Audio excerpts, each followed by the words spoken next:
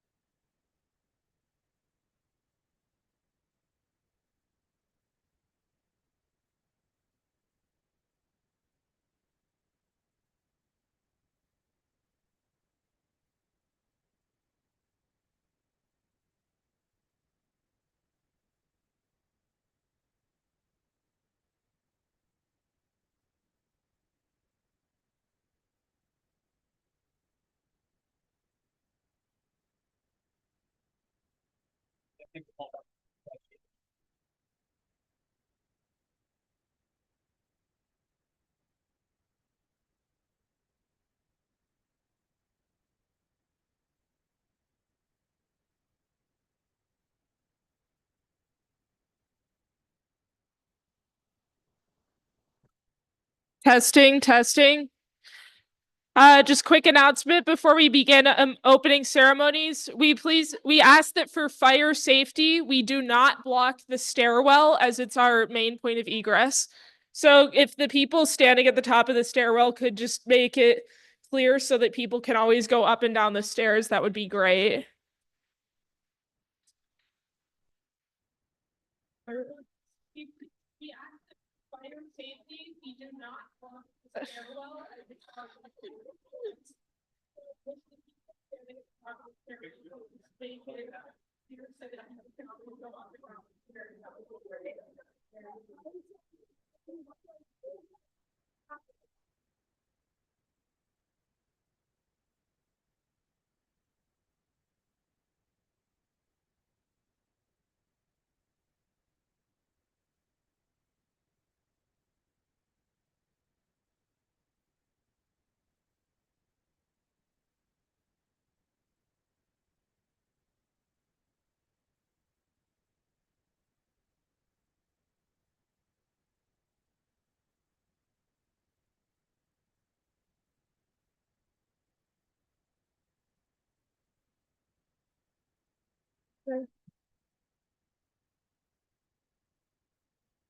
Right.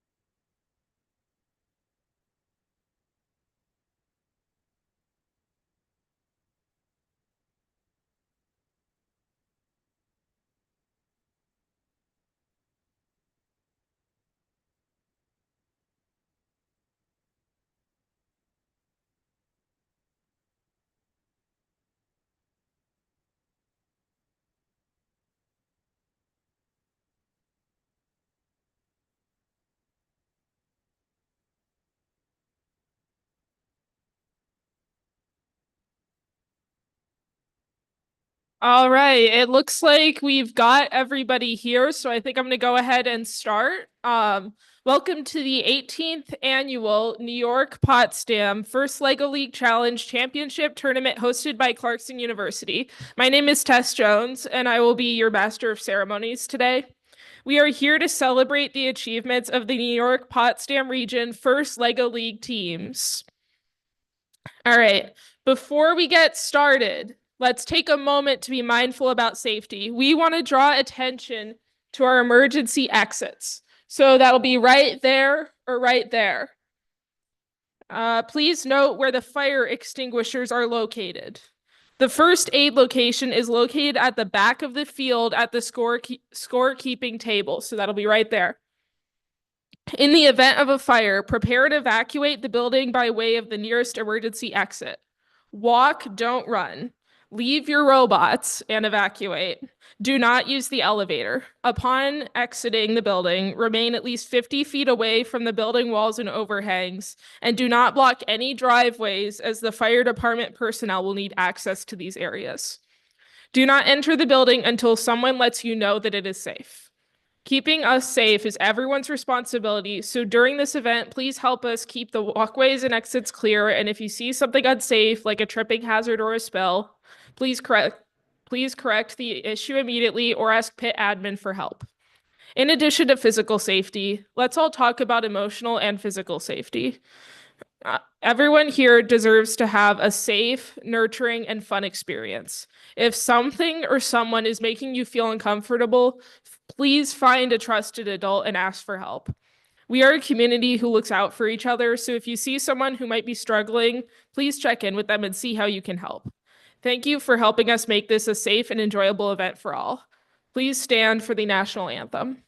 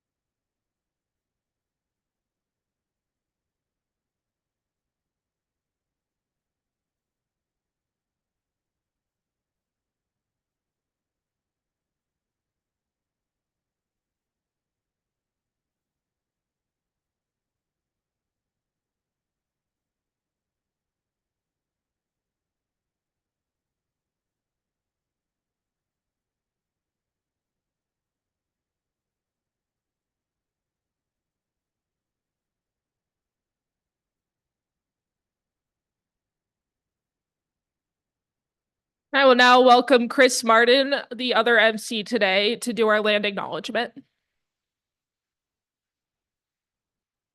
Hi.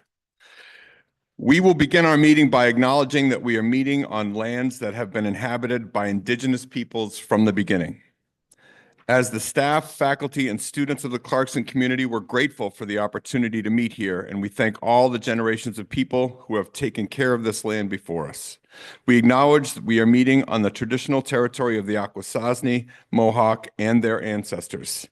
These lands and waterways connect the vast traditional areas of the Haudenosaunee, Algonquin, Huron-Wendat, and Abenaki peoples. We recognize and deeply appreciate their connection to this place. These traditional territories were never wholly surrendered and were only claimed by competing French and British crowns and later New York State. As we move towards healing past injustices, we must acknowledge the wrongs that have been done and work towards a unified path of coexistence and prosperity. We also recognize the contributions of the Akwesasne Mohawk, Haudenosaunee, and other indigenous peoples have made both in shaping and strengthening this community in particular and other territories within the country as a whole. Thanks. We have some special guests joining us today. Please welcome our first LEGO League partner and tournament director, Dr. Melissa Richards, right there. Everybody say hello. Our event managers, Elizabeth Giat. Where's Liz? Wave your hand. And Kevin Ho. Where's Kevin? Up high. Hi, Kevin.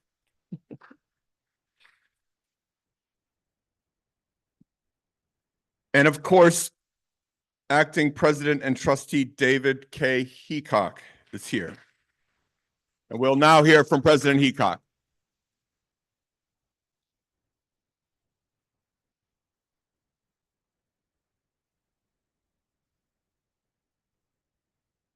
Wow, thank you so much. I mean, what a great day and what a great opportunity. I look out at all of the faces here that are ready to jump in and compete, and a lot of energy, a lot of excitement. First and foremost, I want to thank all of the volunteers, just all the mentors, teachers, families that have helped make all of this possible. It wouldn't happen without your selfless giving and without your efforts to really change the world that we have with the lives in front of us. It's a wonderful opportunity here in the sense that you're changing these lives one life at a time for the rest of their life. And it's ways to be able to deal and create just a better environment, a better world, a better Potsdam, a better North Country, and a better nation that we have. So really, thank you so much to all the volunteers. Secondly, I'd like to just recognize the students that are here competing. I mean, what a wonderful chance to get in there, to solve a problem, to be able to work together, to be able to tackle challenges where you might not know exactly what the right answer is, but it takes a little bit of time and teamwork and effort and creativity and thoughts to be able to put it together. That is a wonderful skill to have. In fact, that's really what we do here at Clarkson. We kind of mash up all the little disciplines. We figure out how to tackle real world problems. And more importantly, you come out with a great degree that allows you to go off and be successful out in the market and whatever passion that you have in your life. So as you continue to learn and grow and everything, keep your mind back here too, that Clarkson's just in your backyard, and we'd love to see you here later. Really have a wonderful day today. I'm excited to be here and to be part of this, and hats off to all that have made it possible. So thank you so much.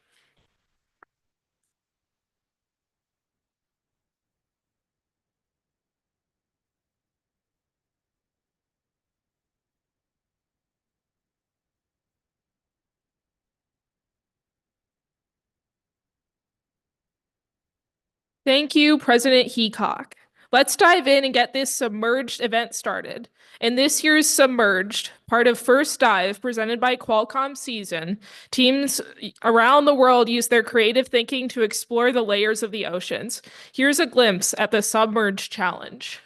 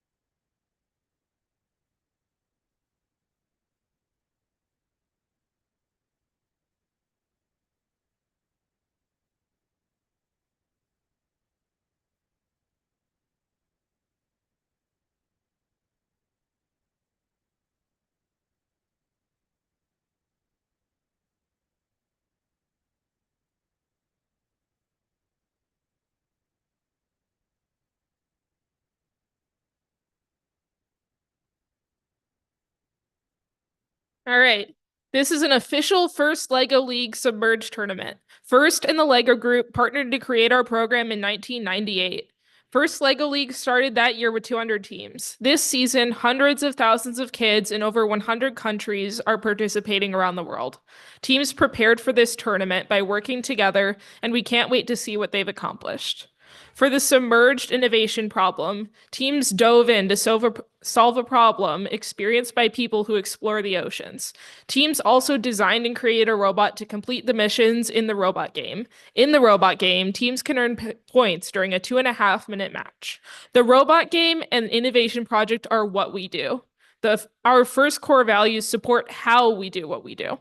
When things get tough out there today, you never want to forget about gracious professionalism. It means competing like crazy against the clock, but treating each other with respect. Keep in mind if you get a little tired or something goes wrong, we all have more fun, teams, coaches, parents, and volunteers, when we treat each other with gracious professionalism. Let's meet our judges. Would all the judges please stand?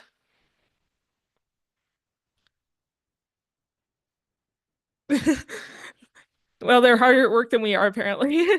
Judges evaluate teams in 3 areas: innovation project, robot design, and core values. Matthew Adamson is the judge advisor for this tournament. Please give them and all of our judges a huge round of applause.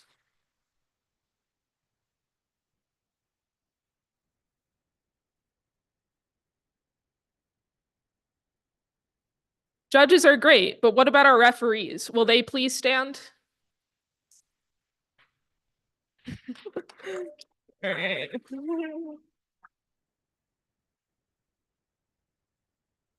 Referees serve as the robot game officials. Emilia Sabatasso is our tournament's head referee. This tournament is only possible due to the hard work and dedication of our volunteers who have come out in force to support this tournament. Volunteers, please stand, or if you are already standing, please wave. Thank you for our service. Let's hear it for our volunteers.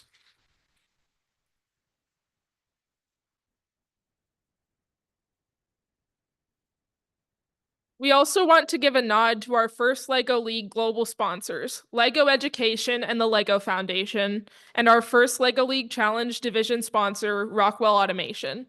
We also cannot thank our wonderful local sponsors enough whose support has made this tournament possible. They are Clarkson University, St. Lawrence Louis Bosse's, and Jefferson Louis Bosse's.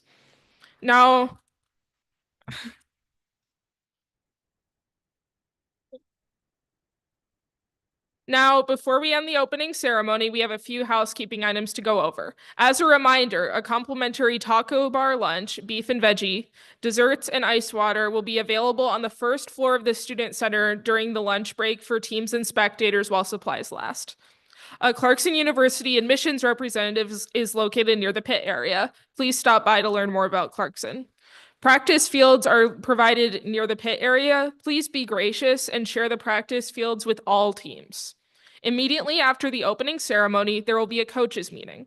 At least one team coach should be present at this meeting. Please make sure you have at least one coach supervising your team. During this meeting, your team's coach will have the opportunity to meet the head referee, understand the flow pattern through the competition area, and ask robot game and any other tournament-related questions.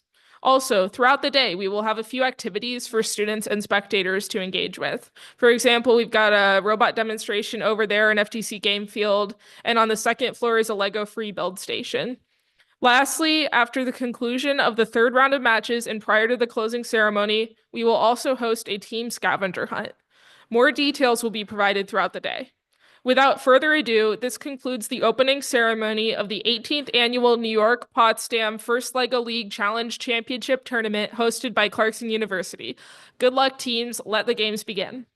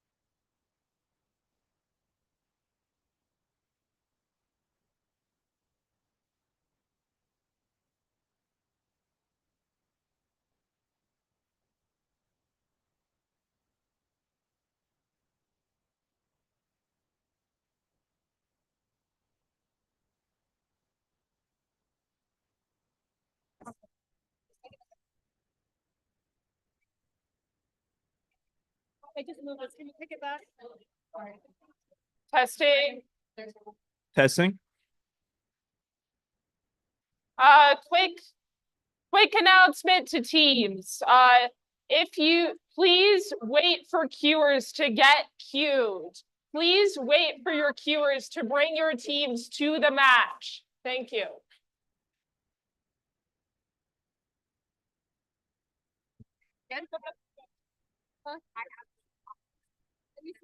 Still letting me know.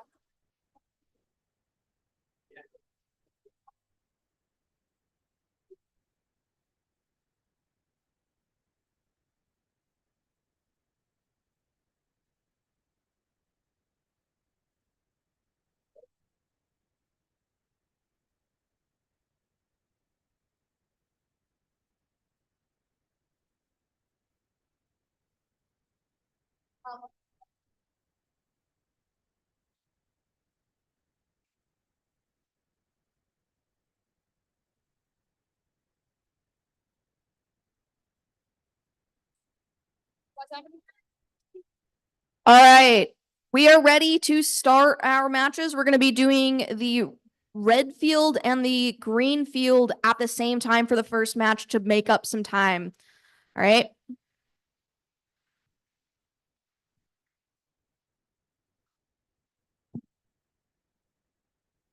That keep the time, the judging time, okay? Because one of the teams, they have the judging time. So, all right. Can you test? Can you ask the judges and teams or the refs and teams at both of these fields if they're ready?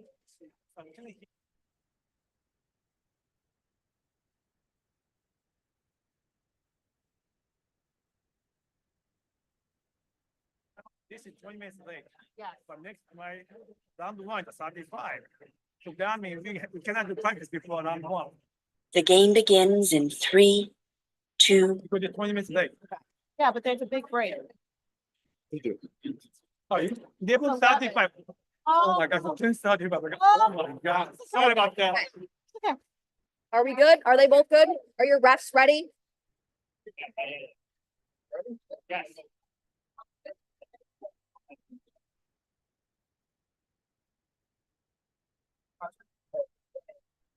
It's not a thing in FLL, unfortunately. I said an FTA isn't a thing, unfortunately, in FLL. Are you ready? Amelia. Okay. Tell her that she's not supposed to be the one there. She's still in ref mode, not head ref mode.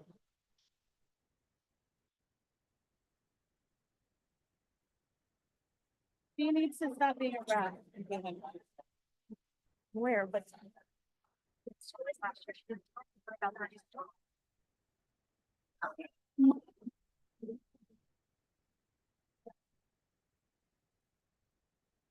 All right, so we are ready to start at the red field. We're having some technical difficulties at the green field, but we're going to start over here. The game begins in 3, 2, 1.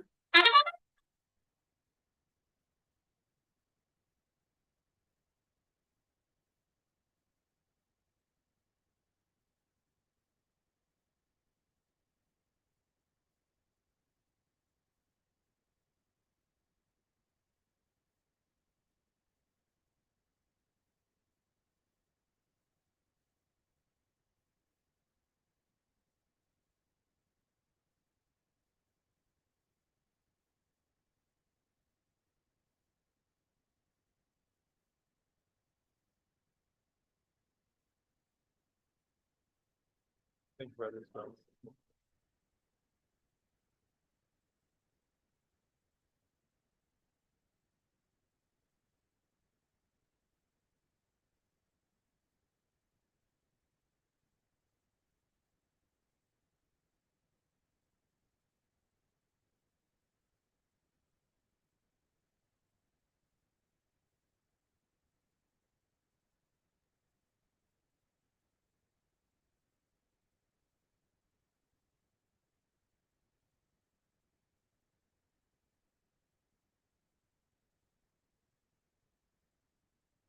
All right. Oh, wait.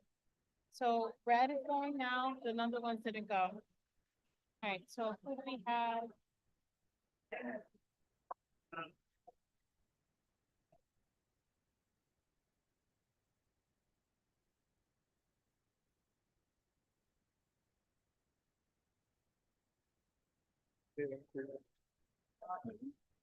Yellow also works. Right. So right now it's 10:25. Yeah. I think yellow is going now as well, but I'm not sure. I see robot. That means you have 30 seconds left, guys. Is there a way to like put on the bottom of the screen anything? No.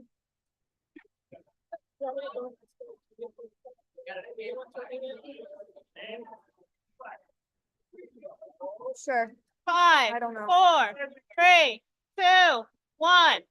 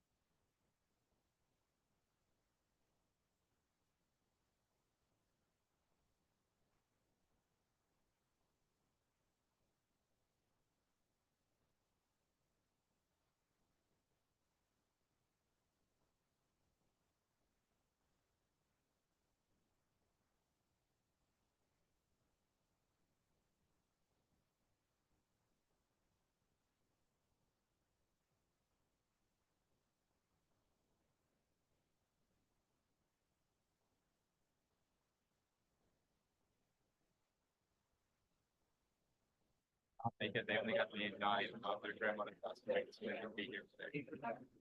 How do I get one?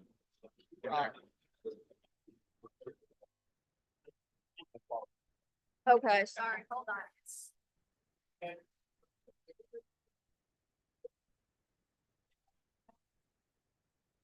There. And now we. The game begins in 3, 2, 1.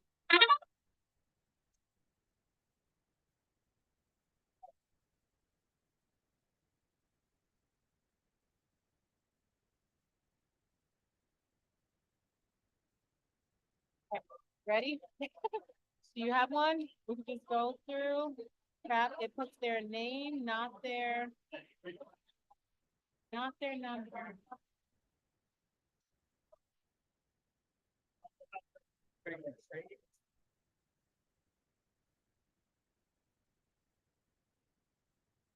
Team numbers.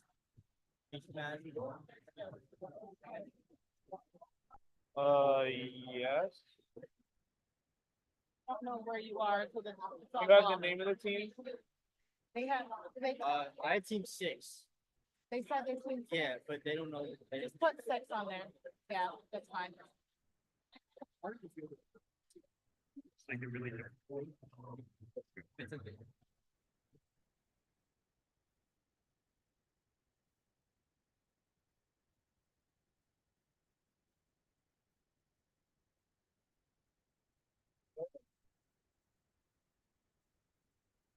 The little noise means they have 30 seconds left. Team initial. The one before the buzzer.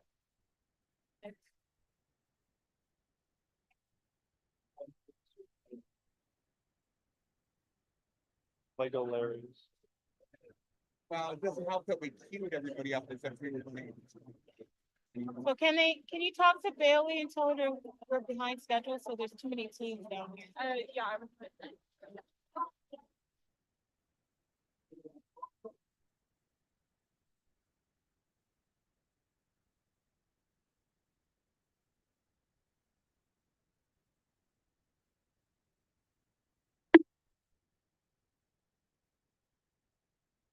Yeah. Yeah. There's no way to import a schedule.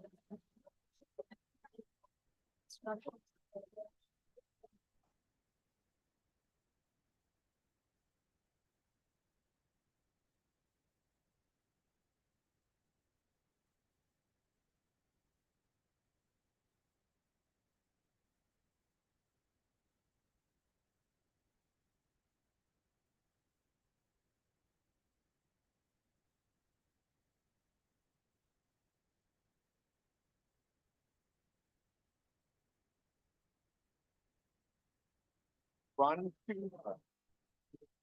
Stay out of the way. I'm gonna stay out of the way because.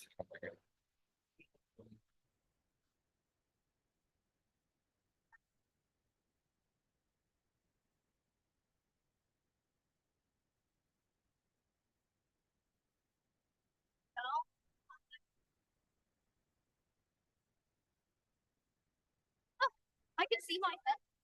They ran that match too, so They ran the yellow match. yeah, yeah, I guess so. I don't know. I mean, that's fine. So But Yeah. Yeah.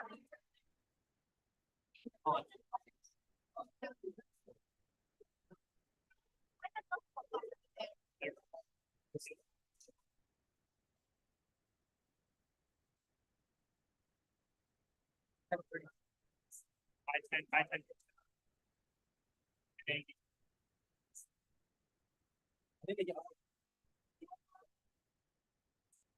Yeah.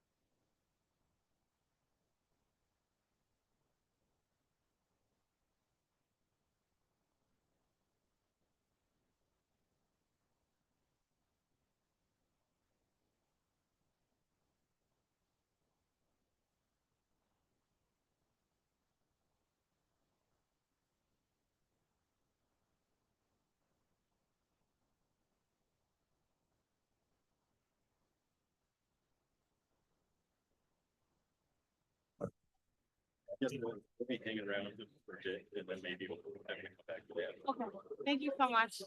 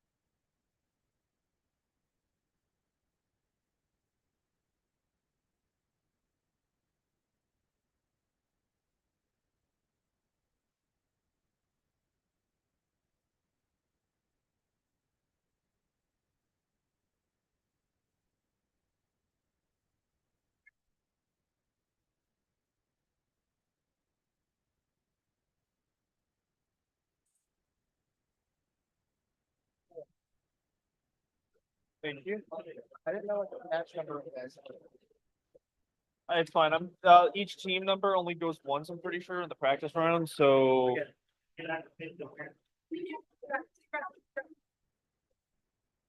Wait.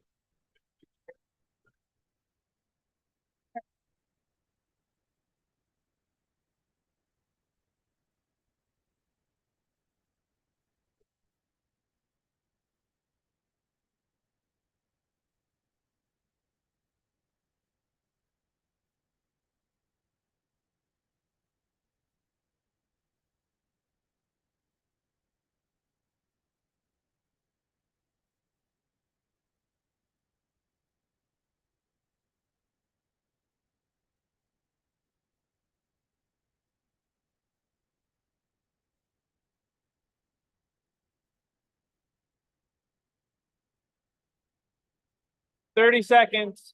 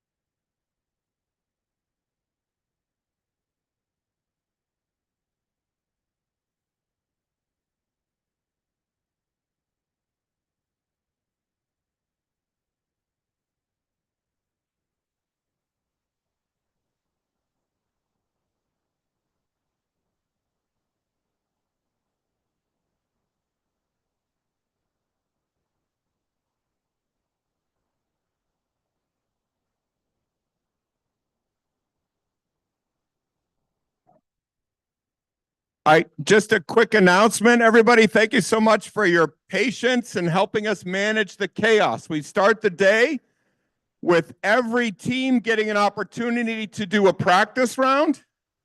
And this is the last practice round right here. We're about 15 minutes behind, right? So this is the last practice round. It's about to get started.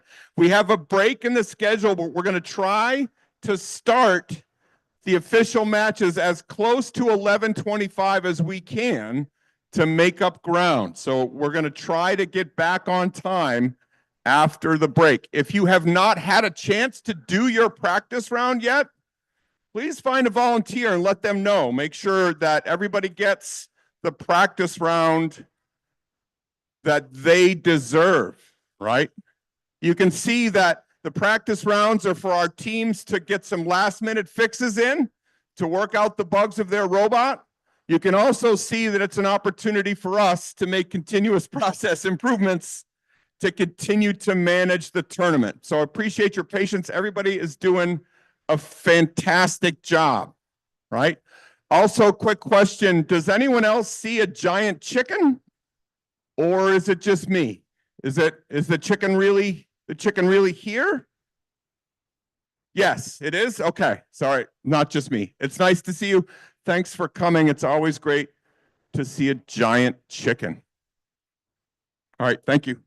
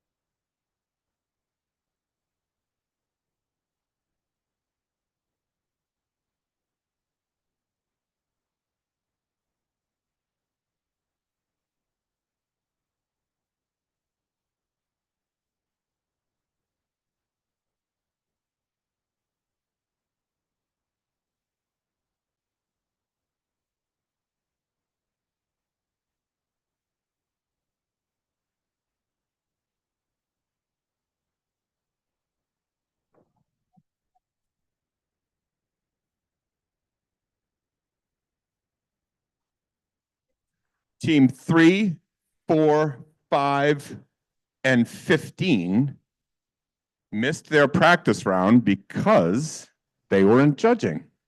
If you would like to get your practice round in, come down now, please. The cuers are coming to get you. If you don't want your practice round, come down anyway and do your practice round. Team 3 is the plastic Colts. Team 4, Mort. Team Mort. Team 5 from Indian River Middle School. Team 5. And then Team 15, the Otters.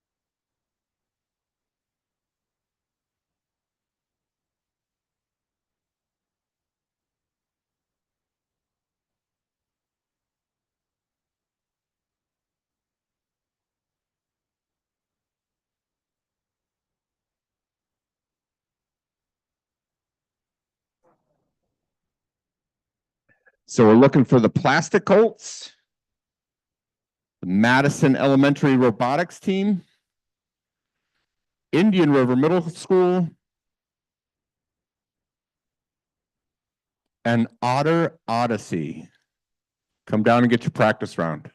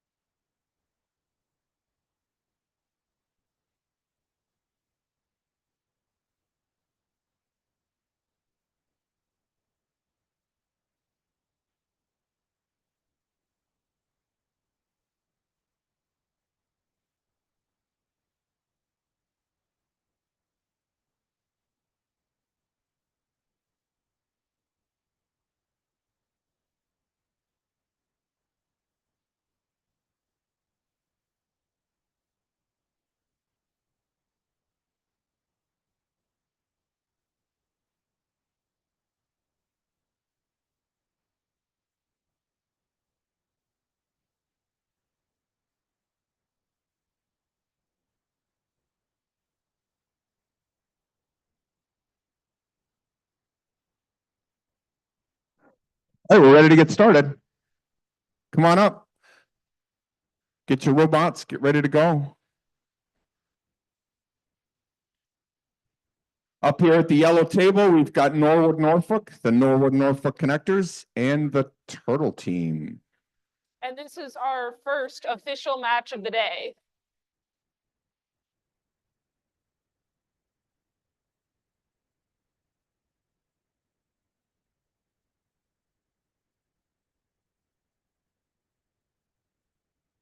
Where's the Turtle Team from? Where are you from?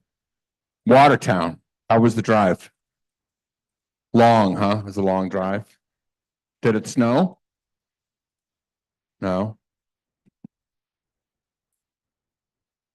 You were sleeping. I'm glad I wasn't Oh in my that car. goodness.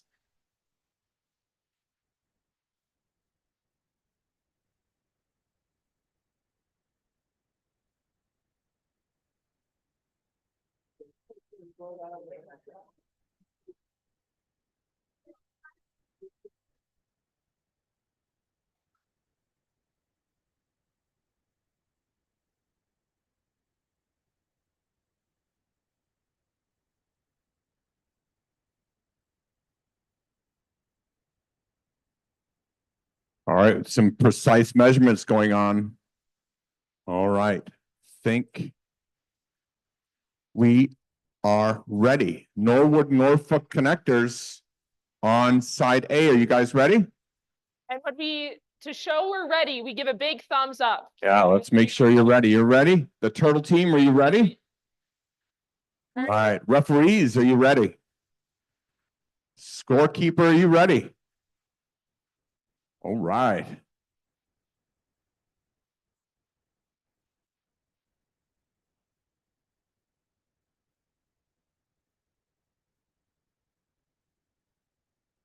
And Norwood Norfolk is going for their first mission over here. And they have released the creature. Turtle Team has also done that encounter. They've released the creature. They're going all the way to the other side of the table. Well done. And Norwood and Norfolk has team members on both sides of the field so that they are each able to start different missions, right? Yeah, yeah.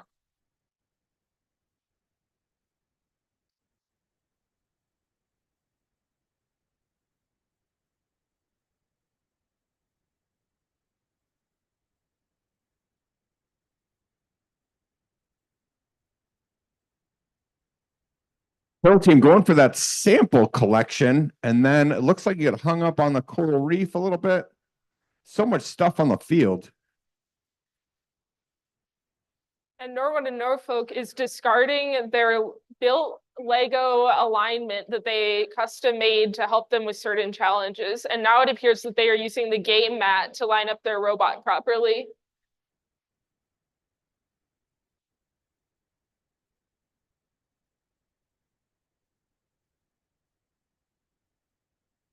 That's another solid sample.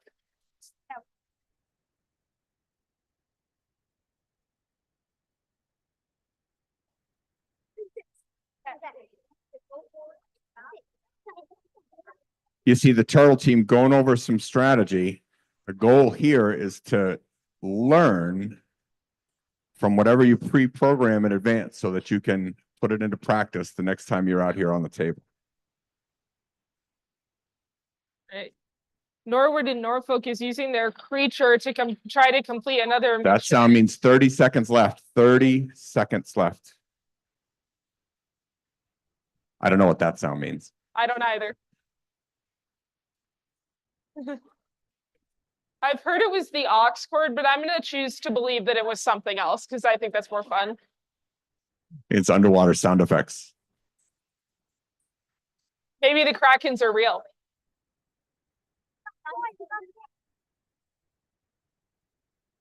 Nice job, you guys. Now, probably learned a lot from the success and the failure. Go back and work on your program. See what other missions you can get the next time you get down here.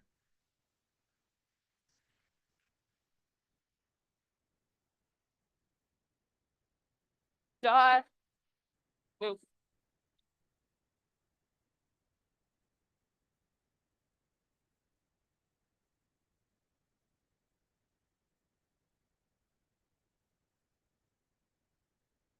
Our next match will be on the green table.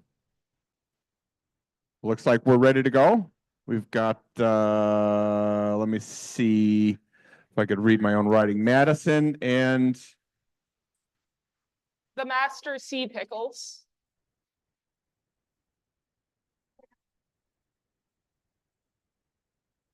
oh, we're missing team 8. We have a missing team.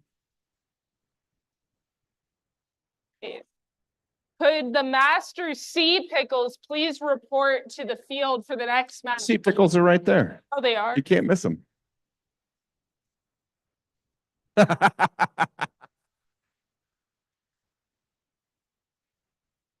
No, on the green table, Madison is on the 8. No, you guys did it right. You guys know what you're doing. It's us that doesn't. We don't know what we're doing. But you guys are good. It's a common theme at robotics tournaments that really the kids are the ones that know what's going on.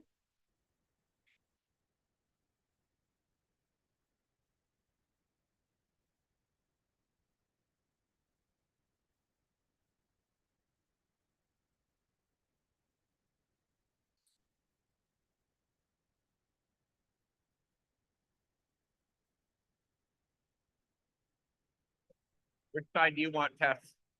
Okay. All right, over on the A side, we have Mort. Did you guys change your name? It used to be Mort. I remember when you were Mort.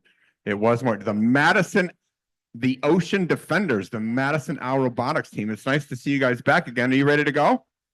Right. And we got the Master Sea Pickles over here. You guys ready to go? Yeah. Hey, All right, our teams are ready. Refs, are you ready? Liz, are you ready? All right, let's go.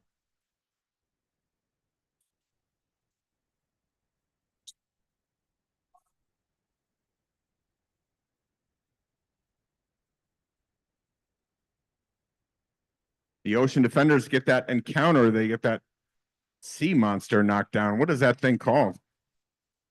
Squid? And the Master Pickles is going to reattempt their sonar discovery mission. Looks like they have a custom arm that they built for this mission. Okay, run two. Really, really close. Two, go two. Luckily, they are safe back in the home base for their humans to modify their robots for their next challenges.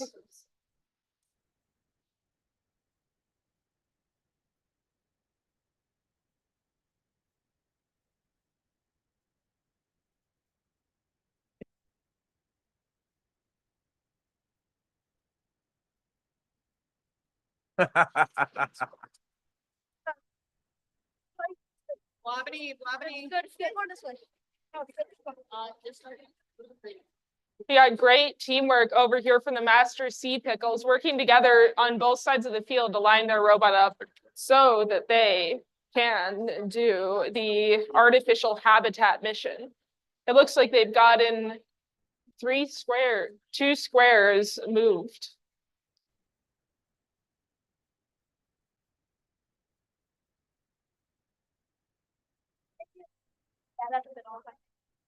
And they're You going. see over here on the Ocean Defender side,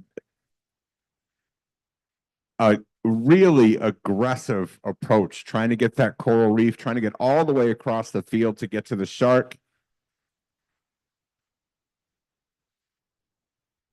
Ambitious plan. You can really see that it doesn't take much to get that thing off track.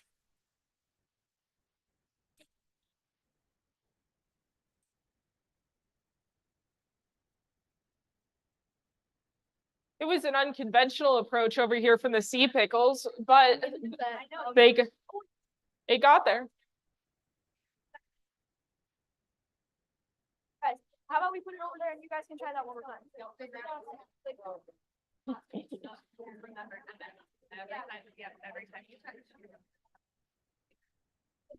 You see a lot of times, especially in the opening rounds, thinking about the long-term strategy. They've got other rounds to think of. Got to think about where you want to take your penalties and best to save them while you got time to fix your programs.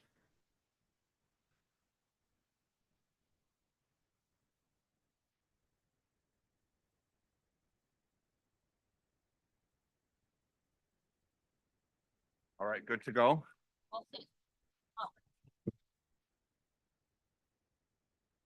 Keep looking at the wrong thing.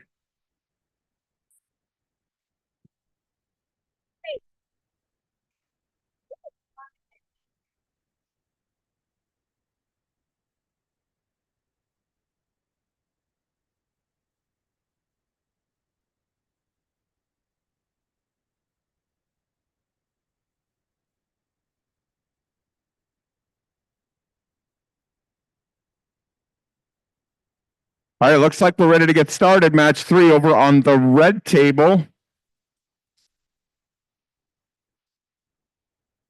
On side A, we've got the Octamegs. Who is in charge of the sweatshirts? The sweatshirts are awesome. Good job. Side B, we've got the Plastic Holts.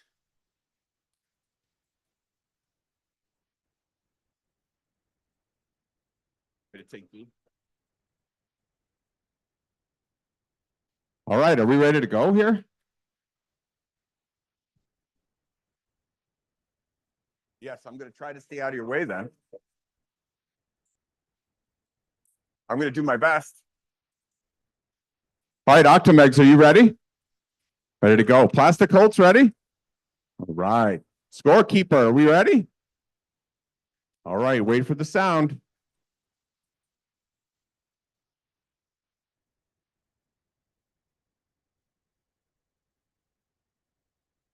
And they are off. The Octamegs immediately got a sample. Looks like they are reloading it onto their robot so that they'll be able to score it for another mission. Plastic Holts push that krill over. Looks like they were headed over for the submersible. Then they get the red, what is it, an octopus? The red squid. The animal encounter.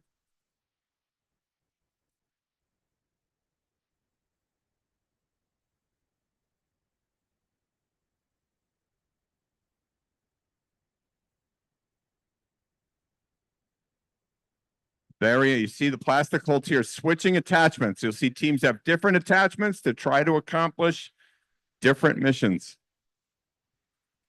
The Octamegs are working together to get this arm on. There's been some unexpected difficulties, but it's on, and they're lining it up, ready to start their next mission. Plastic Holts get that mast raised up. Nice job. And they got the shark freed. Can they get him back to the home base?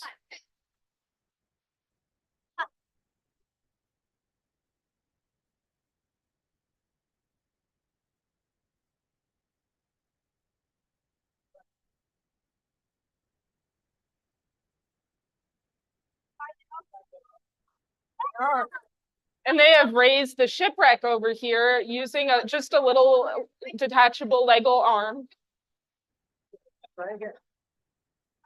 And it looks like it's being sent over to the other team to do their next mission.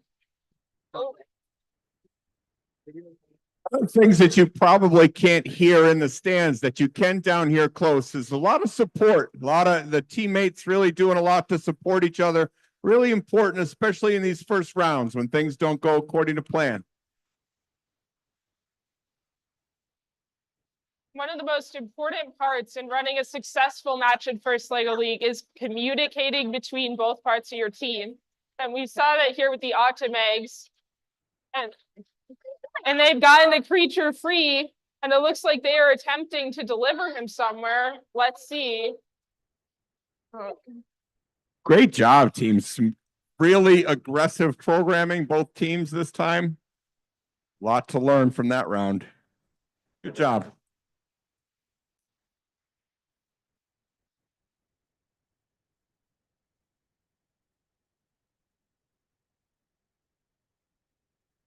Six and 10. Clinton. This would be way easier if I could read my own. Imaginators, if I just look at Yes. the shirt. it's better. So can they go up to the table? Absolutely. Whoever it is. We're ready to start our next match here at the center table, the yellow table.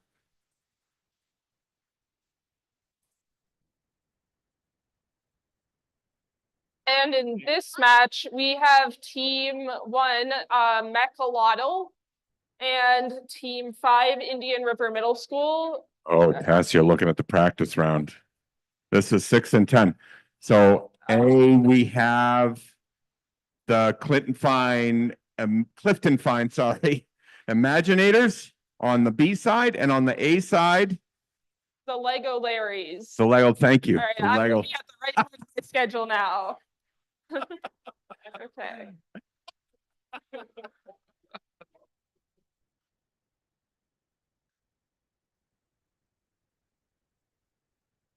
Okay, are we ready to go? Lego Larry, side A, are you guys ready? Lined up, all set? Thumbs up, driver, when you're ready to go, give us a thumbs up. The Imaginators, are you ready to go? Awesome. Timekeeper, ready? All right, listen for the sound.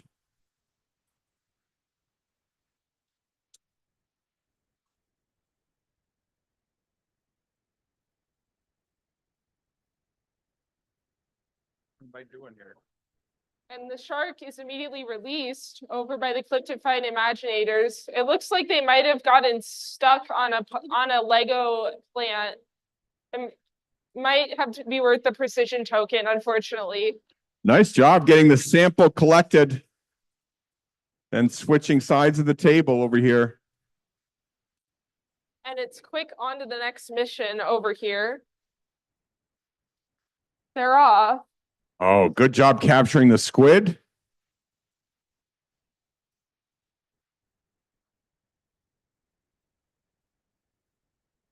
I think that's called the animal encounter. Is that right? Do I have that right?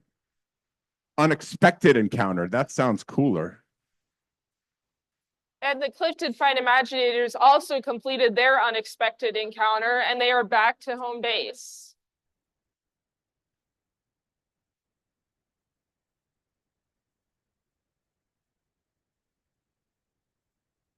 Since all the robots' motions are pre-programmed, you see these teams spending a lot of time making sure their robots lined up just right. If you're off just a little bit, you can miss the mission.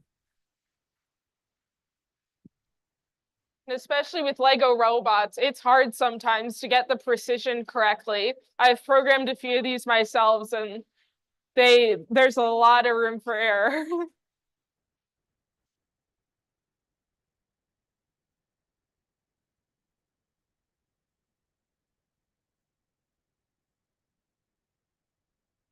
Going for the shark again. Got him. Shark is released.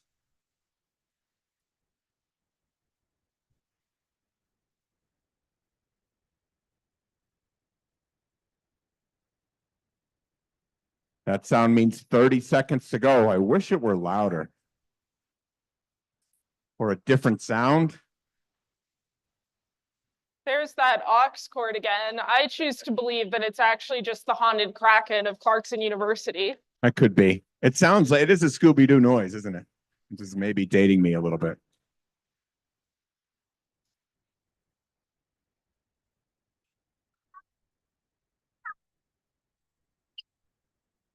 Great job, you guys. Great job.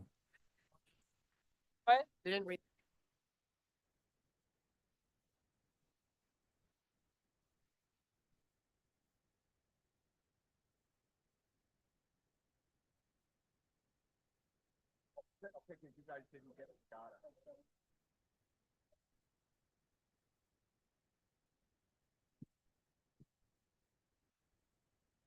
I think you get your practice in. The trouble when the schedule slips is you end up being in judging when you. Yeah, that's what happened.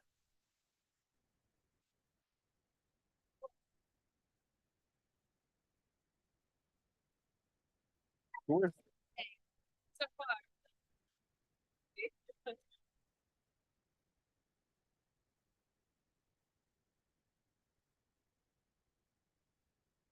Might be looking for the Otter Odyssey. They can't be in.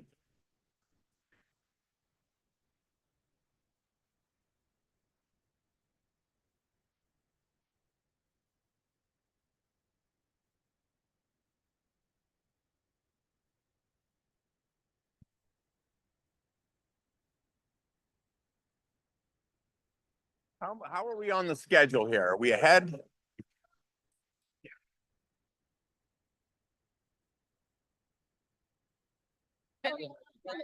11:45. They are.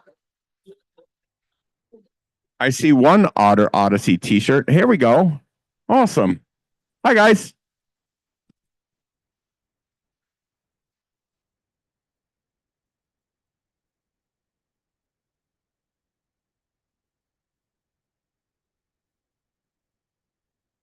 Over here on the green table, we're going to run a practice round. Otter Odyssey and the Ocean Raiders were in judging. That's the story we're going to go with. Not that we were way off schedule before. We're going to go with they were in judging during their practice round. So this would be a practice round for them. We will get this match officially squeezed in today. Don't worry. Everybody gets all the matches they deserve, if not more. Right? Are you guys ready to go? Awesome. Who is in charge of the whale t-shirt? Those are pretty cool. Is it a whale? Awesome. Cool shirts. Everybody, so many cool shirts today. All right, are we ready to go? Otter Odyssey, ready to go? Do you need the mask down or are you going to leave it up for the up? Okay. All right. It's a strategy. Ocean Raiders, are you ready? All right. Scorekeeper, are we ready? All right. Listen for the sound.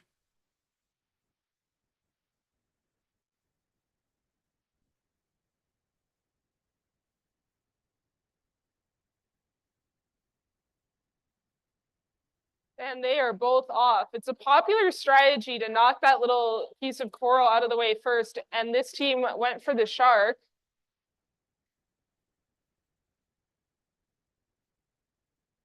Look at this Otter Odyssey robot. That is a beefy looking robot. That thing looks like it could plow my driveway. That thing looks like you could step on it and it wouldn't break. Yeah. You'd probably break your foot. Look at it go. They got the unexpected encounter. It looks like that back. Oh.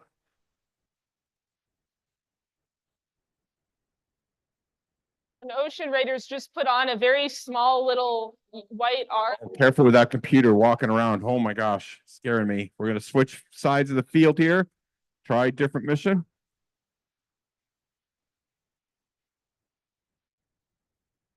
And we just had an unexpected encounter over here by the Ocean Raiders.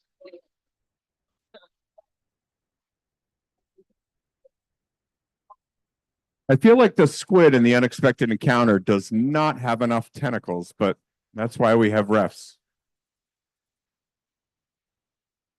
The Otter Odyssey able to free the shark.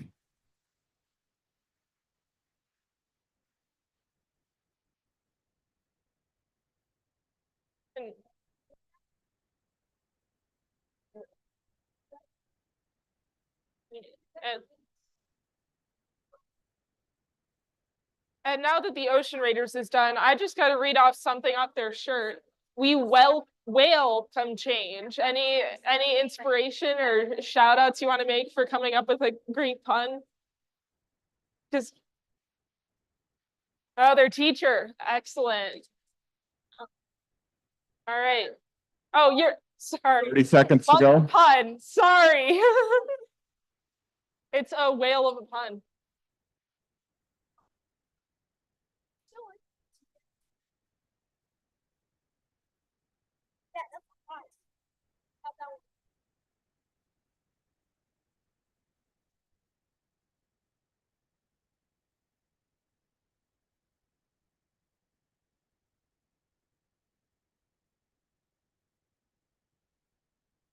All right, you got your practice round in.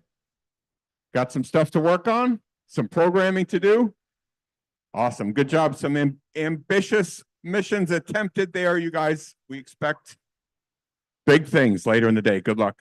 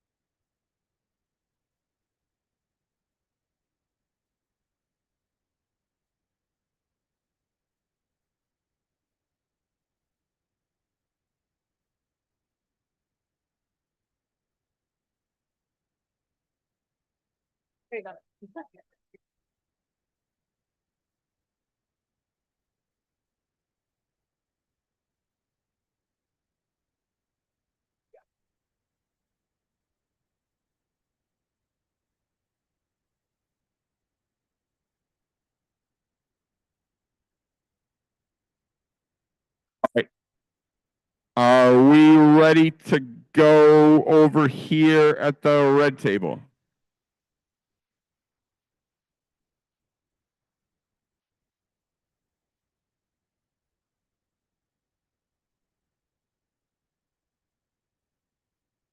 This RoboHawks. Team 18. 18. So I just can't read my own writing again.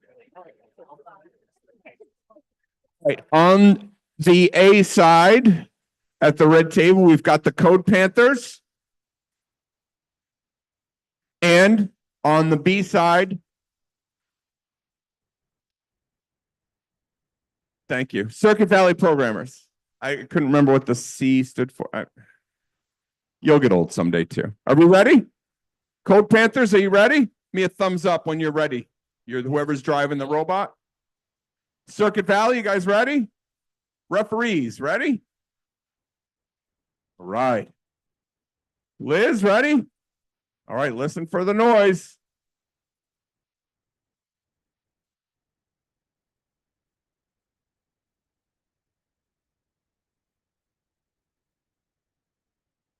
It looks like CVP is going for the same mission twice. That's correct. They are attempting the artificial habitat mission.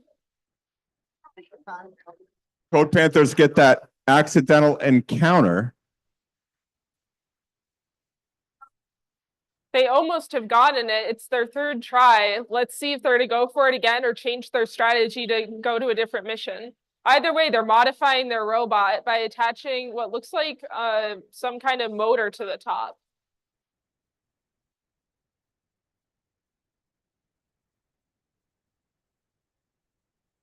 And it's an unexpected encounter over here at the CVP table. Oh, going for freeing the shark, and it just looked like it was executed perfectly, but that shark just sticking there, doesn't want to go.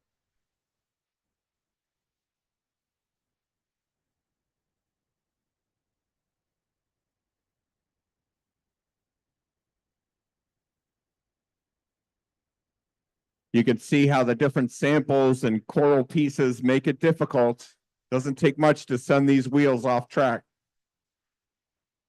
And CVP, it looks like they tried to collect a few samples and now they're attaching on another arm. This one's quite long. Let's see what mission they go for with it. Lining up with the first logo. And they're off.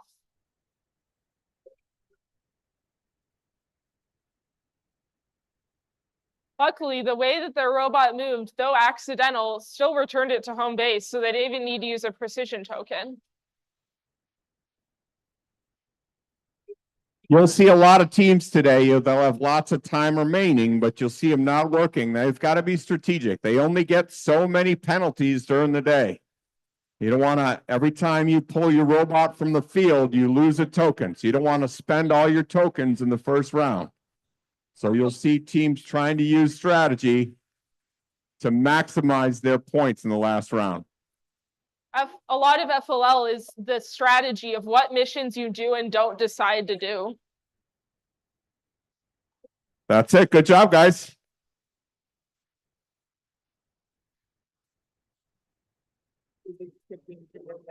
Quick announcement. Everybody's eyes on me. I'm standing in a question box.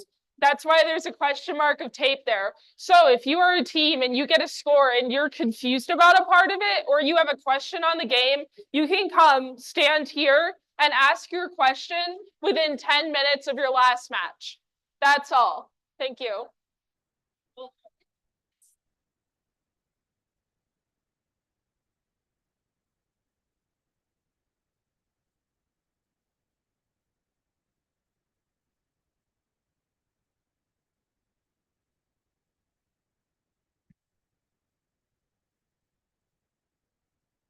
The V means nobody. Are we ready? Are we ahead? Are we behind? Are we ready?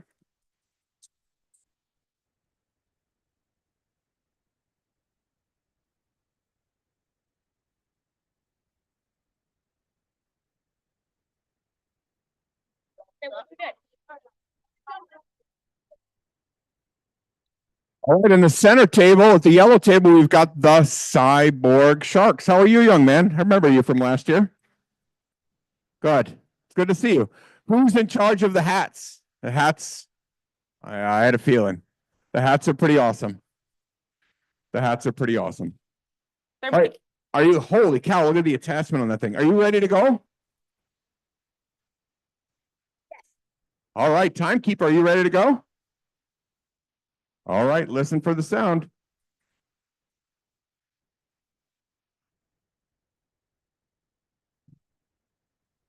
This is one of the more unique Lego attachments I've seen. I don't think I have ever seen a Lego broom attachment. It worked decently well. They got a bunch of samples from it and it picked them up fairly consistently. Brilliant design, really, to get all those coral in one fell swoop. Nicely done. Oh.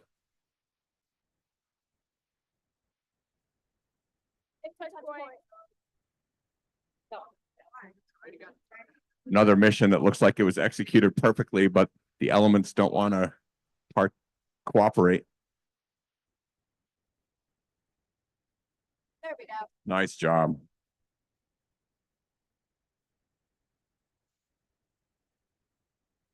Ah, that was impressive.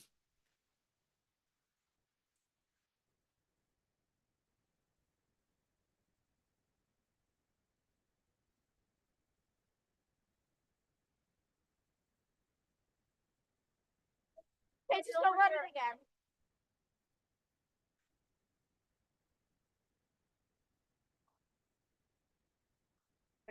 Let's switch fields, try a different mission.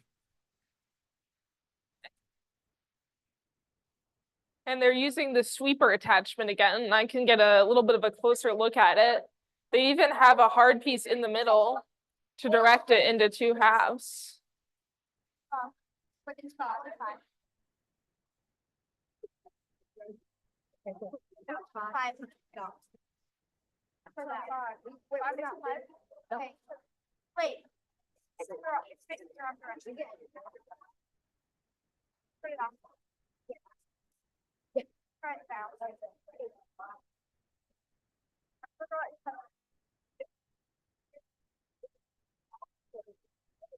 Wait.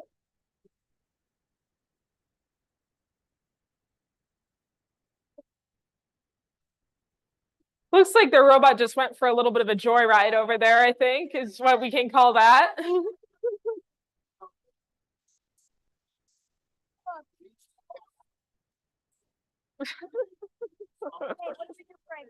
Okay, Anglerfish, we are going, oh, we don't have arrows. Oh, yeah. What do we do? I need, Oh, All right.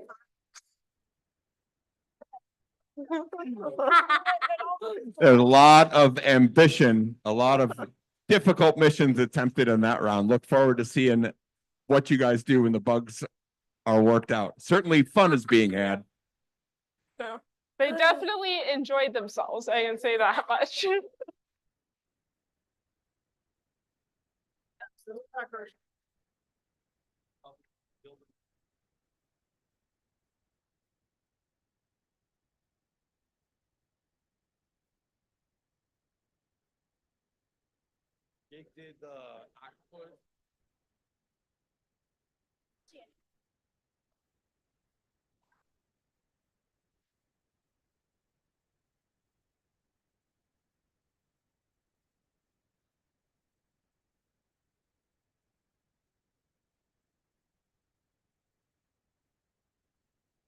Switch it over to the green table. It looks like we've got the Vernon Dream Machine. And Mechalotl. Mechalotls. What's your name? Where are you from? What's your favorite color? How old are you? Sorry, I like to ask a lot of questions.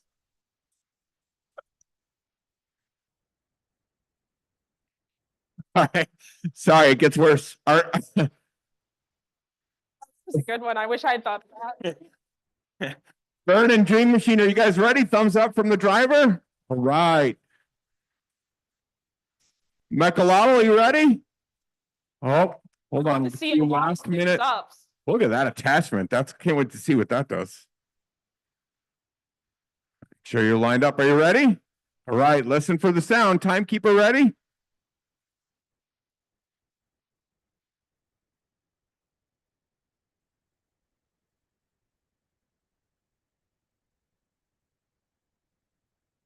Oh, just missed the shark.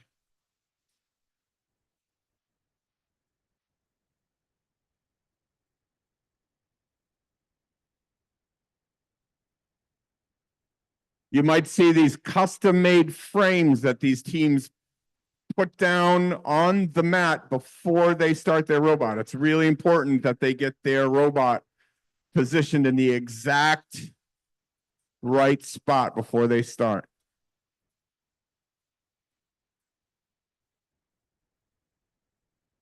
And it's a speed to the other side of their home base so that the team can start another mission.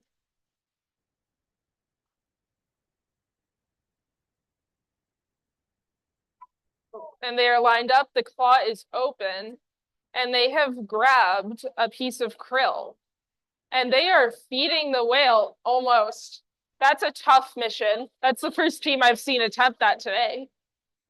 You see a lot of teamwork, a lot of communication key to making sure that these missions get accomplished in the short amount of time that they have. Oh, nice job getting that accidental encounter, the 4-tentacled squid. Changing attachments.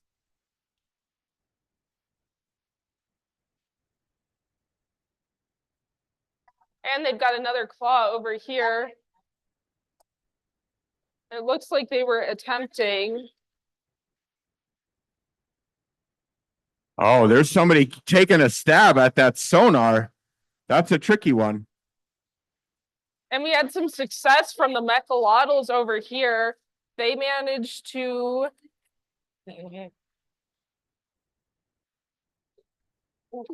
reveal one of the whales in their sonar discovery mission. Let's see what mission they're running now. It's an unexpected encounter.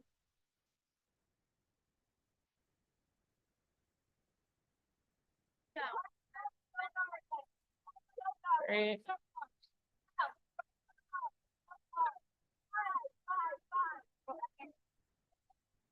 That's it. Good job, you guys. Good job.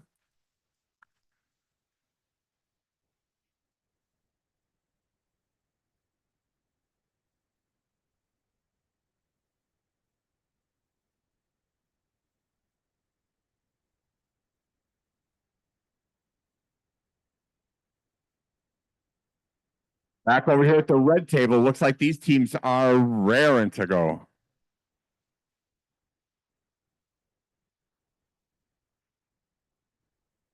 Holy cow, look at all those Legos.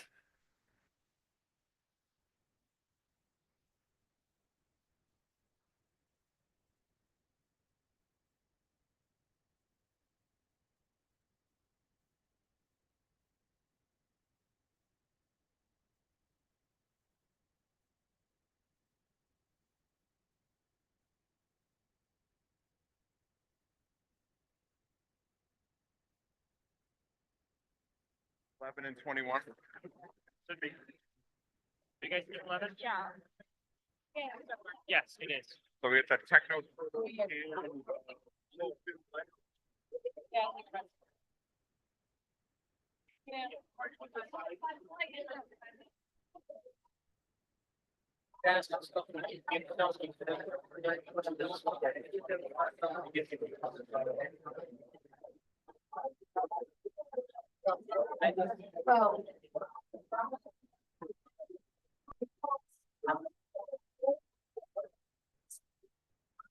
Yes. Do you know why the octopus was always laughing? Oh, I don't, Chris. Why? He had 10 tickles.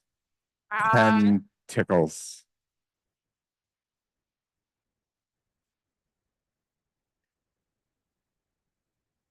All right, it looks like we're just about ready to go. Over here on side, I want to say side A, so I will, the Lisbon Lego Knights.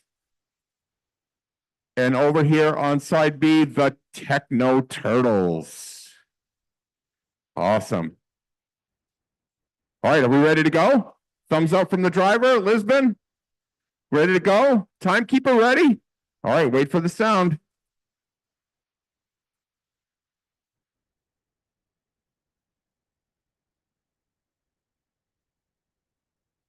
and they are off. The shark is immediately released by the Lisbon Lego Knights. Techno Turtles going for that coral reef sampler. That is a tough, tough mission.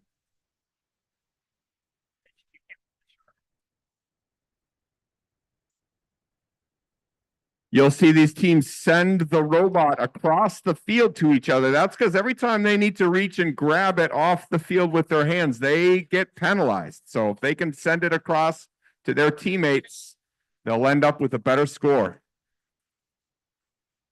You can't move it when it like the robot has to move it. It came off. They can't move it off that. Last time we could. I don't know. That's what the Cooper ref double is saying. check. So Okay. check after the match, I would say. I asked if we can touch it.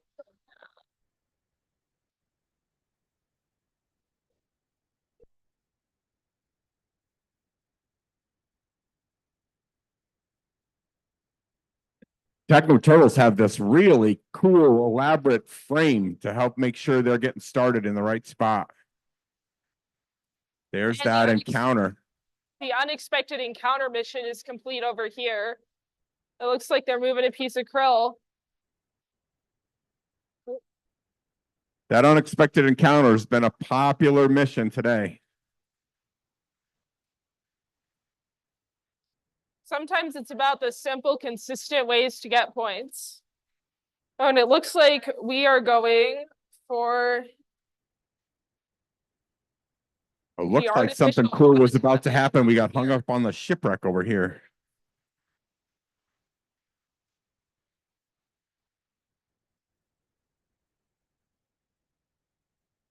That sound means you've got 30 seconds left.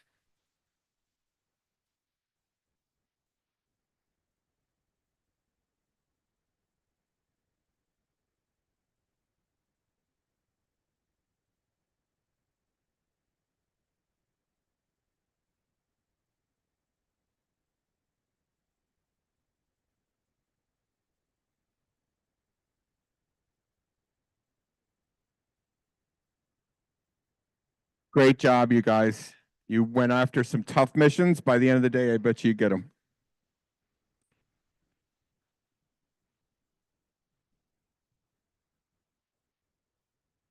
(17 and 19 in the middle.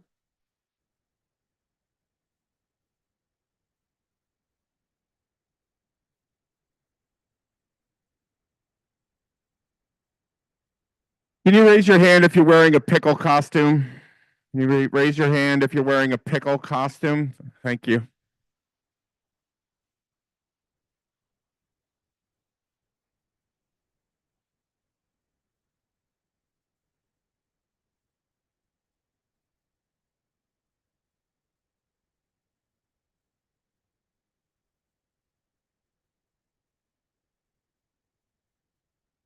Looking for the Robotics.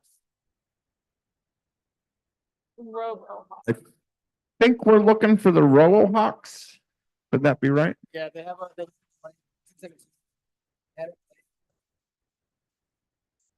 Uh-oh. Okay.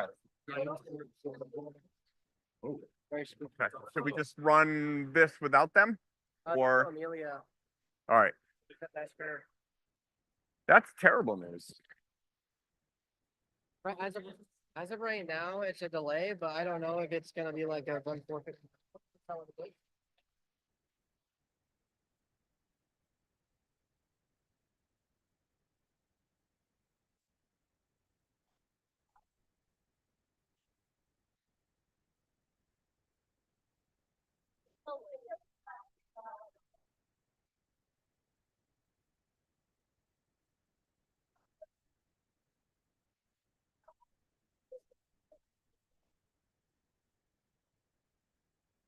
Everything is manual.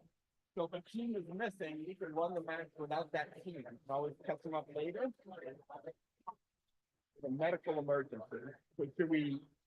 They have another team, don't they? I have no idea.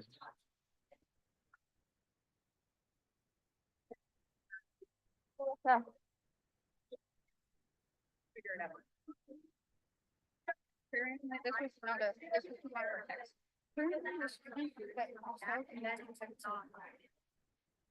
So let's run 20 and 13 instead.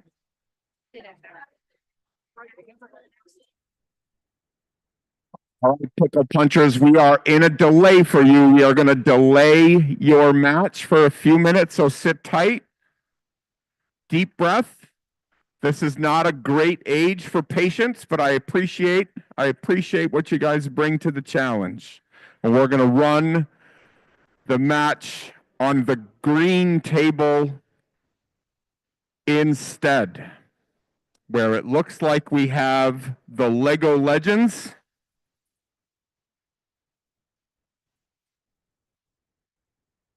And I'm gonna guess the Messina Jaguars based off the shirts. Cool shirts. A lot of teams really bringing it with the shirts this year. I think that- Very impressed. I think 100% to me, FLL teams beat the high schoolers out of the park with their shirts. No question. Yeah. It's not even close, really.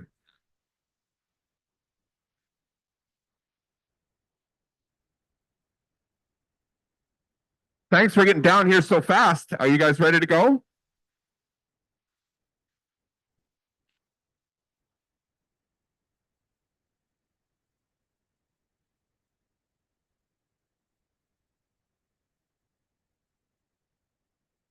Did anybody else think the tables would be filled with water and that this would be done underwater? Was anybody else surprised that we didn't do it that way?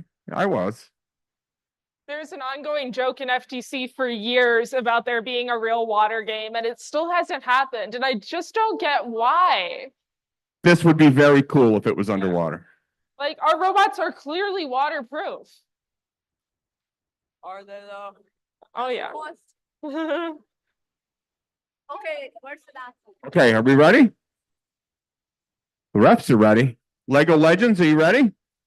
Let's get a thumbs up here. Right. Jaguars, ready? Get a thumbs up. All right, timekeeper, ready? All right, listen for the sound.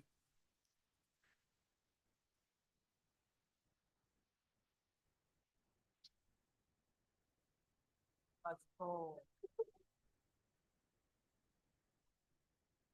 Looks like the Lego Legends collect that sample right away. Quick attachment change.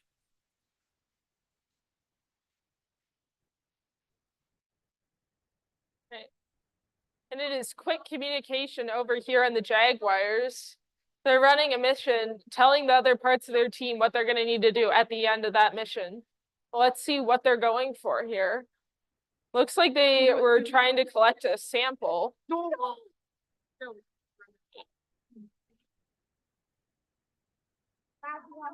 That might be the first time I've seen anybody attempt this coral reef over here. That's a tough one.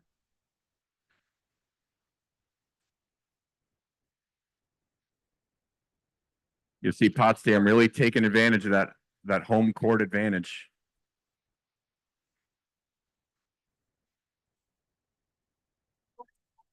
And the Jaguars went Time and then I'll just do the next one. Okay. went for the coral reef mission. Almost there. It looks like they might be reattempting it. And it is up. Yeah, I don't think it's. And they are back to home, getting ready for the next Wait, mission. Got it? No, never mind. I'll just do the shirt. That was so waste of time. Get the shark. Go. All of it. Why did we try that? All of it. That's really close. I am excited to see this get pulled off here before the end of the day. All of it. Do it again. Oh, that shark is very stubborn.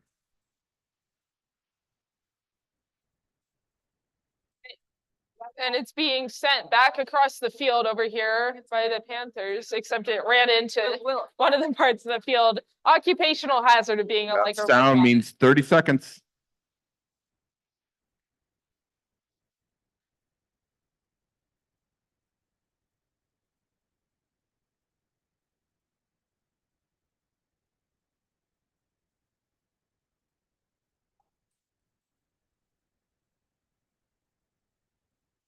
Yes, yes, yes. It's gonna say, it's gonna say. Nicely done. Good job. They don't. If it just goes right back, if they don't get any. Good work, team. You'll see on future rounds. I think this team are going to pick up more missions now that they know exactly where to put it to get that coral reef.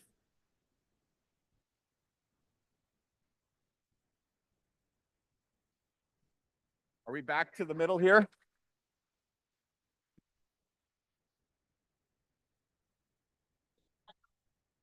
Okay, right here.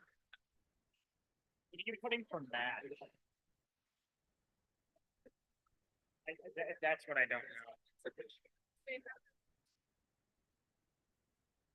Looking for the Code Panthers. Kind of going off script here. The Code Panthers around?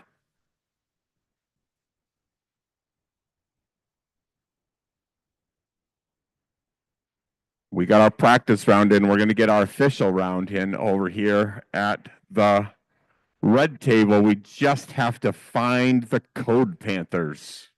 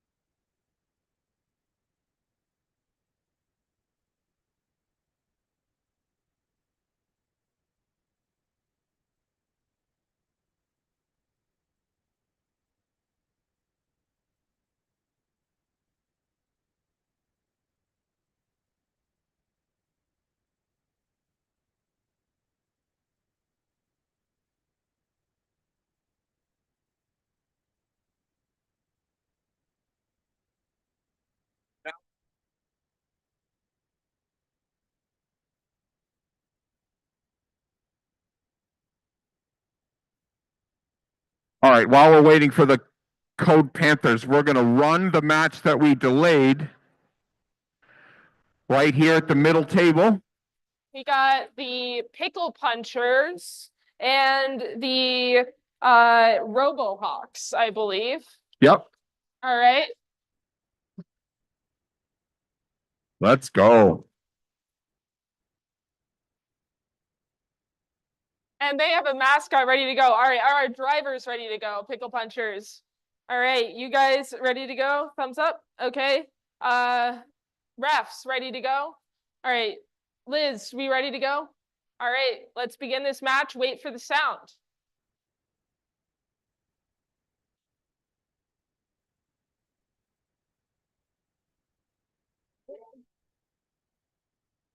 Robohawks getting, look at all those samples. They got the coral, the first sample.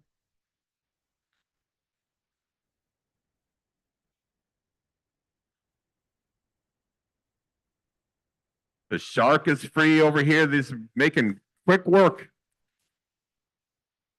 And the pickle punchers missed a few missions, but they're lined up now. And it looks like they are headed back to the home base. Another sample collected for the Robohawks. Strong first 30 seconds from this team. Holy cow, haven't seen that mission executed yet today. Hanging that coral sample on that. Wow, well done. Takes a lot of precision. The pickle punchers have ran their program again, and they are getting in those missions. The shark has been freed. And they can't go for the coral again because they already did that one. And they are back to home base, trying again for their next mission. Robohawks completing the research vessel mission in 2 separate programs. This is a pretty impressive use of an attachment. Very creative solution to that one. And it is an unexpected encounter by the pickle punchers, and they head back to home and they keep on going after that. We've got that sonar arm swung over here on the Robohawk side. I am not a referee, so I couldn't tell you how many points that is, but I bet it's a lot.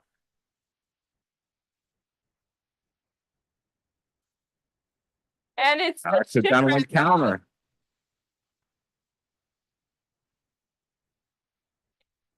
And the pickle punchers, I think that's the first team I've seen today successfully complete the mission connecting the 2 fields. Let's see if the other team moves it back over the course of the match. The Robohawks, you see, get the squid into that circle after the accidental encounter. I don't think I've seen anybody complete that one fully today. Great job, you guys. That is a strong first outing. Both teams. Well done.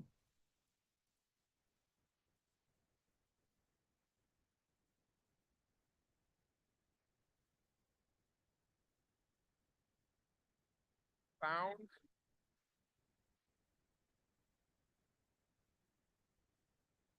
What's going on over here? You don't have it on your schedule, but 15 and 5.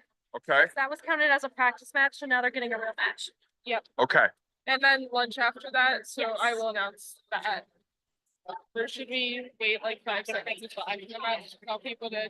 Can we send people to lunch now?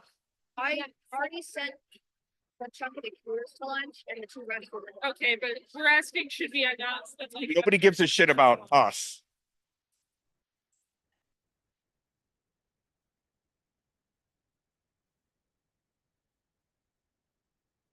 Right. All right, over here on the red table, we've got the finally, holy cow, the official match of the Ocean Raiders Yes. and the Otter Odyssey. That means that this is the last match before lunch. So if anybody wants to get a head start on lunch, head on over. Lunch is in the student center, so that is through that big hallway there, up on the 2nd floor. If possible, please, let's let the young people eat first. Okay, red table, are we ready? Otter Odyssey driver, are you ready? Oh, you're scaring me with that laptop. Please don't drop it. Ocean Raiders driver, ready? Referees, ready? Liz, ready? All right, listen for the sound.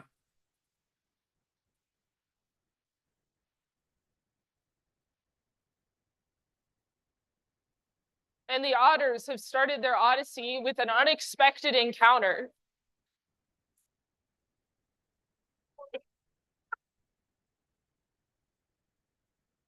This is a busy robot.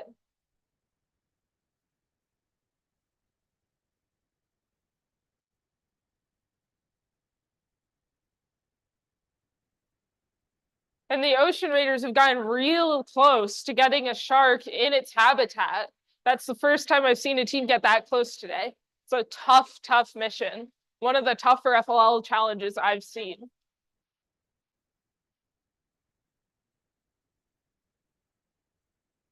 This young man for the Otter Odyssey, completely unflappable, just calm, cool as a cucumber, not flustered by the moment. Gets the shark freed.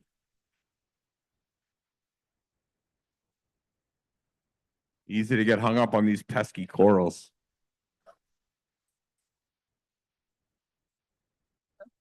First really did a good job designing their robot game this year to make it really look like you were traversing the ocean floor with the amount of little obstacles that there are. It looks like both teams are done for the match. This is definitely a cluttered field compared to some past years. There's a lot of stuff to navigate, a lot of stuff to get caught in the wheels of the robots, and it doesn't take much to send these things off track. Right. And I've been asked before lunch, I'm just going to make a quick announcement. So after lunch, our teams that we're going to need back here immediately are teams 10, 5, 7, and 8. So that is the Imaginators, Indian River Middle School, Circuit Valley Programmers, and the Master Seed Pickles. So you guys will be the first ones to queue after lunch.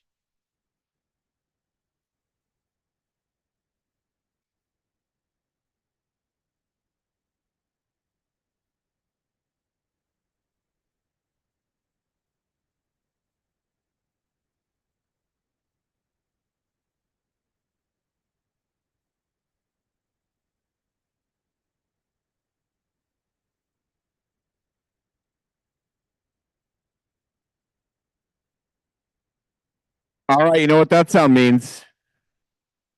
It's taco time. Do you guys like tacos? Everybody loves tacos. Grab your robots. Let's go get some lunch. We'll be back to begin at 1 o'clock. Our first match at 1 o'clock will be between the Imaginators and Indian River Middle School, which I should write down somewhere.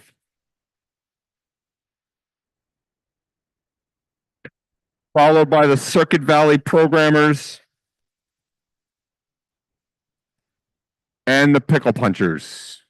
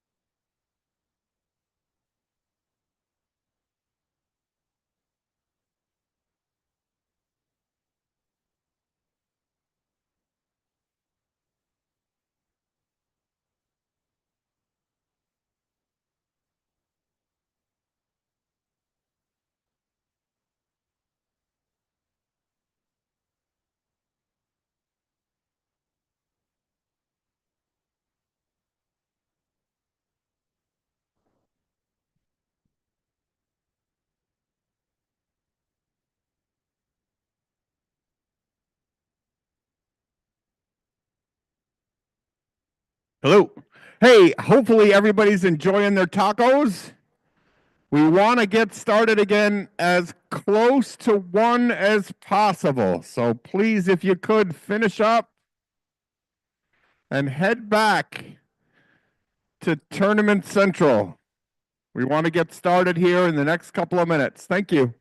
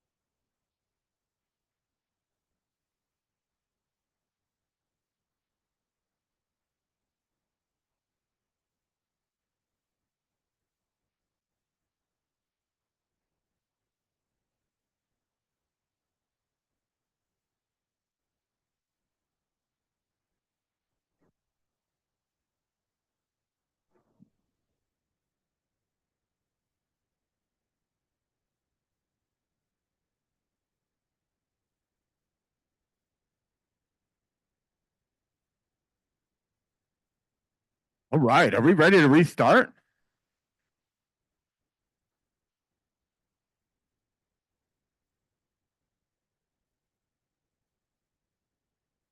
I see the Ocean Raiders here ready to rock.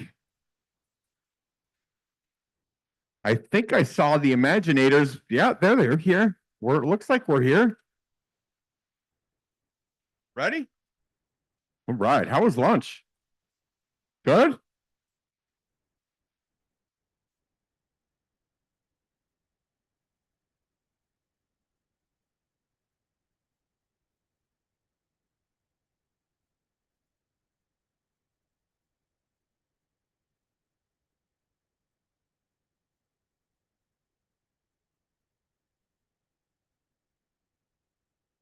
Hey, Liz, are we ready to restart? That kid's name is also Liz. That's weird. All right, it looks like we're ready to go. All right, and certainly our teams are ready to go. Let's get started right up again over here on the red table. We've got the Clifton Fine Imaginators and the Ocean Raiders from Indian River. Let's go.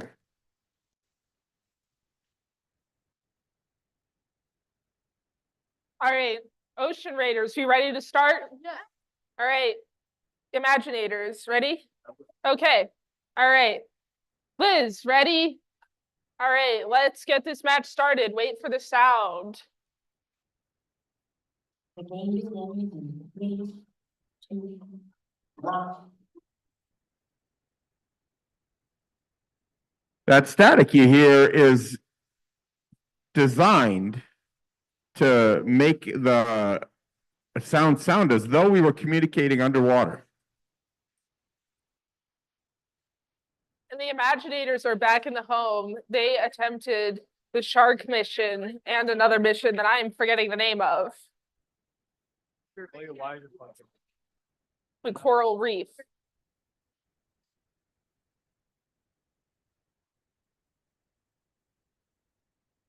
Ocean Raiders getting that frame set up, make sure they're started in the right position. And it's over to the other half of the field for the Imaginators. The robot guards Sending their robot across the table.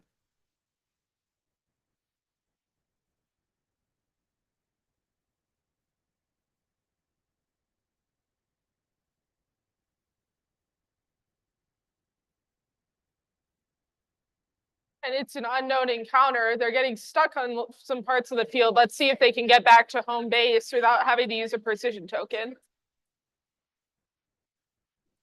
Okay, you still have lots of time, so what do you want to do? You guys want to fight for one?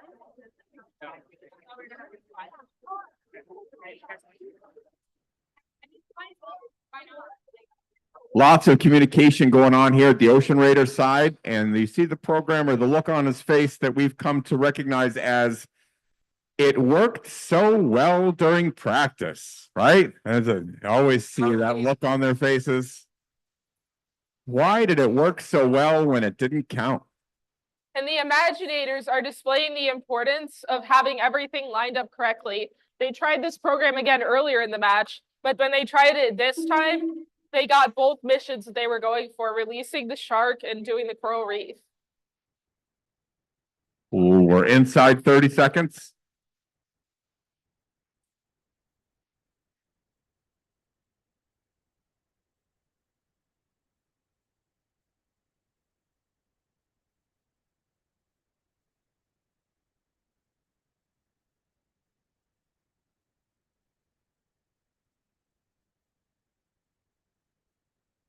Good job, you guys. You still got lots of time to make your adjustments. Good work.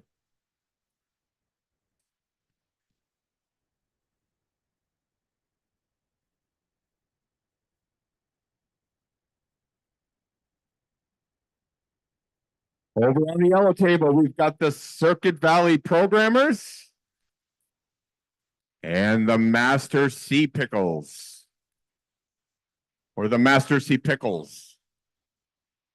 However you, or just the pickles.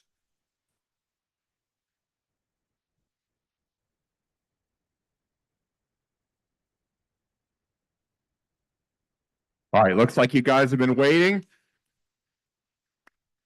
Are we ready? Can we get a thumbs up from Circuit Valley? Thumbs up from the Sea Pickles, ready to go? The timekeeper, are we ready? Okay, listen for the official sound.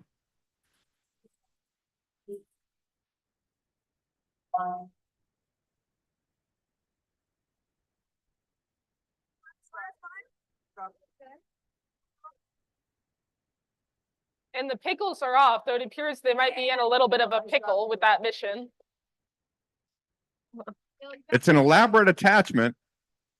It spins like it's supposed to. The trick is to get yourself lined up right where you need to be. It looks like they're going for the sonar. I'm not sure. And That's sonar. CVP got their collapsible structure challenge. That sonar is a tricky one to get. Habitat. Oops, sorry.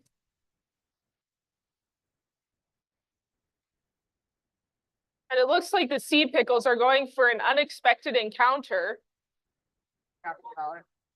And he's on the ground. And CVP is doing the same thing. The unexpected encounter, a popular one today. Easy to get that squid on the ground. Hard to get it back home, though. Working on that collapsible structure. The manufactured habitat. I'm pretty sure I have that name wrong.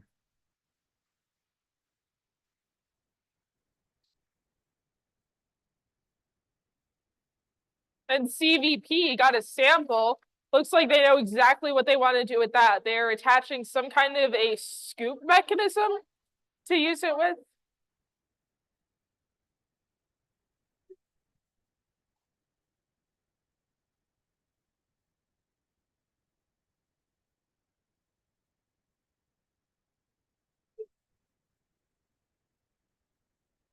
And the pickles going for their artificial habitat. That Scooby-Doo sound, of course, means we have 30 seconds to go. 30 seconds left. And CVP has gotten a sample into their ship. Let's see. Are they going to work more with their ship, or are they going for a different mission here?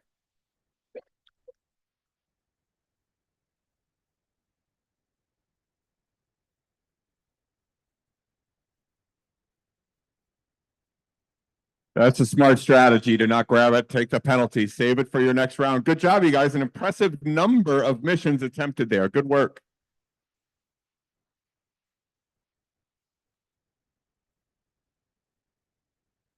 I'd like to, for all the spectators, I'd like to make a quick announcement before we go to our next match.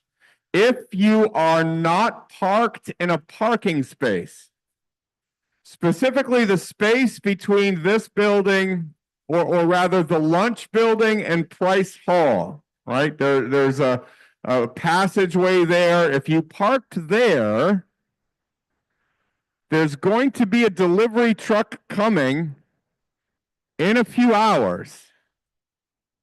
And this is an engineering school. We will not tow your vehicle. Your vehicle will be disassembled so that we can use the parts for our mechanical engineering labs. So if you are not parked legally, which I understand, it's cold, I feel you. However, in the next couple of hours, if you could find some time to make sure you're not in the way of the delivery vehicles, then your car will be where you left it. Thank you.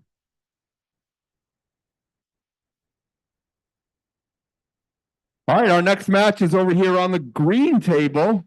These young people have been waiting patiently. We've got the Lego Larrys. You can always tell by their coach's shirt. It's an awesome shirt. And the Techno Turtles. Are you guys ready? Are you excited? How was lunch? Was it good? Awesome. All right, thumbs up from the driver. This driver's ready. Are you ready? Timekeeper, are you ready? All right, let's go. Listen for the noise to start.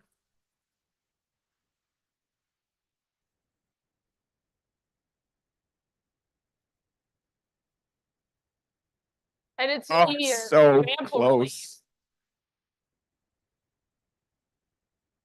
An unexpected encounter with the creature delivered to its habitat, I believe.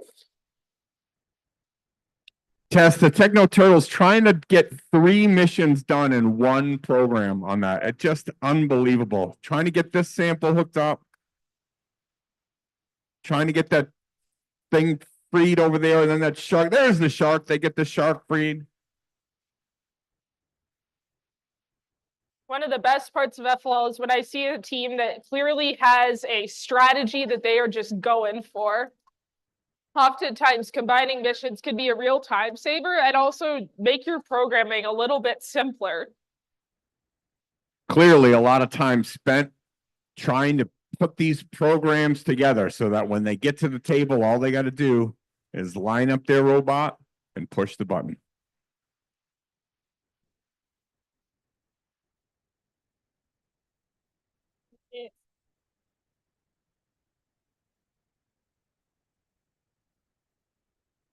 Changing attachments, different attachments for different missions.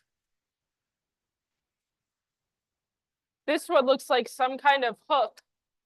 And it looks like they're going for their target. That sea lane that change shipping is hard. That's a tough one. Ambitious. Gonna try it again.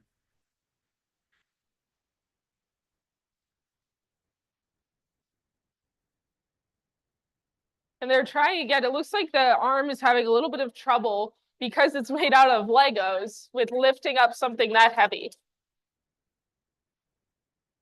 But never fear, they are moving on to their next mission.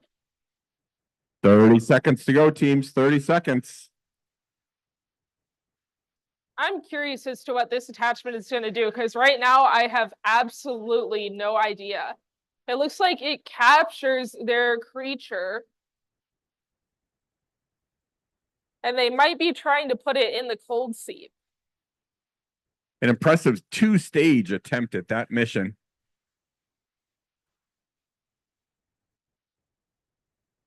Good job, you guys. Good work. You guys are intense.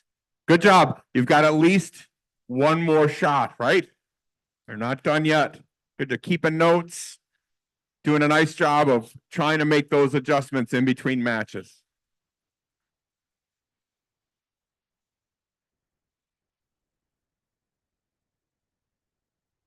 We're back at the red table. We've got the Ocean Defenders, previously known as Mort, and the Otter Odyssey. You guys ready to go? Awesome. You're giving me a heart attack with that laptop. You promise you're not going to drop that laptop? Oh, be careful. All right. Are you ready? Ocean Defenders, you ready? All right. Timekeeper, are you ready? Okay, listen for that starting buzzer.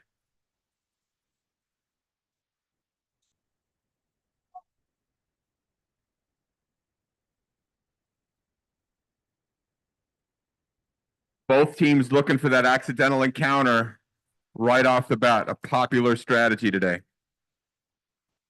The Ocean Defenders, that was an ingenious little mechanism that they used for their creature encounter. They managed to push it in and then rotate the robot quickly enough to capture the creature. It looks like they almost got it into his cold seat, but not quite.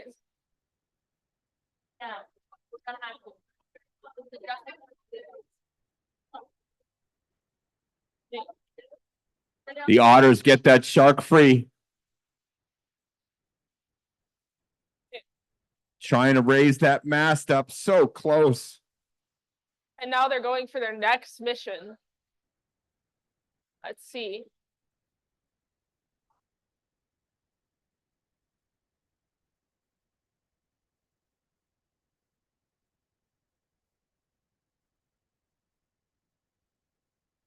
The Ocean Defenders have very long programs here. They've tried quite a few missions with just one program. That's impressive. It takes a lot of precision from their programming teams. It looks like the Otter's unable to retrieve their robot. You really need to be careful how you use those red tokens as the day goes on. It's always impressive. You can tell when a team has read the rules and they know exactly how many points things are worth, so they can determine whether or not it's worth it to lose that precision token. This is probably the most robust robot we've seen today. I'm sure that they'll be back. And with 30 seconds left, the Ocean Defenders have a strategy. It looks like they might be retrying one of their programs.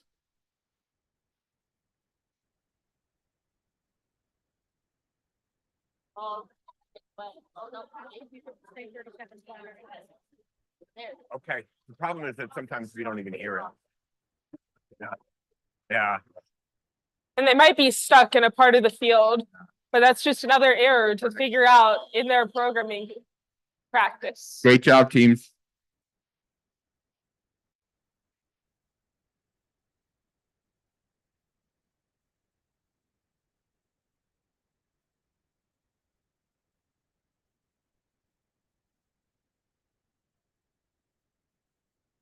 We're back at the center table here, the yellow table, where we've got the Lisbon Lego Knights and the Octomegs.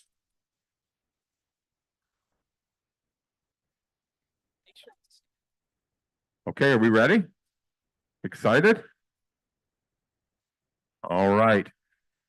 Lisbon Lego Knights, thumbs up, ready to go. Octomegs, thumbs up, ready to go. Liz? All right, wait for the buzzer.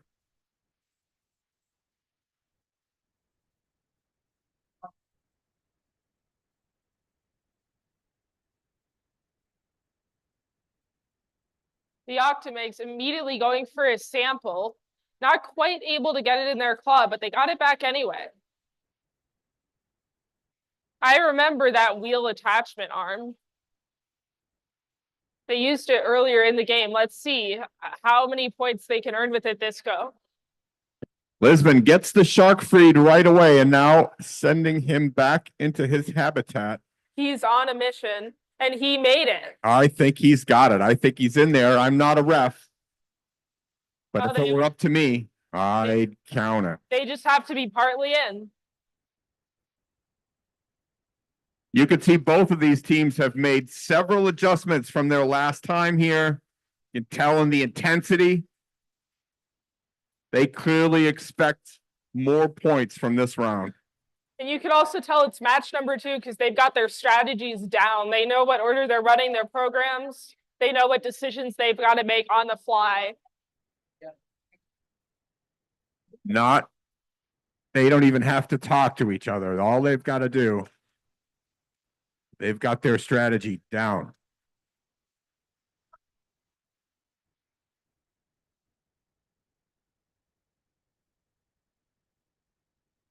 And the Octomegs are adding on another arm. I don't remember what this one does, so that'll be interesting to see. It has little wheels that allow it to drive forward. And apparently they can do their creature with it, and with the same attachment, it looks like they're going to attempt to bring him back to his cold seat. The battery died.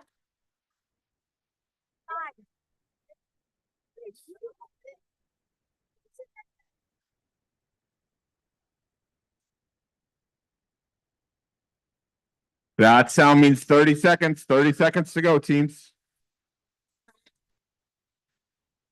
With 30 seconds to go, the Octomegs are reattempting their mission.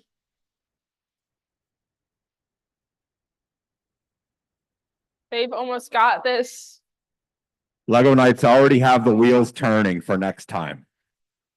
Finish that collapsible structure there, the artificial habitat. Awesome. Great work, guys. Great work.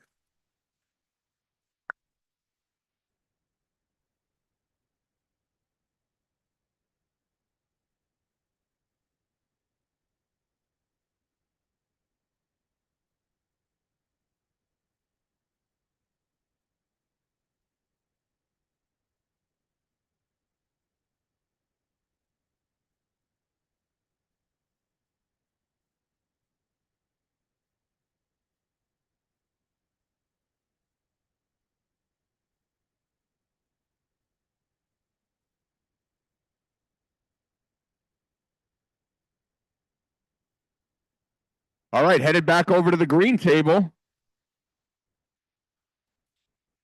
All right. It looks like we have the turtle team and the Cyborg Sharks. cyborg sharks. All right, I've been correct. Cyborg sharks. I mean, come on. I'm sorry. I thought you guys were the shark cyborgs. The intensity is ratcheted up down here on the playing field.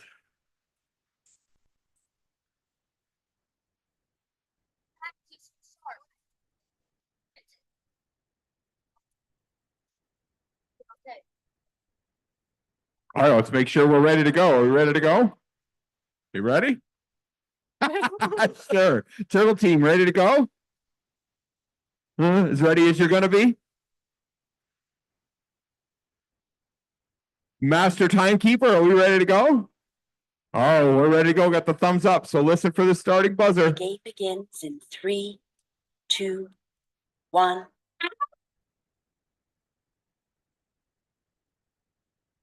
Here's that cool fence attachment that we saw earlier. I remember this one. Great for capturing samples.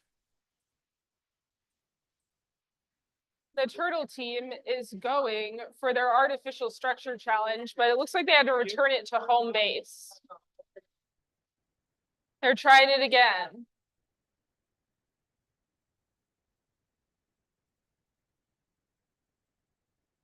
We've got some technical issues over here with the cyborg sharks.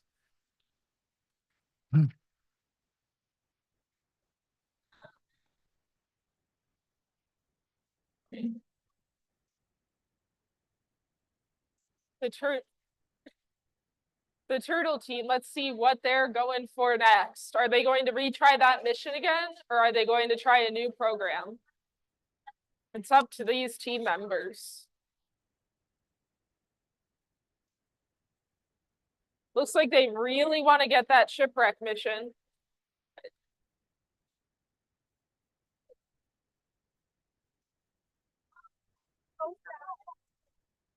I saw Little Caesars. I was like,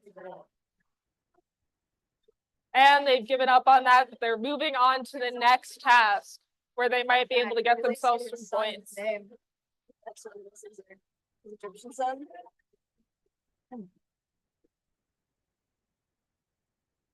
Learned that in my Roman history class. I thought it was much more amusing than the rest of the class, as did the history teacher. That cyborg sharks looks like we're having a little bit of a battery charge issue. One of the things that we love about this tournament. 30 seconds to go, 30 seconds to go. Is when we talk about gracious professionalism, if one team's got a charger that's not working or another team's got a spare battery, these teams tend to help each other out, make sure that everybody's getting the most out of their day, the most out of the competition. So if you've got a battery charger, a spare battery charger, that's not working right now, looks like the cyborg sharks could use a charge. Great job, you guys. Great work. Yeah. Good job calling an audible.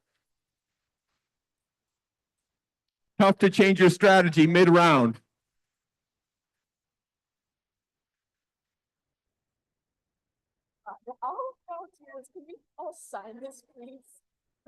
And we are back over here on the red field with the Vernon Dream Machine and the Norfolk Flyers.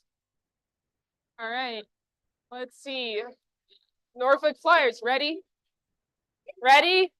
All right. Liz, are we ready? All right, let's begin this match when the sound goes off.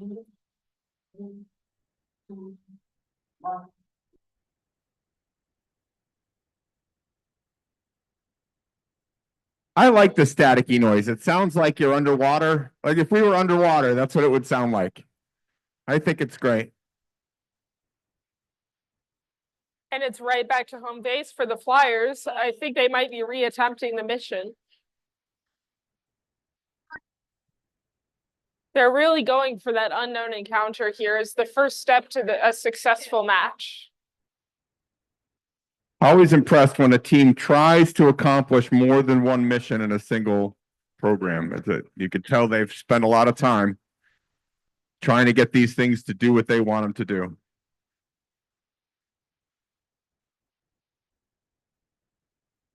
And the Flyers, looks like they're going for a new mission, trying to move their coral.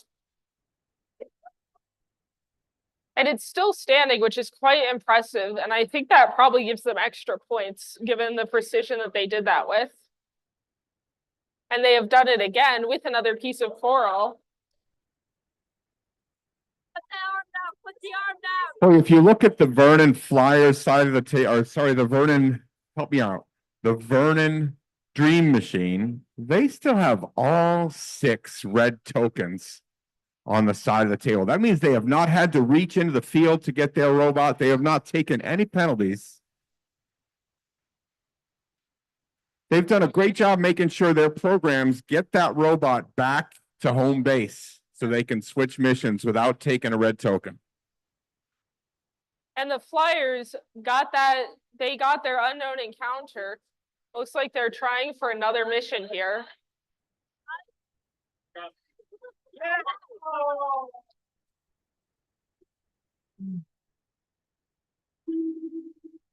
30 seconds. 30 seconds to go, teams. Always exciting to see somebody attempt that sonar. We got more coral over here from the Flyers. It probably helps that they have a very small, light robot when it comes to doing that mission. Some more robust bulldozer style robots probably wouldn't be able to do it with as much precision as the Flyers can.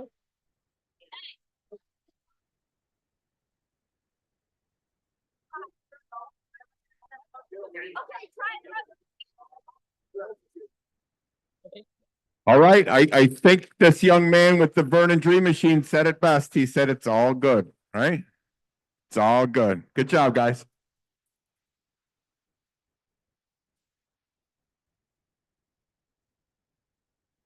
Who's on the yellow table, Tess? Looks like the Lego Legends I and the Code Panthers. believe so.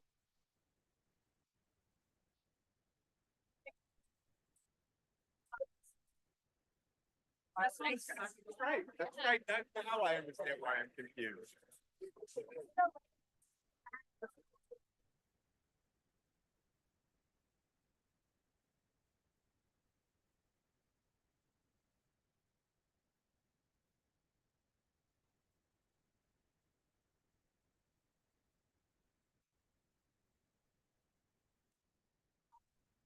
Okay, are we ready to go? Code Panthers, thumbs up, ready to go? Going against your former coach. Is there any hard feelings?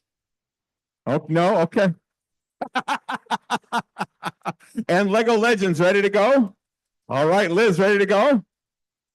Okay, listen for the buzzer.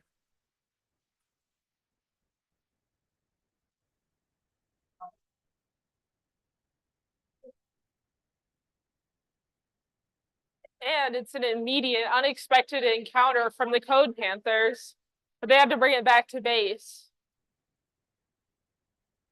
Always frustrating when your program has you coming back to base, but you get hung up on something in the field.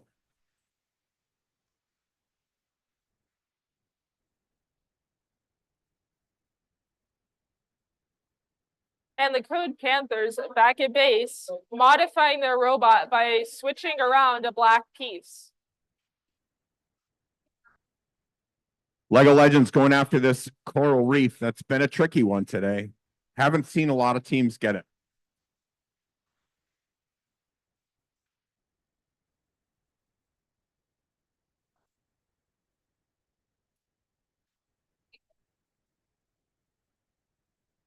And the Code Panthers getting their program ready. Looks like they're going to retry it.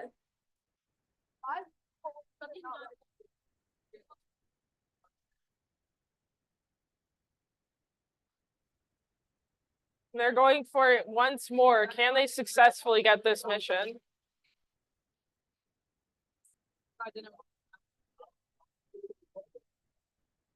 Almost there. It appears like that piece of coral prevents them from driving into just the right spot for that mission. It looks like they're trying a different program, so let's see what happens here.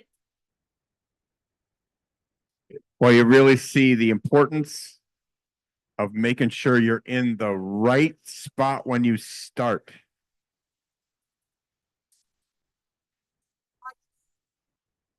Been telling you that all day.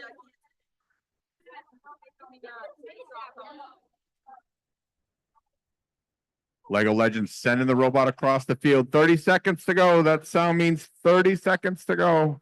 3 seconds to go. It's a new mission from the Code Panthers. They're headed over to the other half. Lego Legends grabbing that encounter, animal encounter.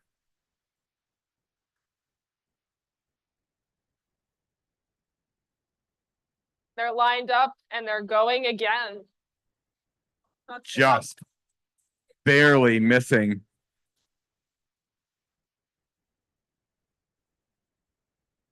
All right, good job, guys. Good job. A lot of tiny adjustments need to be made. Very, very close on most of those that you didn't get.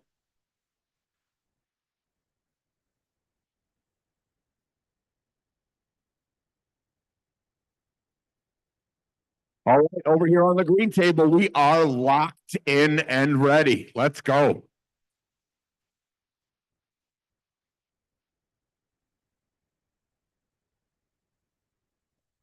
Not quite sure what the pickles ever did to them, but the pickle punchers and the plastic Colts ready to go.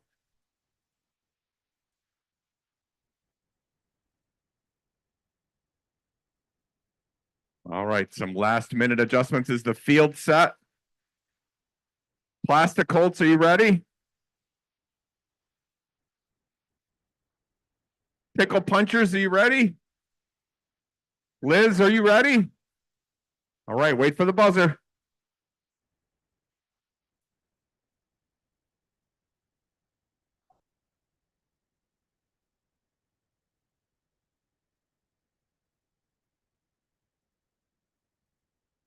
Look at this. The plastic Colts get the submersible across the field. I don't think I've seen that yet today. Good job. And the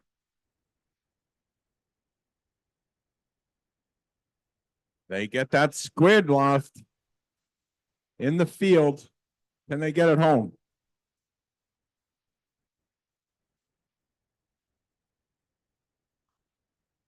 Oh, so close getting that squid back into its habitat.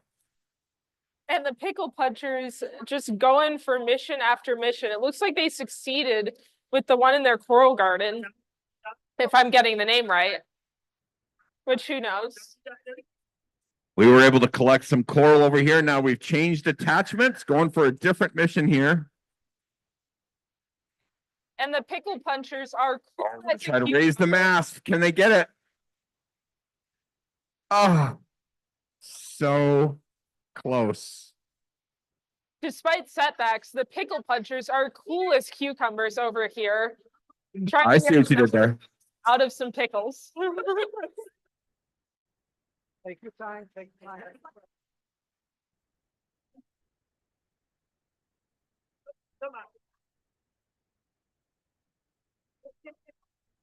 Back over to the other half of the field. They're trying for a new mission. I just noticed that their robot has eyes, so this is a successful match for me.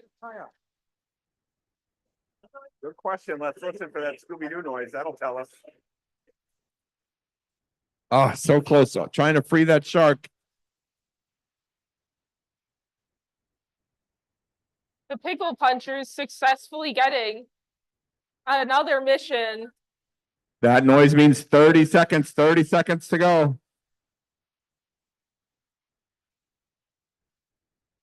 And it's an unexpected encounter. And they're back out doing another mission with just the same program. There it is. The shark is freed.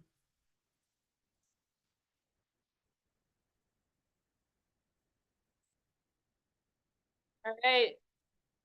And that's time. Good job, you guys. Great work.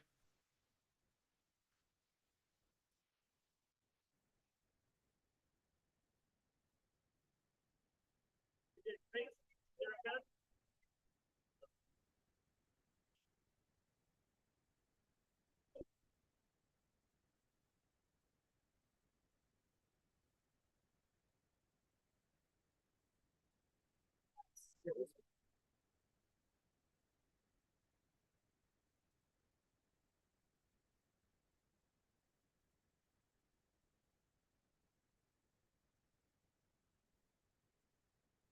are starting to get towed by fire marshal. If people want to move their cars, it's gonna be towed. You want to make that announcement? Or do you know how many are there? I'm not sure. Why don't somebody give me a description of the cars and we can or license plate numbers. Did they-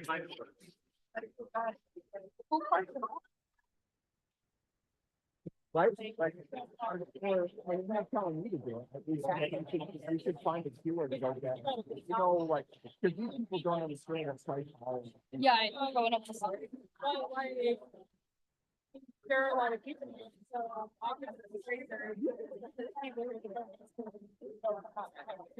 yeah. Send a keyword that goes right down. So yeah,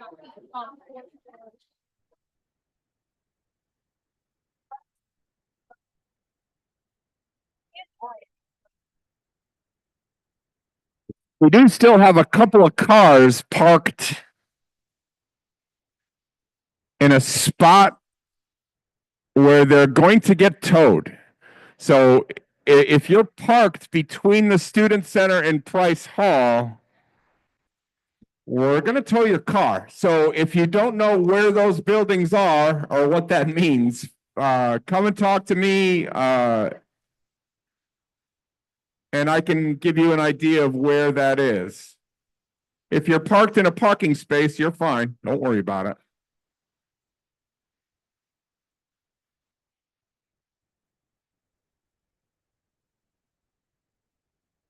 Looks like we've got everybody for I believe this is the last match before our break, right? I think we've got two more. I think we've got one after this one, I think. Oh, yep, you're right. Okay. One more match until our break after this one. So let's meet our teams. We have Mechalotl and we have Team Robohawks. Robotics. Yeah. These have been two impressive teams, Tess, so I'm looking forward to what we see here in this match. All right. Robohawks driver, are you ready? Mechalotl driver, are you ready? All right. Liz, are you ready? All right, wait for the buzzer.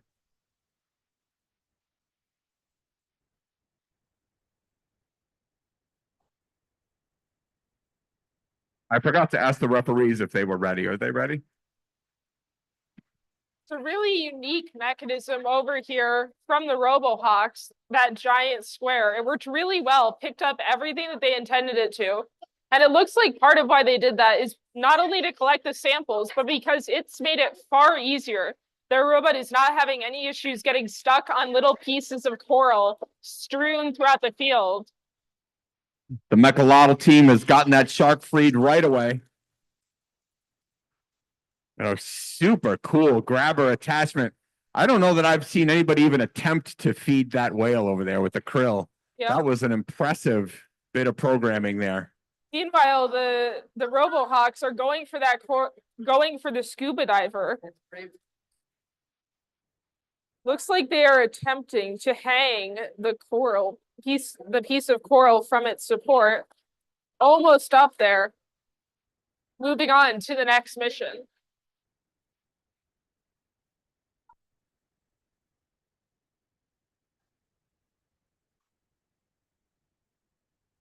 And it looks like they are attempting to free their cargo ship. Almost there. Running the program again. It looks like their little plastic wheel is having a little bit of trouble getting stuck. This Mechalotl team only attempting the most difficult missions on the field. Really. I mean, just no time for the easy missions, trying to get the sonar, trying to feed the whale. Really impressive. I don't even know how I would attempt the whale one. It's a real stumper. They're trying to get a lot of points. The It's fewest amount of missions.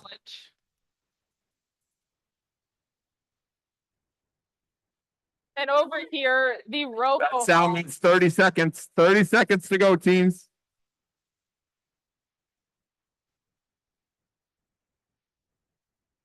They've got one more attachment and they've got it on there. It looks like some kind of a hook with gears. So let's see.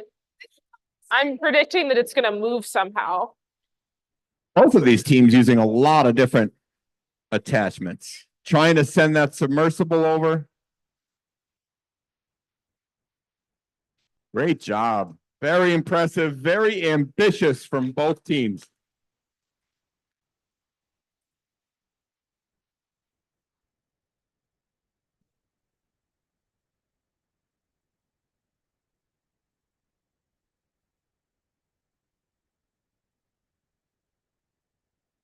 This, I think, is the last match before our second break. I believe you're right. And we've got the Ocean Defenders ready to rock over here. And then we've got the Messina Jaguars.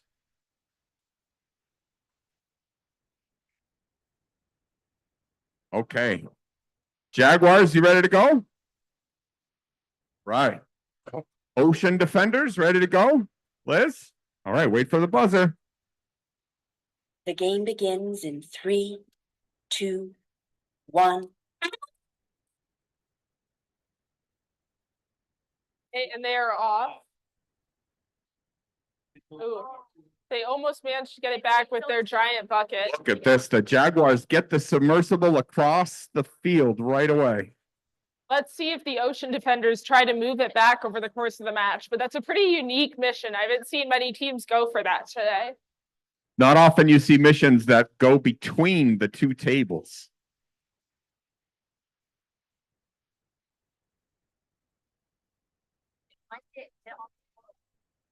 Oh my gosh, the attempt at the sea lane change fails, but I don't understand why. It looked like it was executed perfectly. Perfect, there it is, the sea lane change done. I don't know that I've seen that one today either. The Ocean Defenders quickly at work switching between sides of the field and lining up their attachment to go for the next message. The Jaguars using that basket attachment to do that accidental encounter. And getting that squid back into its habitat. I'm not a ref, but I think that counts. It does. It only has to be over the black line, not entirely within it. You gotta perfectly align it. Thank you.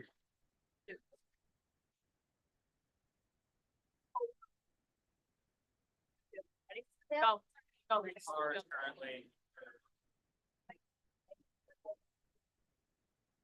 It turns little. Look at all them crying around my podium. It turns little. Can't do that. And the Ocean Defenders trying at their program. Like the 30 seconds. 30 seconds left. It's a nail biter. The Ocean Defenders going to go until their last second attempting missions. There's so many of them. If this doesn't work, we have to rework something again. Oh, that coral reef has been a tricky one today. Not work. Looks like they'll have some work to do on the practice field, but the good news is there's still another set of I matches. get it. I think they got it. Just in time. There's the buzzer. Great job, you guys. Great work.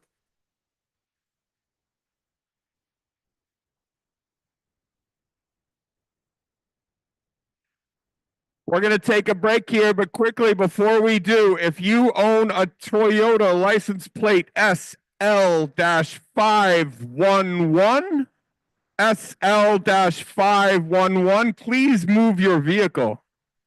A Mazda HWA 4820. A Mazda HWA 4820. Please move your vehicle. Or a Chevy Traverse. I think that's what that says. A Traverse. License plate BPS 9376. Please move your vehicles. If those are your license plate numbers, your cars are going to be towed.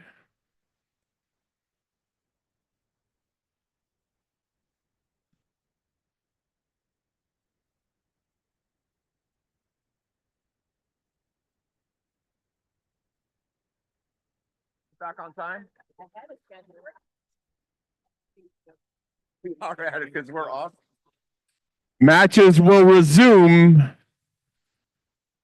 at about 2:30. About 2:30 we'll resume matches.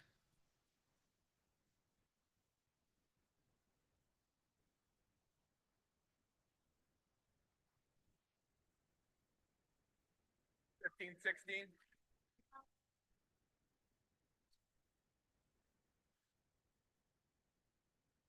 Okay. Okay. Team 15, that's the Otter Odyssey, and Team 16, the Vernon Dream Machine. You guys are on deck, but you've got over 30 minutes. Also, a quick shout out to the SUNY Plattsburgh Robotics and the Plattsburgh FTC teams. There's Chaos with a Purpose and Nautical Navigators. They both brought their FTC level robots. If you have not had a chance to play with the FTC robots, off to my right, we've got a field set up from this year's FTC competition. If you want to see what the next level of robotics is, go check it out if you haven't already. They'll let you drive those robots around, answer any of your questions. They're the nicest people. Thank you so much for coming.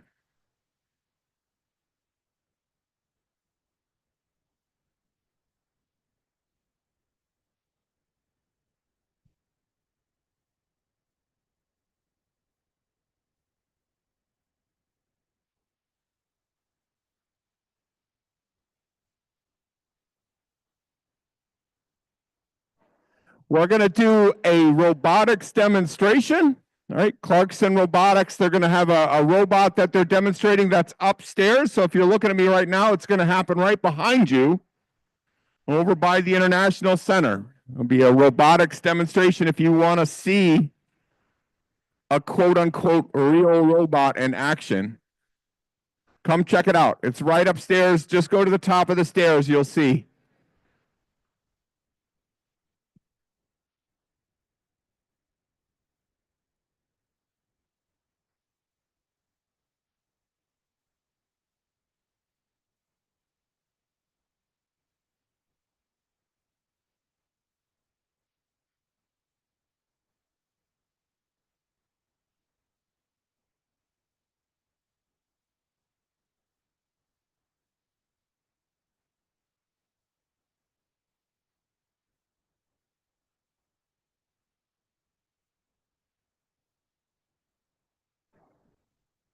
Test, test. 1, 2, 3. Test. There you go.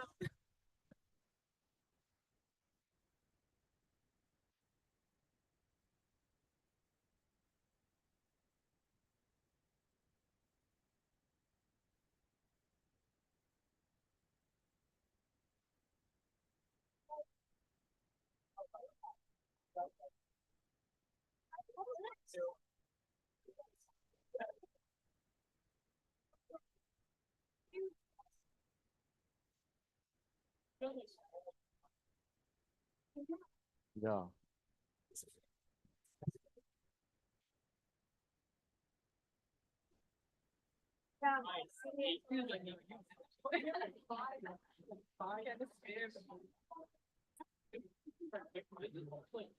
I'll do most of it, but then it's just like, yeah, I really have to.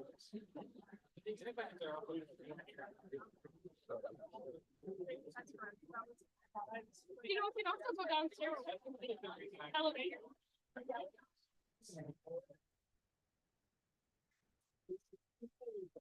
The Messina Jaguars, if you can hear me, can you guys hear me? You guys left your robot and stuff down here. Come and get it. It works awesome. It worked way too good for you to leave it down here. We want to play with it, but we'll break it. Not on purpose, but you know what I mean. So Messina Jaguars, are you guys? So they can't hear me upstairs?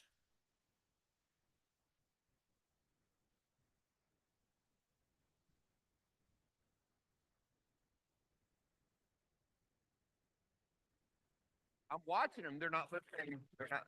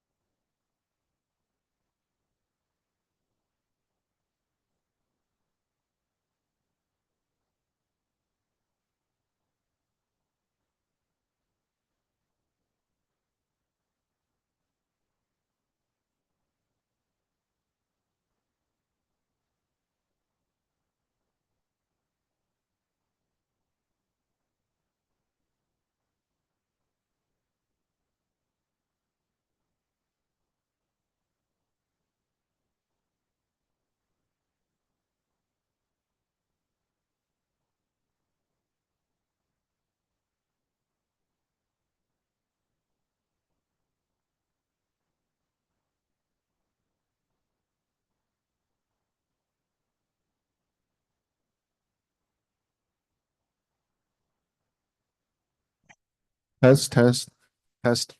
Hello, everyone. So, welcome to Clarkson University, and I hope your day is going great so far with first robotics competition. And my name is Chen Liu. I'm a professor in electrical and computer engineering. And here I have my team with me, Robert, Lindsay, and Elizabeth. Okay. So what we have here is, as you can see, a robotics platform. Okay. It's called a UGV, unmanned ground vehicle. Okay. And what we use it for, autonomous driving research. So literally this is a autonomous driving robot. Okay. So what you see on top, that is that is what we call a LiDAR sensor, which is a light detection and ranging sensor. What basically it does is shooting laser beams, okay, in 360 degrees form.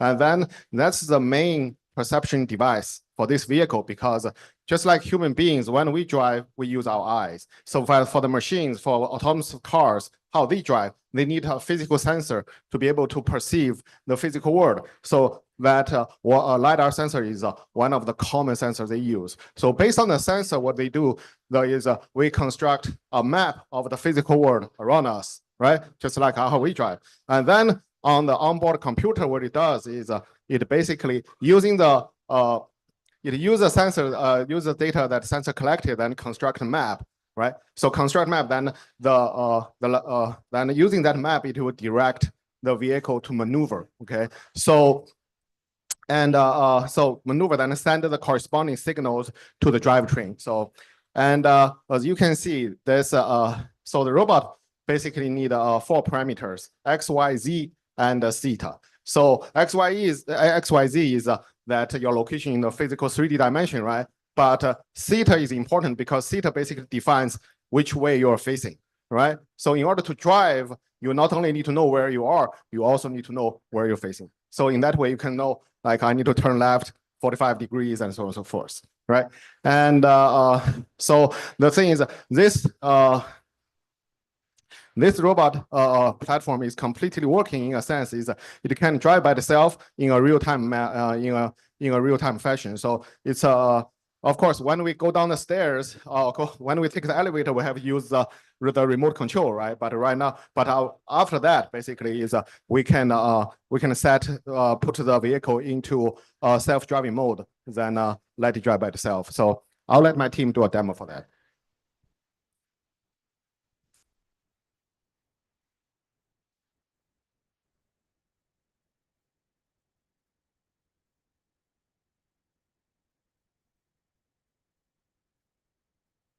You want to show off like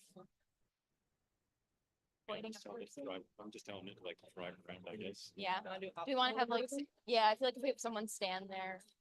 We can kind of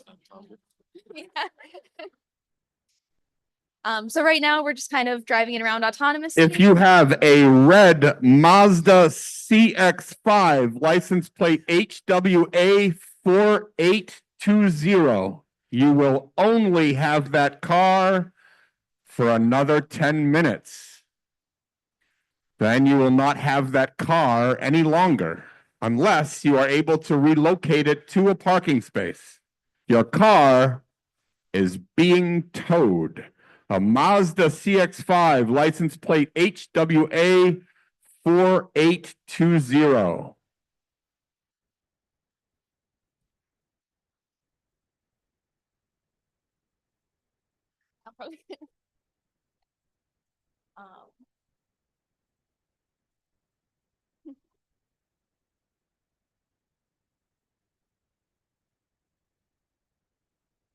You want to try like blocking it next? You want to like stand in its way next and then like have it turn around and kind of go around you or something? I'll probably drive to like one corner back over. Okay.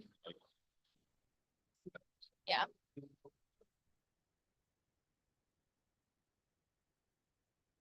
So one of the features on this robot is collision detection. So Robert here is standing in front of the path of the robot to show that it can plan the path around obstacles.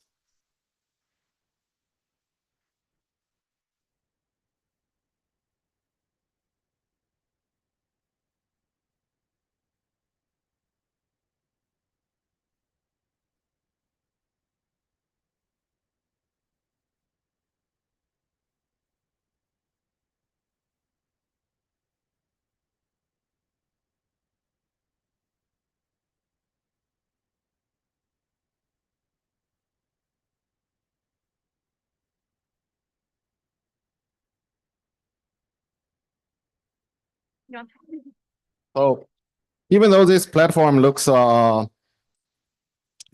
actually, but this thing is actually four-wheel drive, which means every single wheel drive have a motor drive by itself, right? So that is kind of the lawnmower we use, it can do zero degree turns, which means it can turn 300 degrees right where it is, right?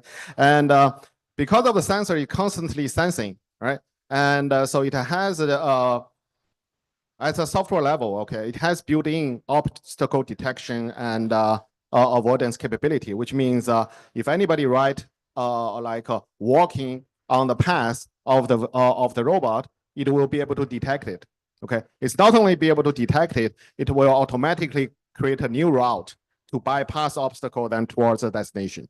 Okay, so that's but remember, everything is done by the onboard computer, so we don't need the internet connection, or we don't need to connect to the cloud to do anything of this. Everything is done on board in real time. So, and this is, of course, this is a small form factor, but this platform basically illustrates the basic concept that you use for autonomous cars that you use yourself, even though, so it's different from Tesla's approach because that little sensor on top actually is quite expensive. All right, so because it's a laser-based sensor, right? So then for as we know, for Tesla-based platform, it's just use cameras and all those, right? So but in a real autonomous driving platform, what we want is we want to create something equivalent to human eye, right? But for human eye, basically, we not only see a 2D color world, we also see the 3D world in terms of everything have a depth in it, right? That's why your regular camera doesn't do that, doesn't provide you with the depth information. So what we need is we need a sensor that can provide you with depth information. That's why that laser sensor does. Okay, there's another type of camera that especially called RGBD camera, which not only provide you with a RGB signal but also with depth information that can also be used for autonomous driving. Okay, so as you can see, the basic concept for a smaller platform or even bigger platform for autonomous cars, the concept is the same. You want to reconstruct the physical world with a depth information or 3D information in it so that you can, because you will drive into it. And then because the vehicle try to drive by itself, right? And then so you try to use a mechanical sensor to be able to replace the human eyes, so to be able to construct or perceive the physical world. So then once you can do that, then you leave the rest to the software to do all the driving for you. Okay, so that's the basic concept over there.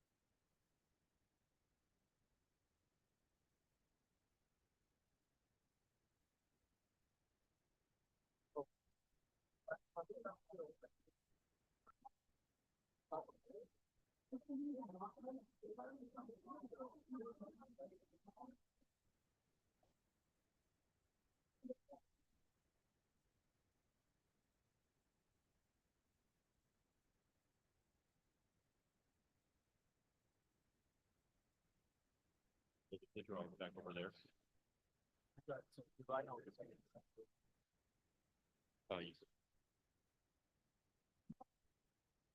All right, right now we're telling the robot moving from my right to my left, right? So then I put a chair in the middle.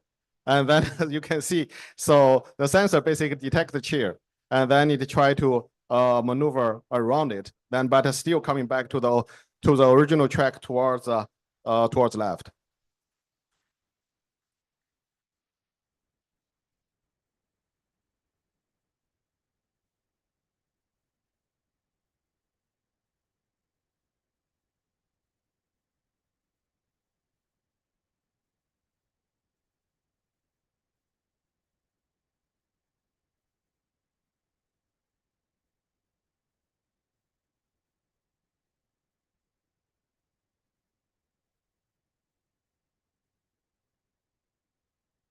So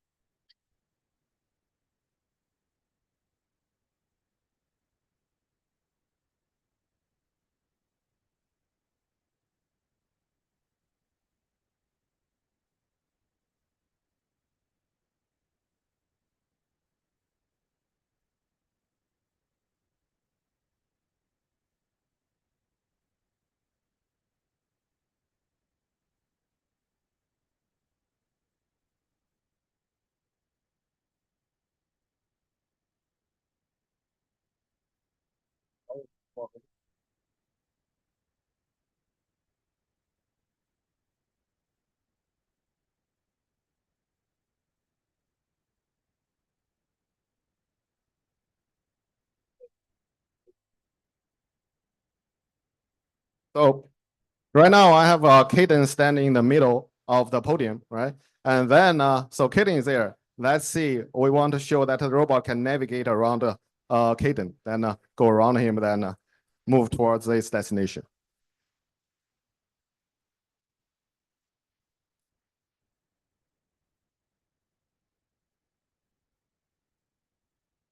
All right, thank you. So remember, the only thing we did is we just tell the robot that give him a destination, say go towards there. That's the only thing that's the only signal we send to the robot. Okay. So then doesn't matter it's a chair or it's Kaden standing in the middle, the robot will be able to detect it and then navigate around it. So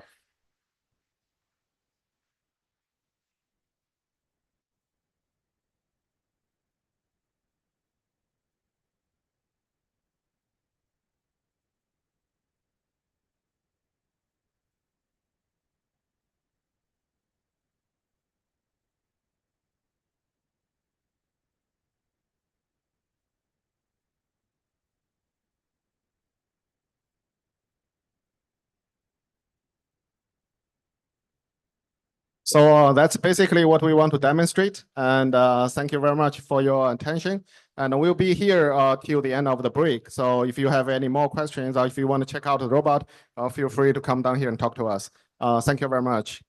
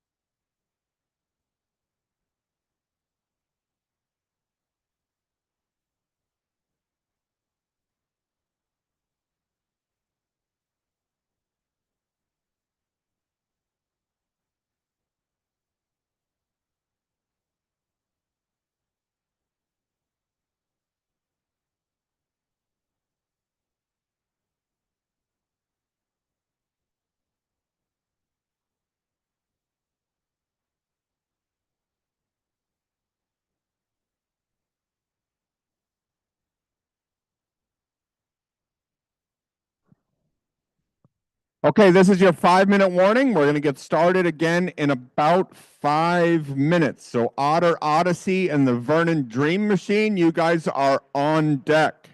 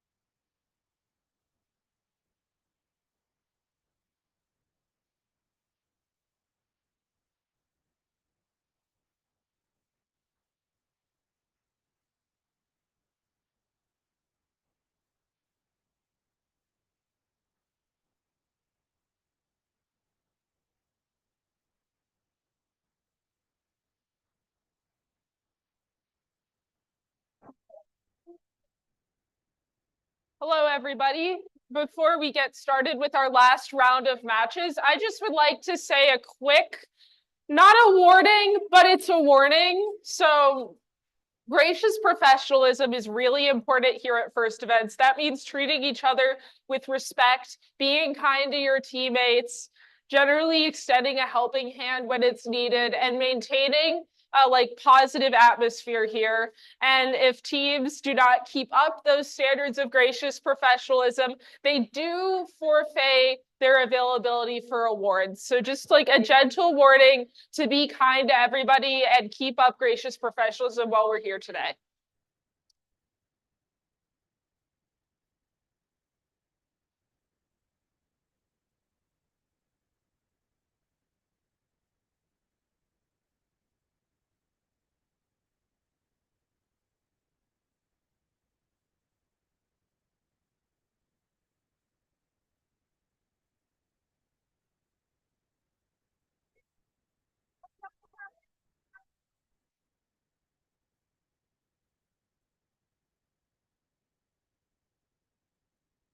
The Vernon Dream Machine is here. The Otter Odyssey is here.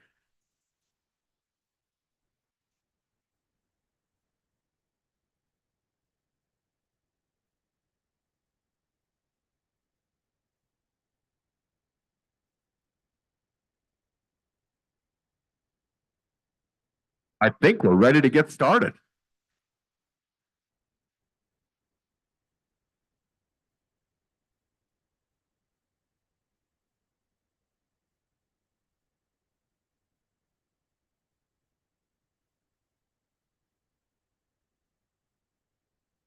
All right, here we go. We're ready to start the second round of matches. Here we find out where all those the last round of matches. What did I say?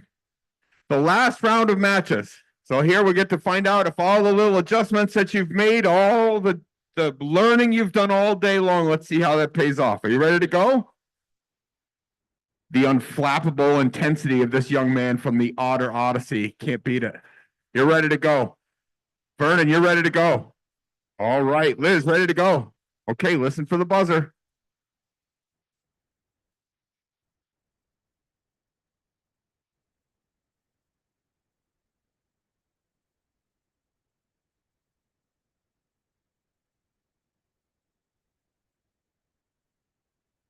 We're having some technical difficulties here. It's okay. That's the cross country team.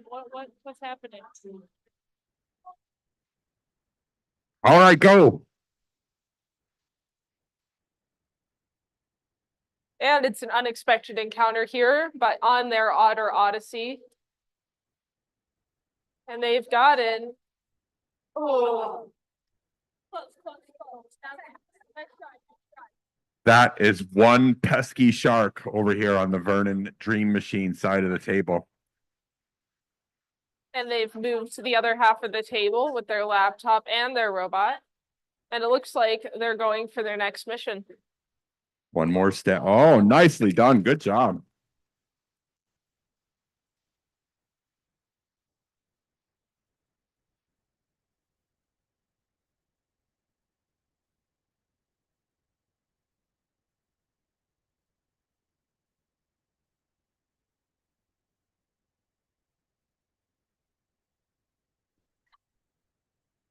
And it looks like the Otter Odyssey, after a successful shark delivering mission, have decided that they are done for the match, I believe. Vernon here doing a nice job passing the robot back and forth. Make sure they hang on to those red tokens. Getting that accidental encounter in the basket.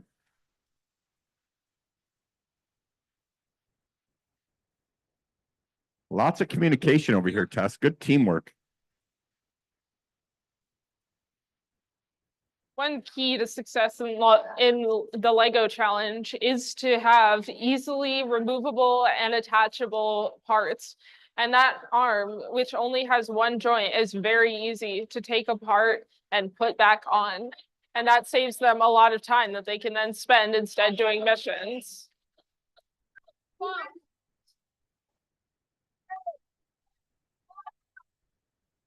Haven't seen a lot of teams trying to get that sonar mission. It's fun to watch them try to get it.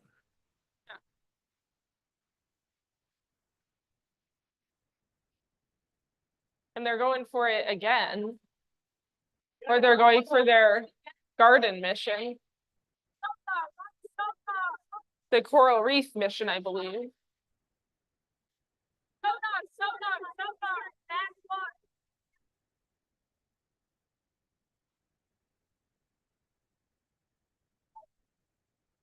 Oh, time is up. Good job, you guys. Good work. We'll let the referees tally that up and head over to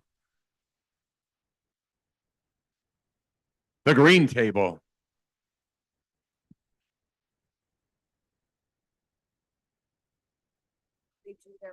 Okay.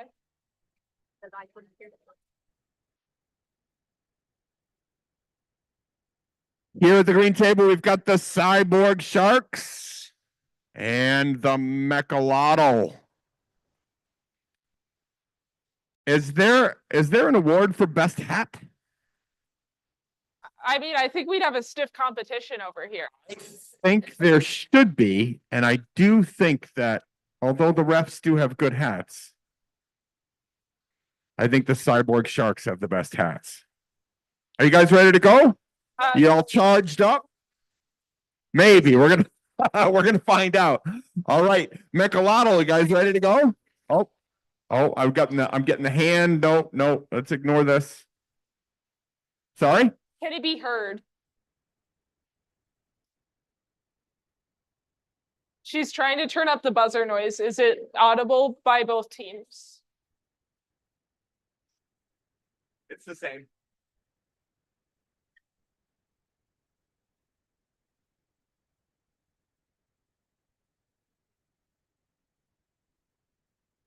About this. I think let's just go ahead with what we used to use. Yeah, okay. You know what I think we should do? I think we should do the same thing that all of these young teams are doing, and that is the very best that we can. Right, Liz? The very best we can.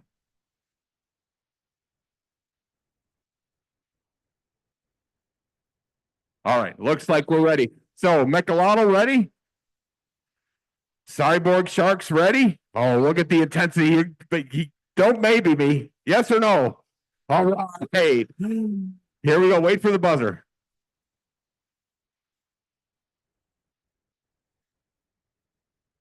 Go.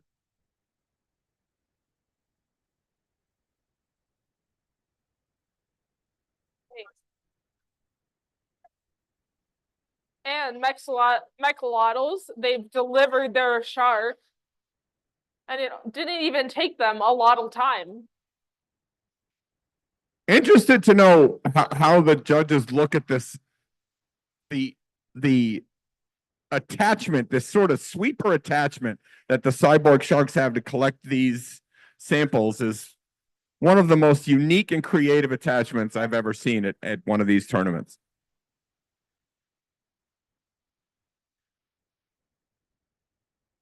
Meanwhile, Mechalotl has moved aside quite a few of their samples, and they've gotten their claw ready for their next mission. And they've gotten a piece of krill. Always a thrill to see them go for the krill. Oh my gosh. We're going to have to wait for the judges' ruling on that. The paper buckled on the mat. That was awesome. That's as close as we've seen anybody feeding that whale today.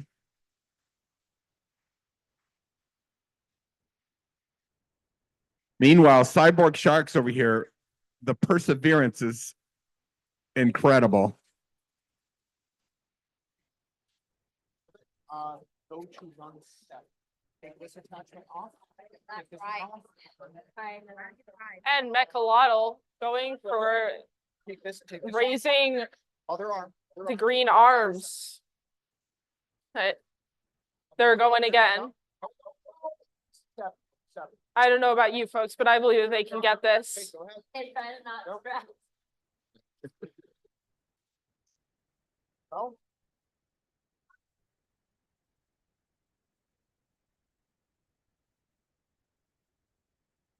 That noise means 30 seconds, 30 seconds to go.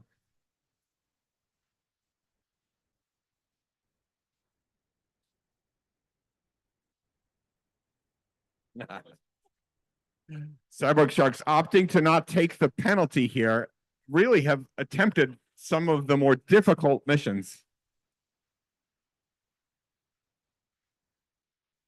And Mechalotl finally getting their unexpected encounter with a second. Time. Great job, you guys.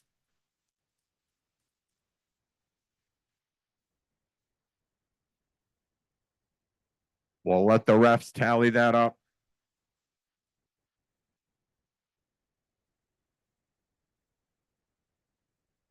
We'll head over to the red table where we've got the Circuit Valley programmers and the Masters Heat Pickles. Oh, yeah, thank you.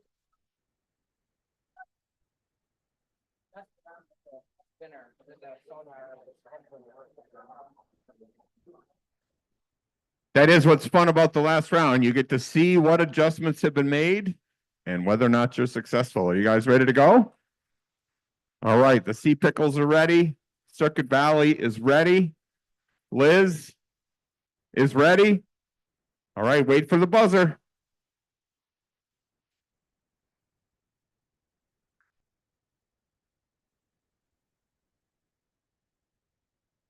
And go.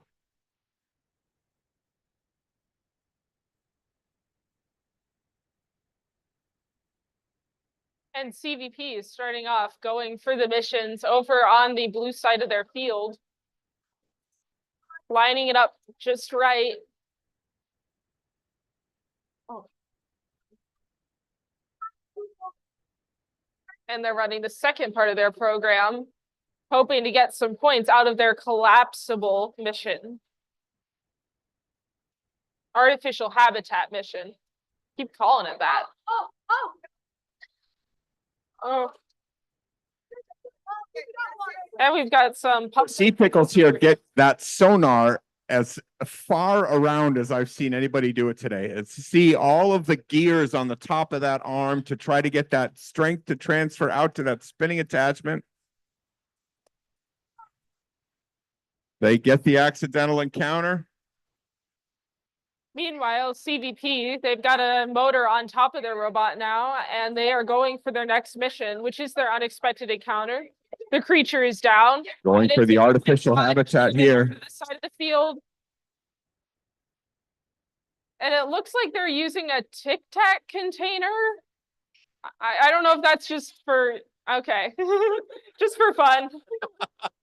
You never know when you might need a Tic Tac in the middle of the competition. You never know what you're going to use to line up your robot.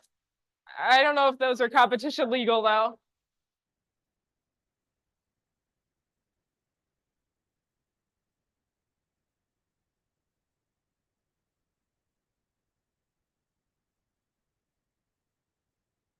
And it's quick adjusting on the fly over here. Always the case when you're building with Legos and making your robots out of Legos.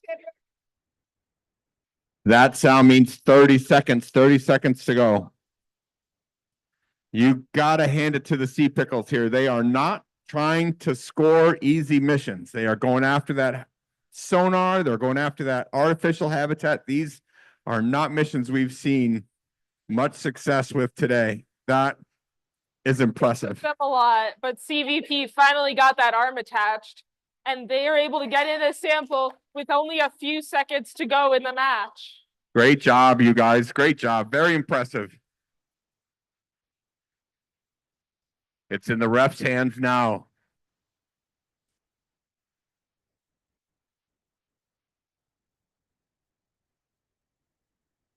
Headed over to the yellow table now. How's it going, Tyler? All right? Not bad. How many years have you been reffing? This is your first year. Are you having a good time? Good. Good. Has anyone tried to bribe you today? Oh, well, that's good. Gracious professionalism on display. That's good, Tyler.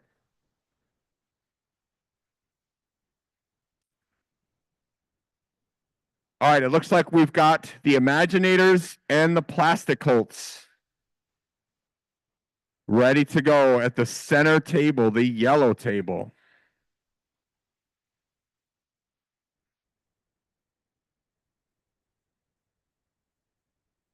Okay, Imaginators, are you ready? All right, Plasticolts, are you ready? Referees, are you ready? Liz, are you ready? Yes. All right, let's wait for the buzzer.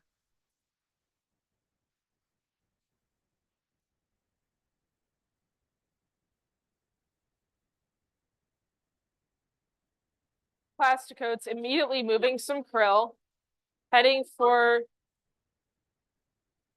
this shared mission between both teams. Let's see, will they do it again or will they head for a different mission? They're not going to do that. She says they are not going to do it again. The Imaginators here have the shark and that flower garden thing over there programmed in one message, and they've got it perfect. It's just a matter of getting that thing lined up in the right spot to start.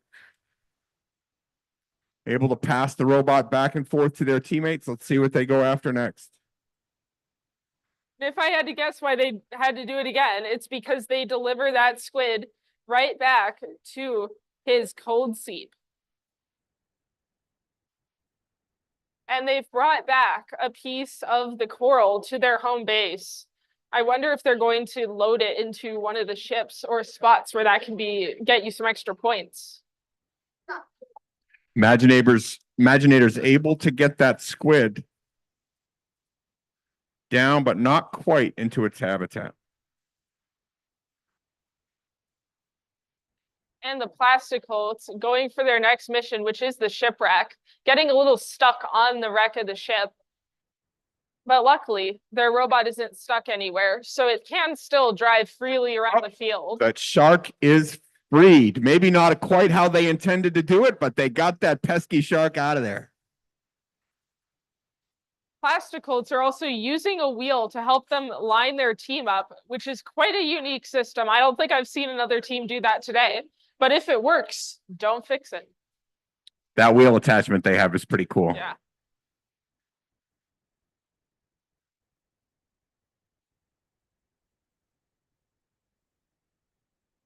That sound means 30 seconds to go. 30 seconds to go. Teams have to decide, do I want to take the penalty?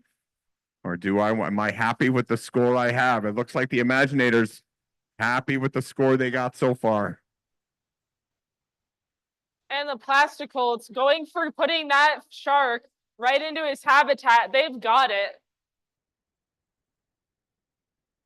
This team knows just how to run their successful match. Yeah. And that means we're out of time. Great job, you guys.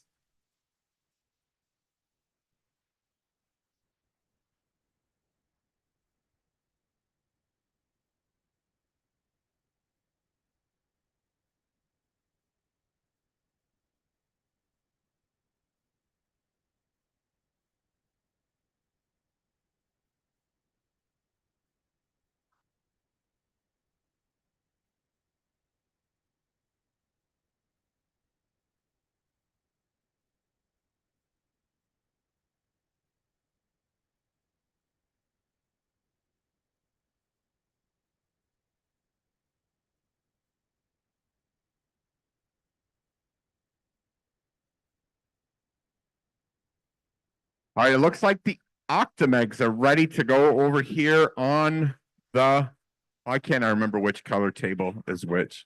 I can't either. I think this is the green table, right? They don't put the I guess I signs could look at your for hat us. and then I would know. By the time this competition's over, I'll have it all figured out. It's always that final match where you're like, oh, I know exactly where this is. Yeah.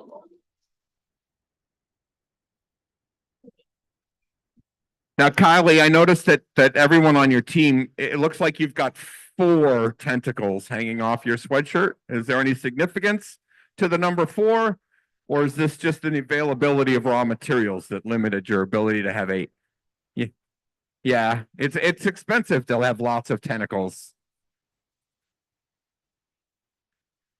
Oh yeah, here's 6 teammates. That's a lot of tentacles, right? That's a lot of work to try to come up with. So 4 times 60, that's how many tentacles is that then total for the team? How many? What? 24. 24. Very good. Awesome. Awesome.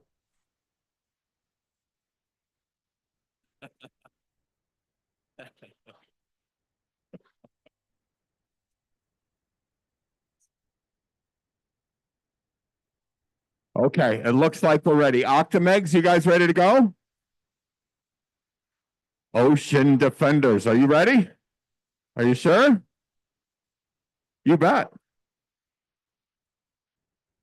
You see some teams making copious notes as they go, trying to make sure they understand, they're learning from previous missions. And nothing makes an engineer more happy than seeing somebody keeping track, taking notes, making those adjustments. That's what this is all about. Awesome. Lots of sportsmanship down here, gracious professionalism, seen it all day long. All right. Liz, are you ready to go? Referees, ready to go? Octamegs, they're ready. They're chomping at the bit. Ocean Defenders driver, ready to go? All right, listen for the buzzer.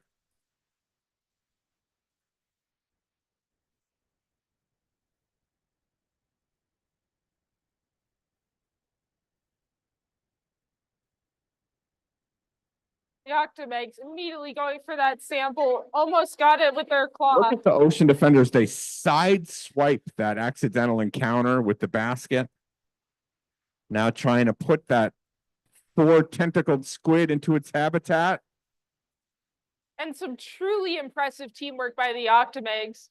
You needed 4 sets of hands to do that adjustment, and everybody knew exactly what they were going to do.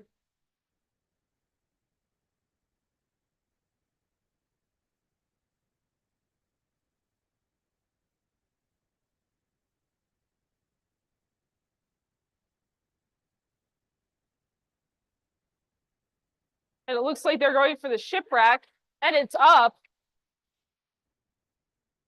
I can almost see the Kraken inside.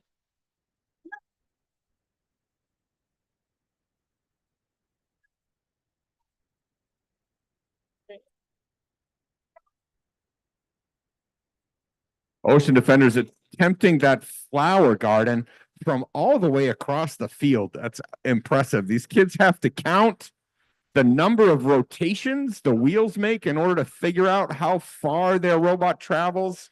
It is not easy. And the Octamegs working on delivering the creature to his pool spot. And they're back at home base, and it's a thrilling encounter. But that attachment needs to come off now and be swapped out for a long arm to do their next mission, which I believe is the artificial habitat, if I'm remembering correctly.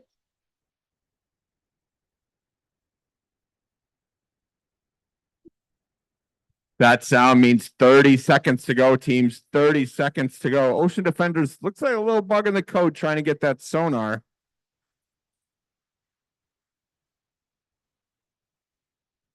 It looks like the wrong program got ran over here.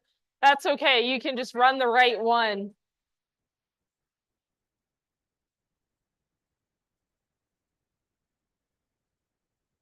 Come on, get it, get it, get it, get it. Ah, we are out of time. Super aggressive. Nice try. Good work, everybody.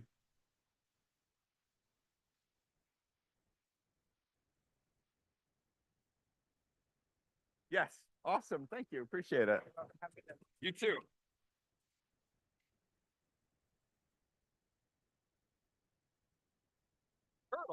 The Lego Larrys are here. I know that shirt anywhere. You can tell that I'm jealous. The Lego Larrys are on the B side, and we've got the Ocean Raiders on the A side. All right. Are we ready to go, kids? All right.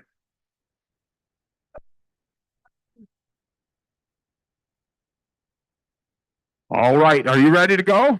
I got the thumbs up early. You guys over here, are you ready to go? Liz is ready to go. Referees ready to go. All right, then let's go. Wait for the sound.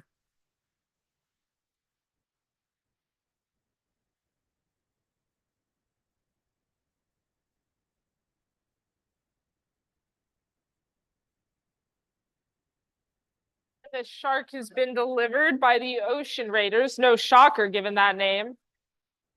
And they're back at home base.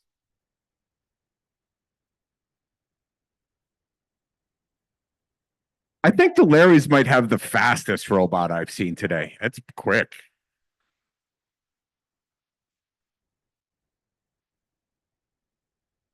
It seems like we should race them. We should set up a race for these things after. And the shark is almost in his habitat. Maybe they'll knock it back in another mission.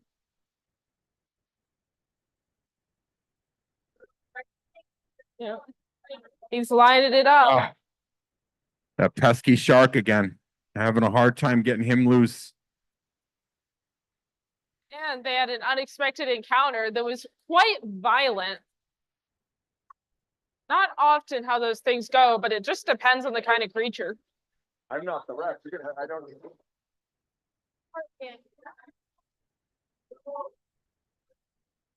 I would have answered if I knew. I don't. There's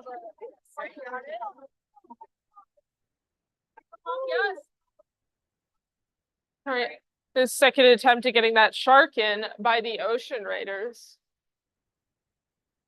They're lining themselves up for their next batch of missions.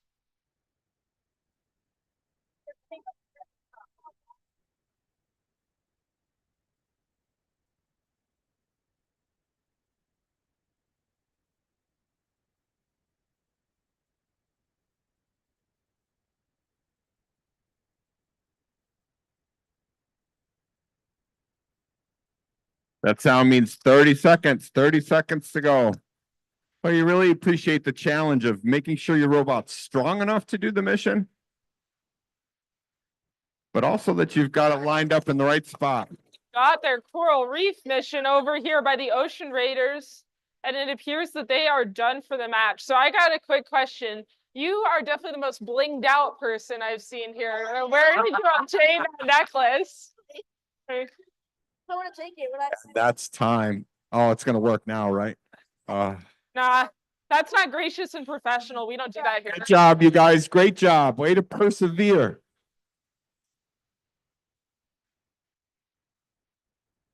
You only get the bling if you were the one that got that bling. Yeah.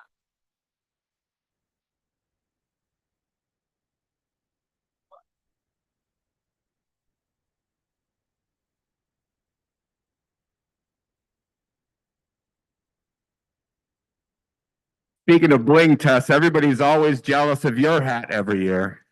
You always have the best hat. I do my best. Do you know why chickens only make one noise? No, why? Because they can't think outside the box. Ha ha. Can't think outside the box. Get it? Can't. I'm here all week. All right, in the middle table, the yellow table, we've got the Norwood Norfolk connectors. And the Potsdam Lego Legends. All right, drivers, are you ready? Referees, ready? Mom, Dad, ready? Liz, ready? All right, wait for the sound.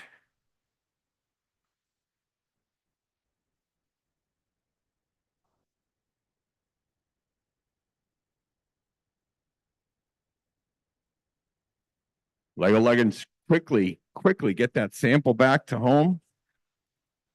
And Norman Norfolk got stuck a little bit on their unexpected encounter, as we sometimes do, but they still released the creature. The shark is free over here on the Lego Legends side.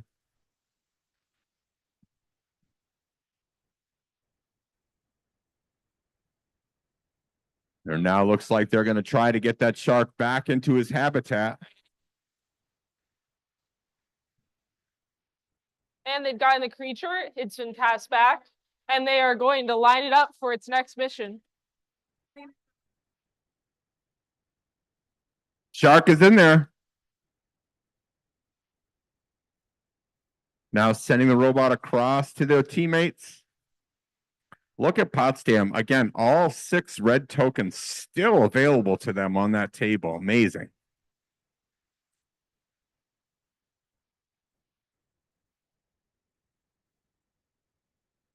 Accidental encounter. They've captured that whatever a squid with 4 tentacles is. And again, still need to get a ruling on this. Does anybody know?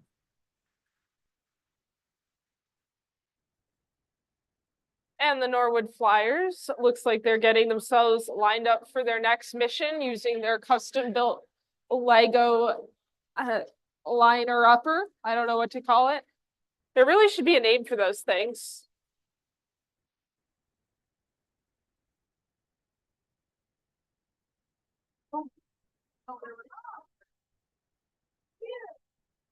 And the robot's been sent back across to the other home base. And they're getting started. That sound means 30 seconds, 30 seconds. Really crazy how hard that shipwreck mission, those missions are in the middle of the table are. Those are really tough. It's always difficult to line your robot up just right, especially when you're using a Lego robot that does not come built in with much precision. Looks like our 4-legged squid's back in its habitat. So Lego Legends getting both the squid and the shark back into their habitats. And we're out of time. Good job, you guys. Looks like a lot of missions accomplished on that. We'll leave it in the capable hands of our referees.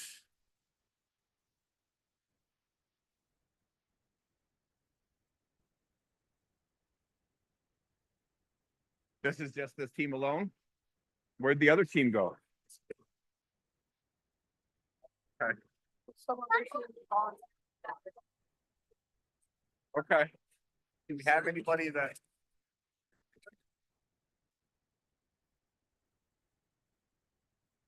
Oh, I see where we're at.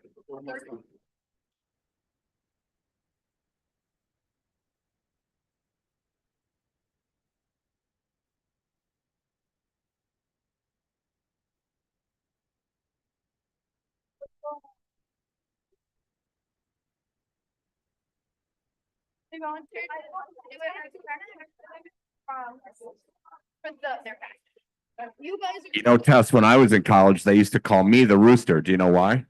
No, I don't. Because And if you come to Clarkson, this guy will teach you calculus. A+ review. I like practice. I found a paintbrush on the ground. If anybody lost their paintbrush, it's down here. I'm gonna leave it over on the chairs so that it's out of the way. take you a long time to paint this room with that brush.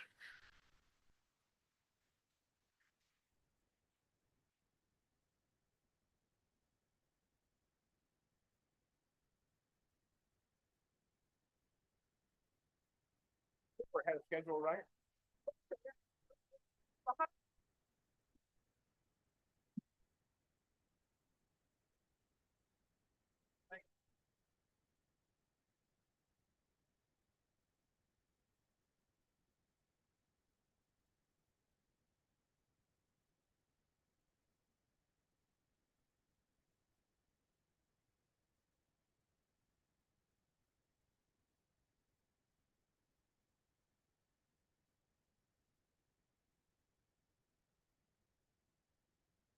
We're just having a short pause while the turtle team waits for their opponent.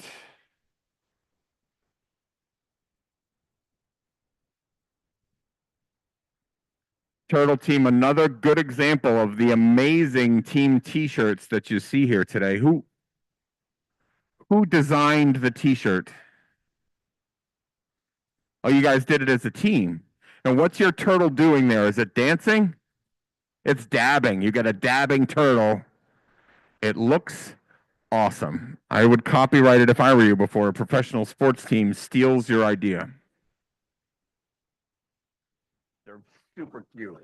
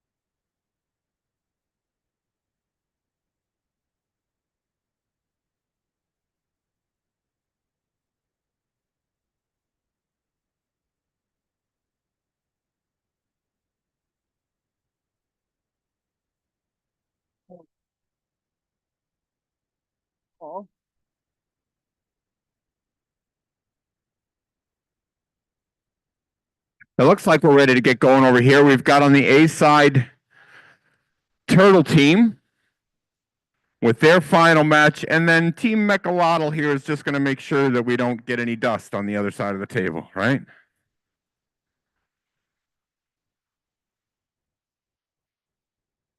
All right, please be careful with that computer. Oh my God. Don't drop it.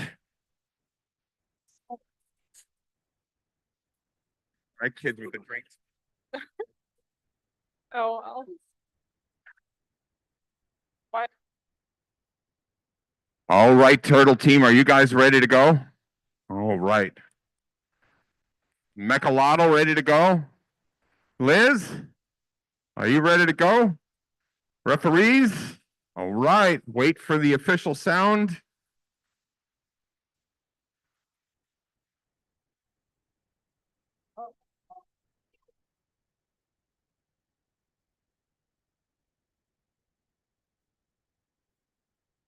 The shark is free for the Mechalotls.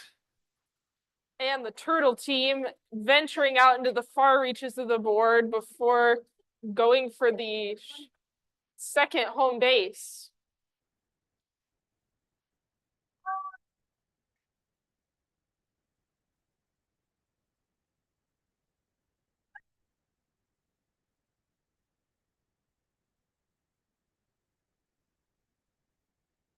The Turtle Team getting their next program started.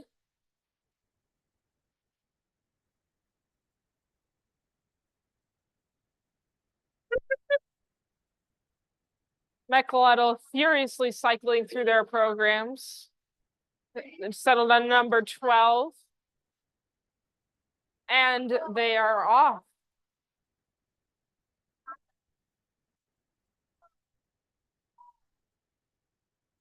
It's the one where they go for a piece of krill. Not quite today, but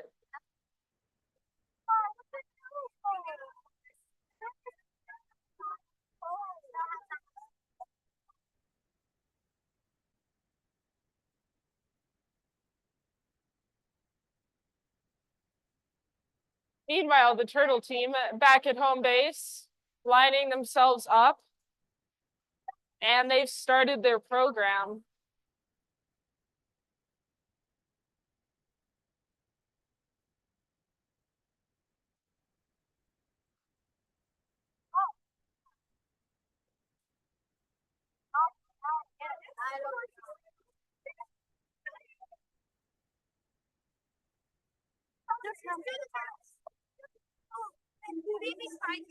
That sound means 30 seconds, 30 seconds to go. Turtle Team trying for the coral reef, debating over whether or not it's worth that precision token to bring it back to the home base.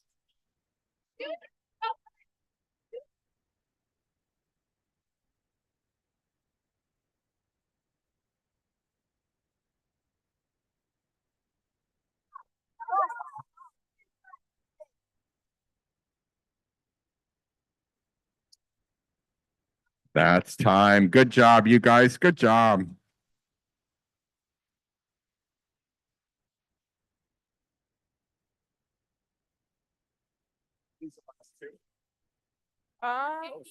That's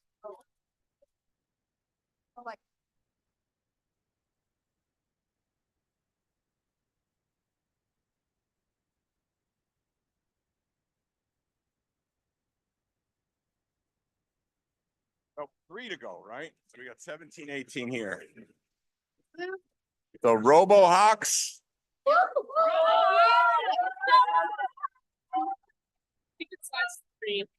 What's that? I think it's last 3. Last 3, okay. So the Code Panthers and the Robohawks over here on the red table.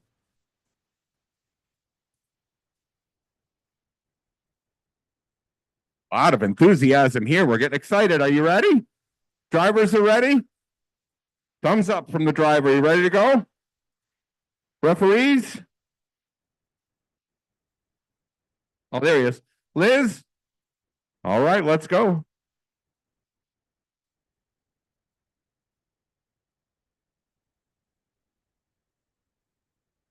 And with that, our teams are off, ready to attempt their missions. And they got that sample over here. They're gonna have to watch it like a hawk as they move through their next missions. I see what you did there. The shark is free, and it's back to home base. Code Panthers get the accidental encounter. Looks like they're gonna just try it right again. Again, yet another team. Looks like they've executed the shark perfectly, but for some reason, he just does not want to jump off of that platform. And that's a valuable lesson here. If you fail quickly, because you'll get it there eventually.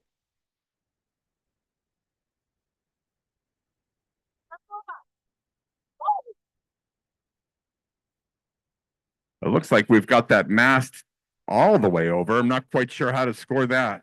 I'm glad I'm not a referee. We really appreciate the referees here helping us with all the rules.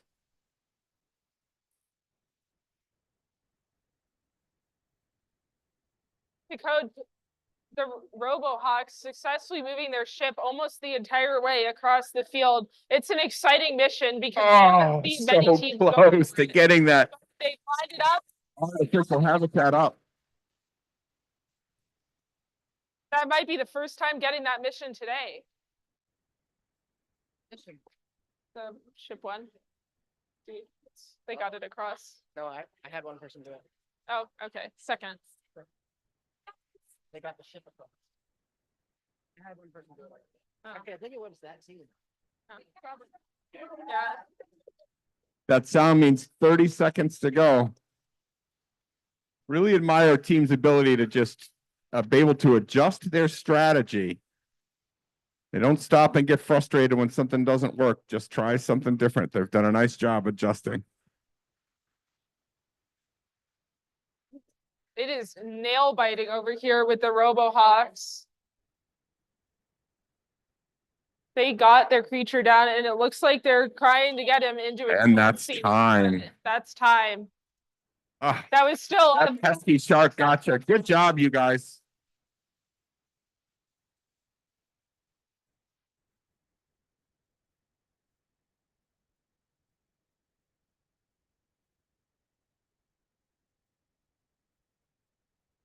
All right, here we are at the center table where we've got the Techno Turtles and the Jaguars. Guys ready to go? Looks like you've been ready, huh? Yeah, you're ready to go. Oh, we're going to time out from the referee. Something wrong in the field? Oh, The eagle-eyed officials. That's why they make the big bucks, ladies and gentlemen. Thank you, sir. All right. My techno turtle is ready. The Jaguar's ready. Ready to go.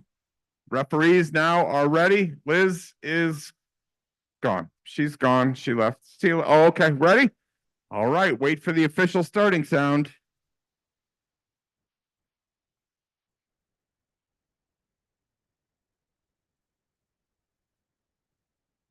And they're off.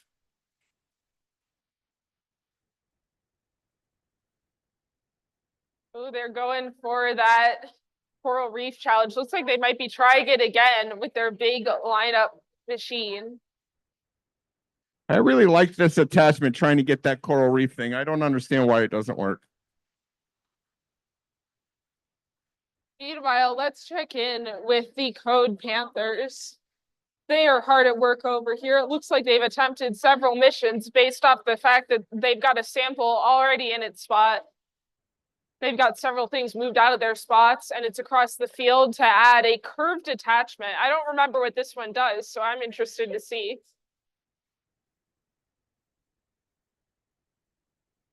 The turtles here sending their robot back over to their teammates.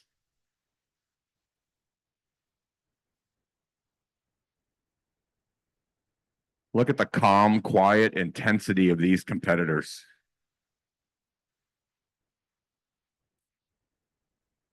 They were going for the shared mission across both fields.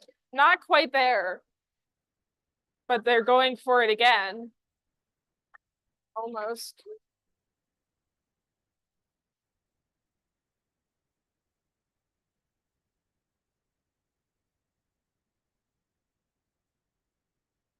And it's off to another person. And The accidental encounter. Looks like we've got that one.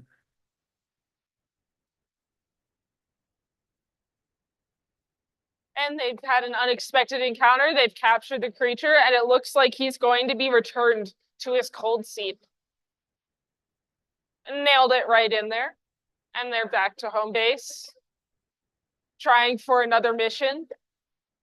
It looks like, 30 seconds. 30 seconds to go. Looks like that squid's in his habitat. I can't tell. Referee has the best view of it. And they got one of the shipwreck missions, not often gone for by teams because they're so hard to aim for. But when it's done, it's always really impressive. And they've attached on another mechanism that looks like it utilizes a gear and a The hook. attachment here for the changing the shipping lanes is so strong. I'm not quite sure I understand why it doesn't work. Great job, you guys. Good effort.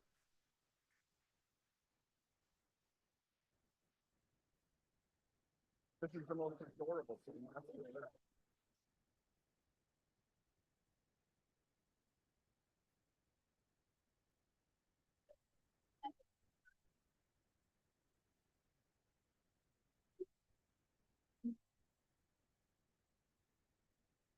All right, here we are back at the green table. Looks like we have the Lisbon Lego Knights and the Pickle Punchers.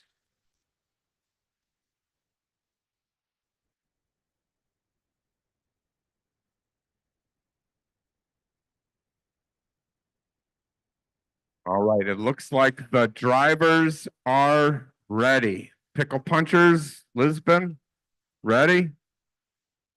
Referees ready? Oh.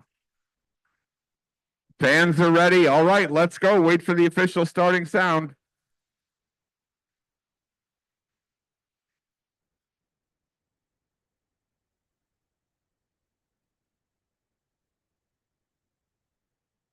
And they're off. The shark immediately freed so that he may be used in future challenges.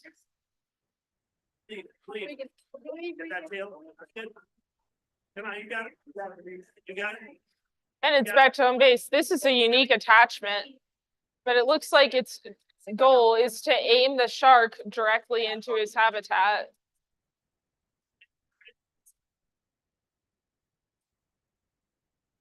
The shark is free over here on the Pickle Puncher side.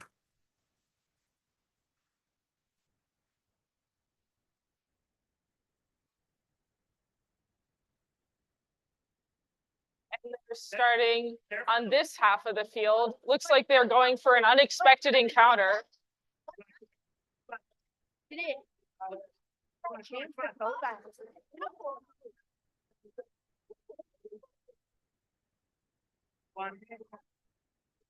grab it, grab it again. No, terrible. Messed up the code. Pickle punchers looks like they've got a sensor on the front of their robot that when it hits the wall, it tells it exactly what to do to bounce back. I don't know that I've seen anybody else using that. Sensors are a great way to add some consistency into your robot and also some fail safes in case something goes wrong. So it looks like the Lego Knights are going for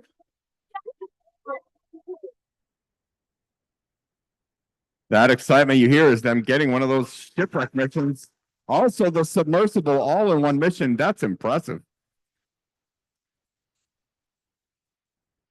Meanwhile, the Lego Knights over here going for another mission. I don't know which one, but we'll find out. That sound means 30 seconds to go. We're going to try that flower garden again. It looks like they are trying for the Coral Reef Challenge over here, would be my guess. They're aiming to hook it up, leave it up on the hook. Oh, he's got it. He's got it. Right at the last second. Great job.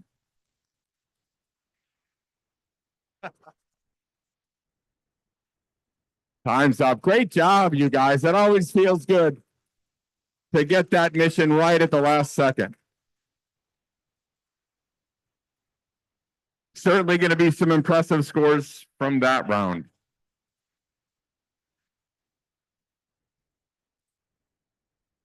I think that's our last match of the day. Holy cow, it went by so fast.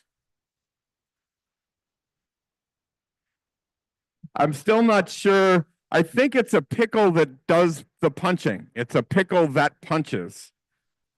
I thought it was someone that just randomly went around punching pickles, which didn't make any sense to me at all. The real question is, who is the pickle punching? Like, is he a vigilante? Like, what I does he think do? it looks to me like whoever comes within range is going to get a punch. Looks like what it looks like to me.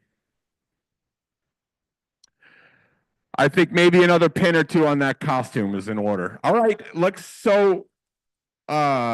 is next on the schedule? Looks like volunteer breakdown. I know what that means for me. We're going to start taking some of these things down and we'll have some games. First, we asked. So teams right now, what should be doing right now, next, if you have not already, is start cleaning up your pit area. Right?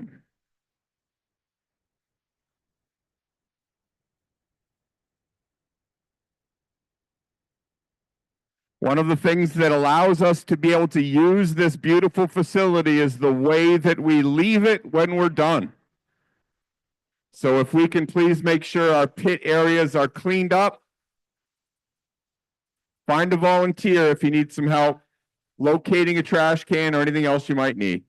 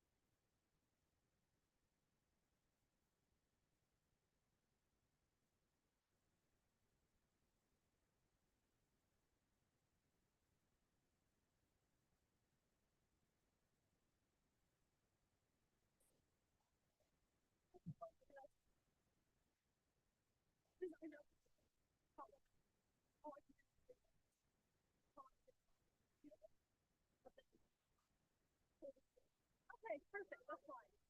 Okay. Okay, maybe I did. Oh, perfect. I gotta fix that. It happened. Yeah.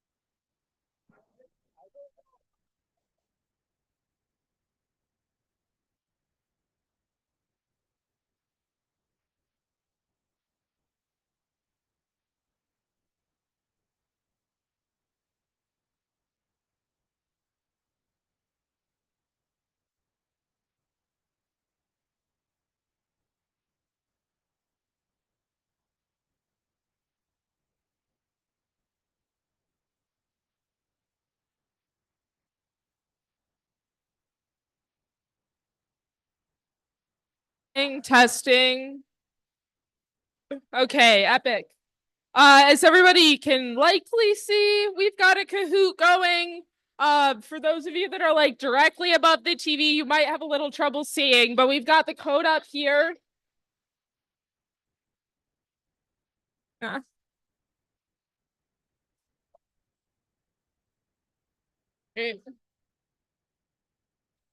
I'm gonna give everybody like a few minutes to log in here, so don't worry about like being super pressed for time to type in the code.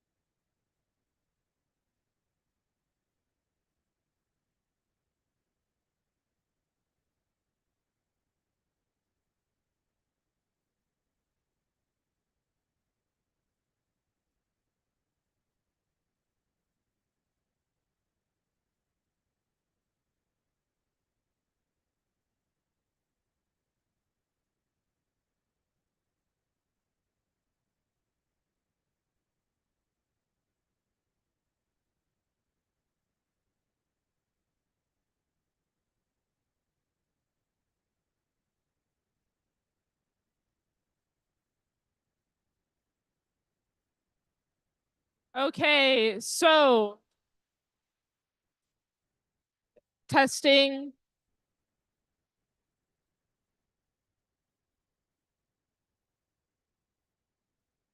Testing, testing. All right, we're gonna go ahead and get started. We've reached our player limit. I've never seen that happen. So unfortunately, if you didn't join in, then maybe you can play with a friend. So this is all about the first Lego League challenge. So I'm going to read off every question and it will show you answers. So what is First Lego League? First Lego League is one of 3 FIRST programs. I think this might be like an introductory video. But we don't have audio. First Lego League is one of 3 engaging FIRST programs. Participants gain real-world problem-solving experiences through a guided global robotics program, helping today's students and teachers build a better future together. First Lego League introduces STEM to children ages 4 to 16 to inspire young people to experiment and grow their critical thinking, coding, and design skills through hands-on STEM learning and robotics. First Lego League is fun. Students can't wait for this part of the day. They're teaching inclusion, teamwork, how to be creative and think outside the box. Children can join at any division based on their age or grade level.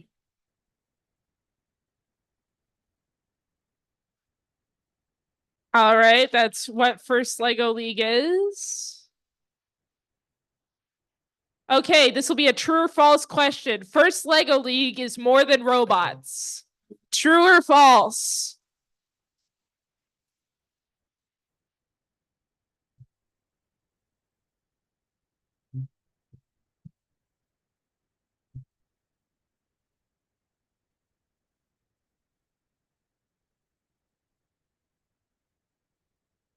True. First Lego League is indeed more than robots. You've got your innovation project, and let's not forget about gracious professionalism.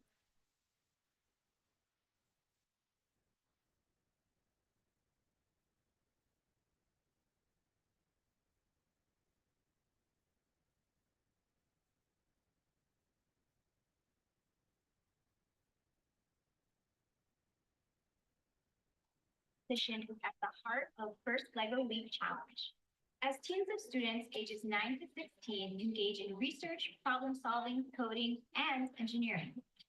Our students are creating something new every single year, and they're learning about all of these things that you would never see in a traditional classroom or curriculum. First Lego League Challenge has 3 components: the core values, the robot game, and the innovation project, where you're able to solve a real world problem. First Lego League is about more than robots. It's about solving problems that are bigger than they've ever imagined, thinking outside the box, and being excited to be part of a team.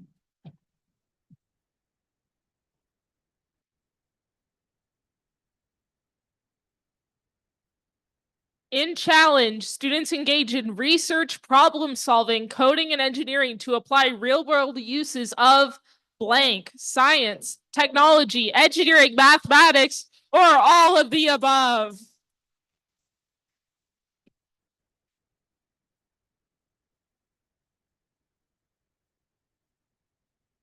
All of the above. That one didn't trick many people.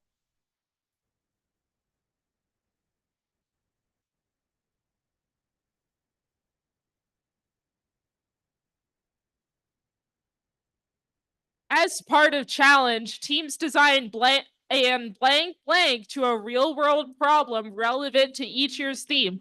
Art project, innovation solution, extra robot, or historical model.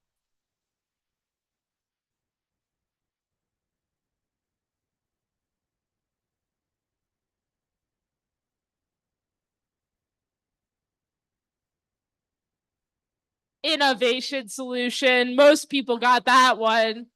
That's a good thing considering everybody presented about it earlier. Excited Elk takes the lead.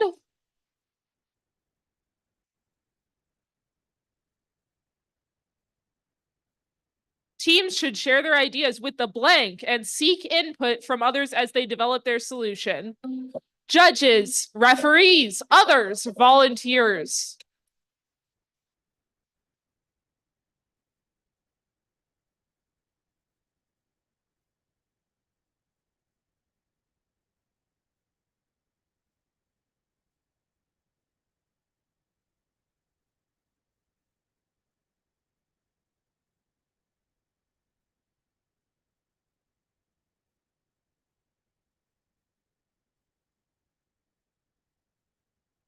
The elk was dethroned.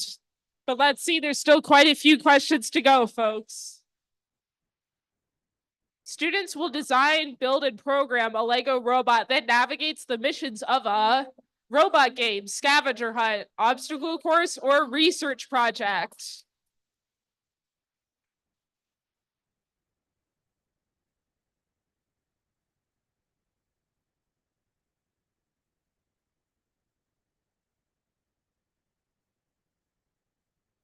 Robot game. That one was a tricky one.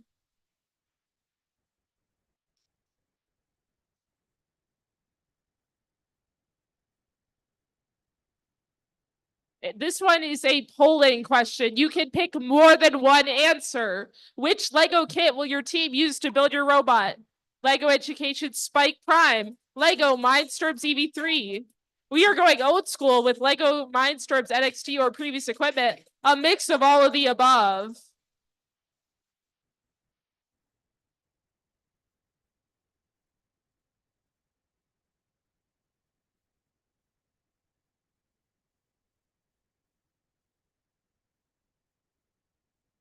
Students will learn to code their robot using one of two apps. Which one will your team use? Lego Education Spike Prime or Lego Education EV3 Classroom?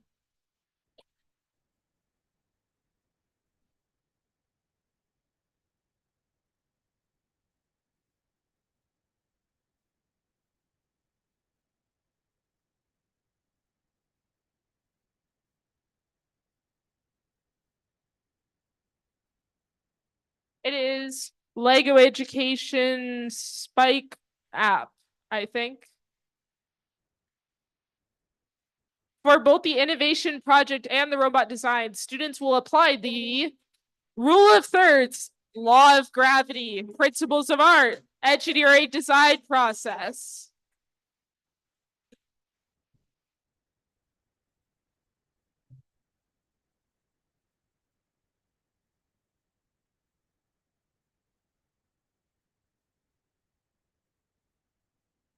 Engineering design process.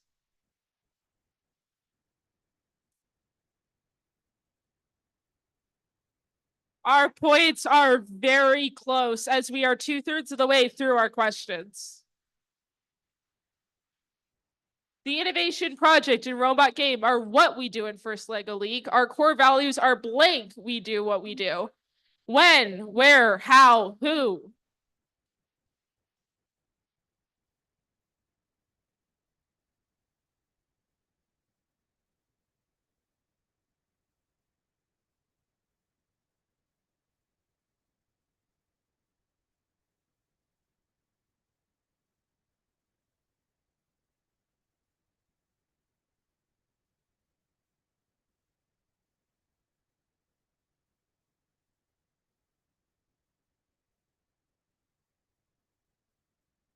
A multi-select. What are first core values mentioned in the video? First, you'll select first. First is my family. First is the best thing we can do. First is discovery, innovation, impact, Inclusion. teamwork.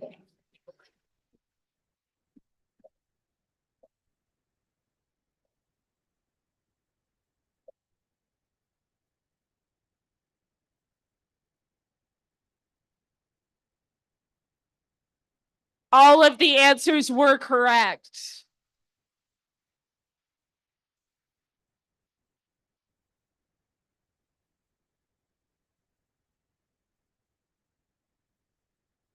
True or false? Teams can compete at in-school or regional tournaments and can progress to state and world championships.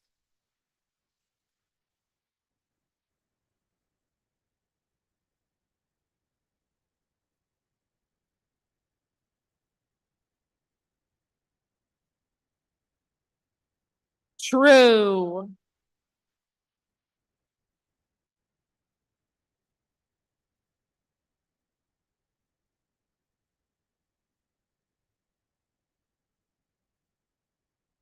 At events, teams compete in the robot game and share what they learned with judges who give feedback based on robot game points, random opinions, audience surveys, or rubrics.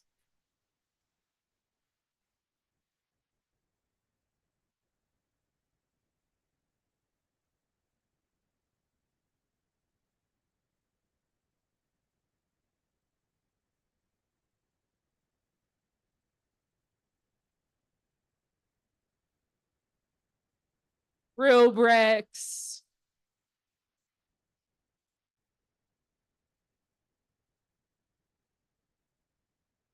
Still one question left for somebody to upset the throne of the golden koala. Each spring first announces the real world scientific theme of the new season. The challenge season kickoff is in January, April, August, or November.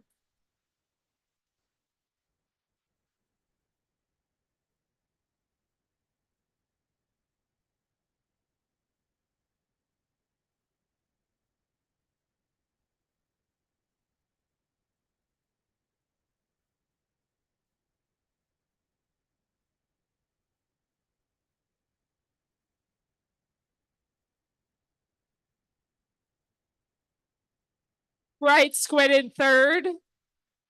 Dandy Swan in second. Golden Koala in first.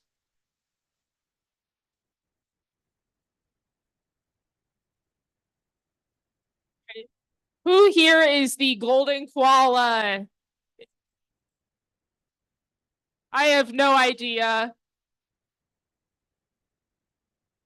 Oh, wait. Down there? All right. Over there? Okay. We'll see if we can get you like some kind of prize later. I don't know what we've got, but we'll see if we can get you something for winning our Kahoot. All right. Well, I did not expect to see them all on there like that. Okay.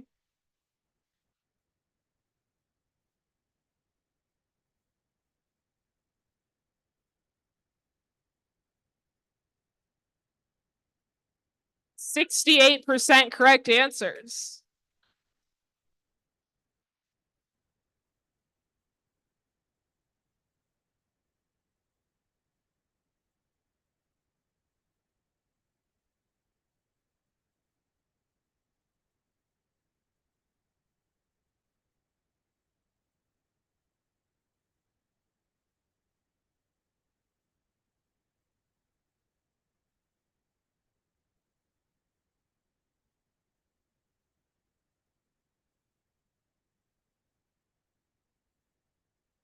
All right, since our judges are still deliberating, I believe we have another activity to do. We're done? We've got the judges' decisions? Do I have the closing ceremony script? No, we don't. So we've still got another activity to do. All right. I honestly don't 100% understand how we're going to do Jeopardy with this many people. Could we do like a representative from each team, maybe? All right. Okay.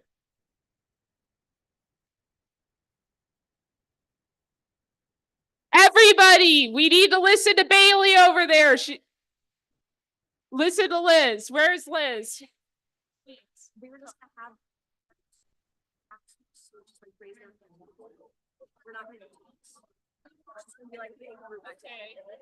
I've been told that we are going to apparently crowdsource the answer. So we're going to try to get people to like raise their hands here.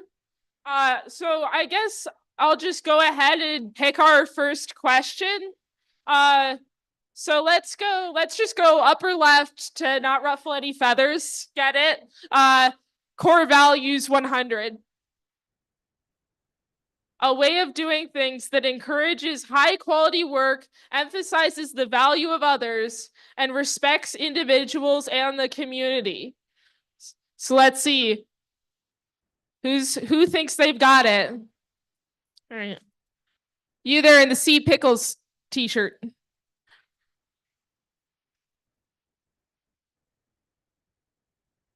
We got a brain fart. Who else? What other team thinks they know it?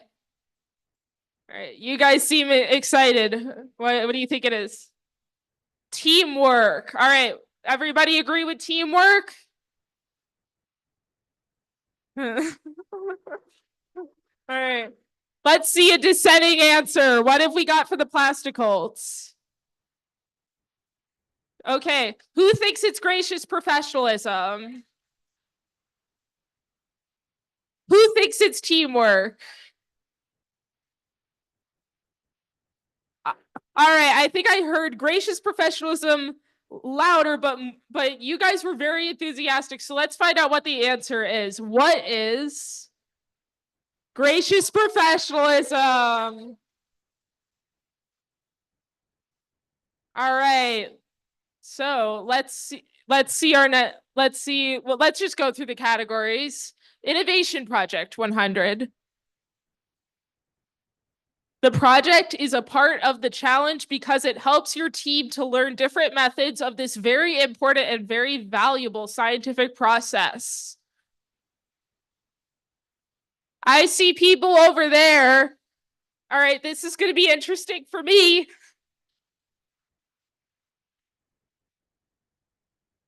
What have we got? Project. What is?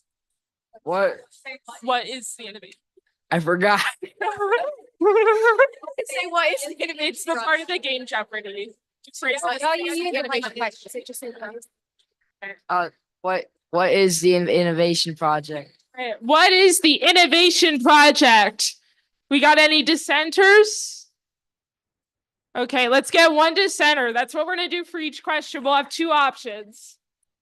Okay, Pickles, we already got an answer from you guys, so we're gonna switch to another team.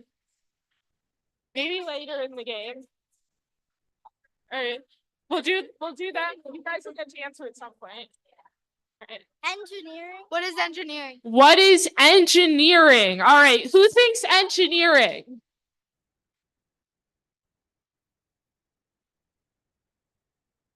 Who thinks innovation project? All right, let's see what it is. Is it engineering? What is engineering? What is research? Okay. Let's see our robot game category. Let's do robot game 100 points. During a match at a tournament, this is the only area on the challenge board that you can prepare or work, i.e. add an attachment on your robot. Oh, we've got a lot of hands here. All right. I'm just gonna go right here for now. What have we got? Isn't that like the safe zone? What is the safe? What is the safe zone? What is the safe zone? We got any dissenters? Let's get a dissenter. All right. Who has not answered? Let's go over here. Home base. What is home base? Okay. Who thinks it's home base?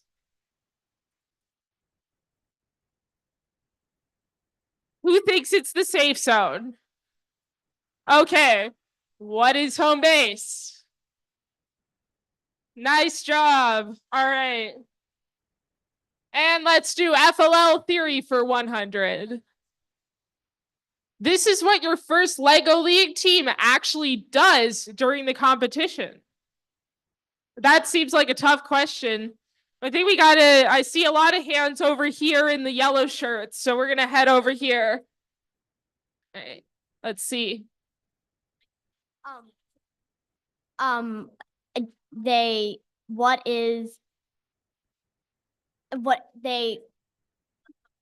Yes. Is it compete? What is compete? All right, let's get another answer here. Let's see. I'm gonna go back over here. What is teamwork? All right, who thinks it's teamwork?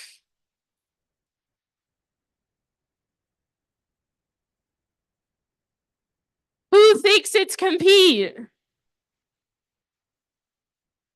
All right, what is compete?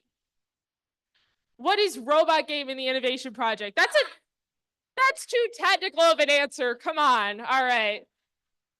Let's switch it up. Robot game 400. Give you guys a tough one.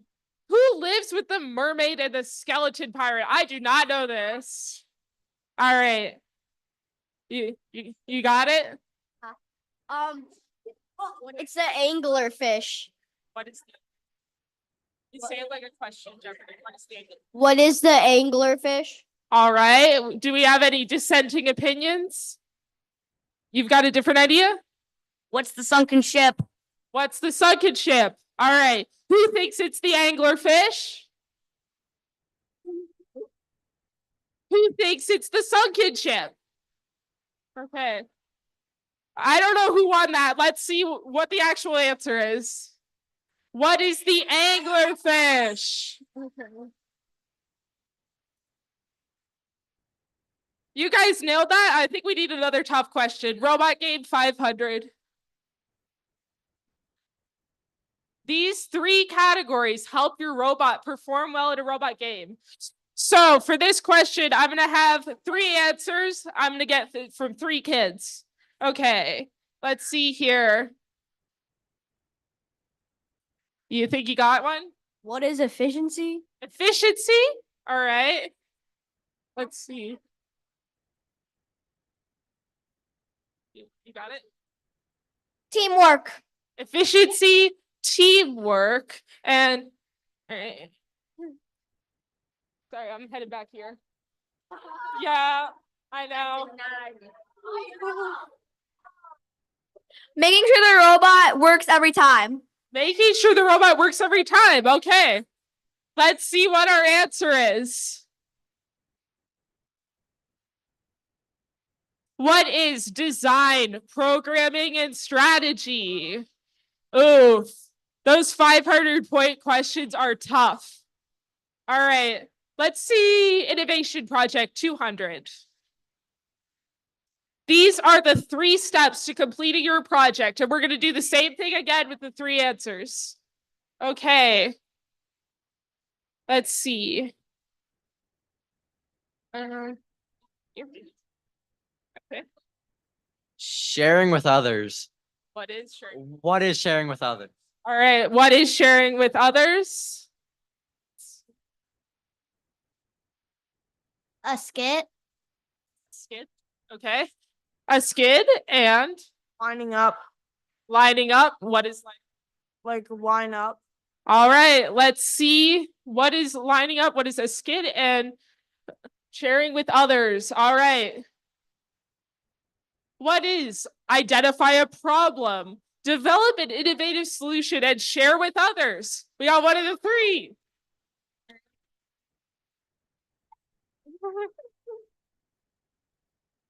Okay, let's do FLL Theory 300. And this is going to be our last question before the closing ceremonies. Teams of up to 10 children with 1 adult coach participate in the challenge by programming an autonomous robot to score points on a themed playing field, developing a solution to a problem they have identified, all guided by core values. What is? This one's a tough one. All right, let's see. Where have we got some hands? All right.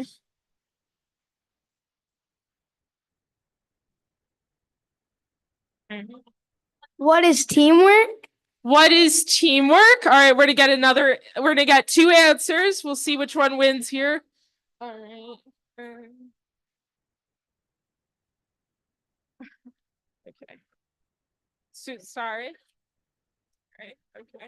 I'm gonna step over your face. I'm so sorry. What is the first Lego League challenge?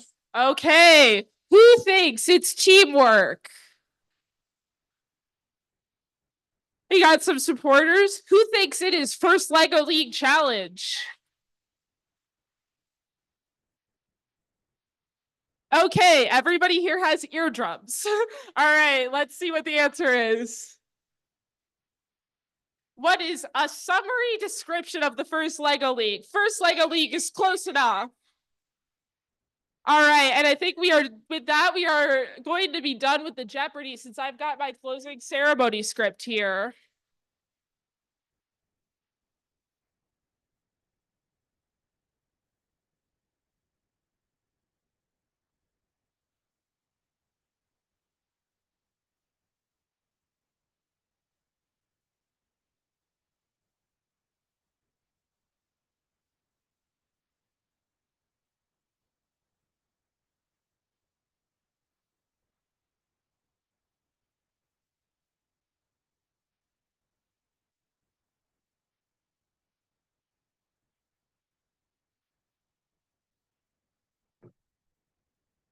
Let's see here. All right.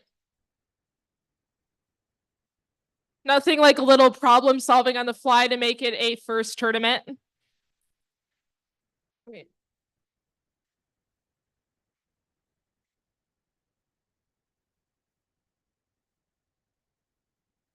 Hi, everyone. Thank you so much for coming. My name is Melissa Richards. I am the Director of K-12 Robotics Outreach here at Clarkson University, as well as an assistant professor in the Institute for STEM Ed. So thank you so much. So some just logistical issues. We're blocking exits.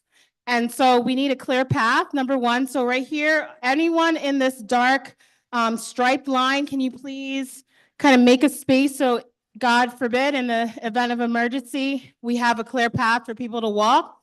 as well that will, at this temporary moment, our volunteers will occupy a third of that space. So we're gonna create our high five line.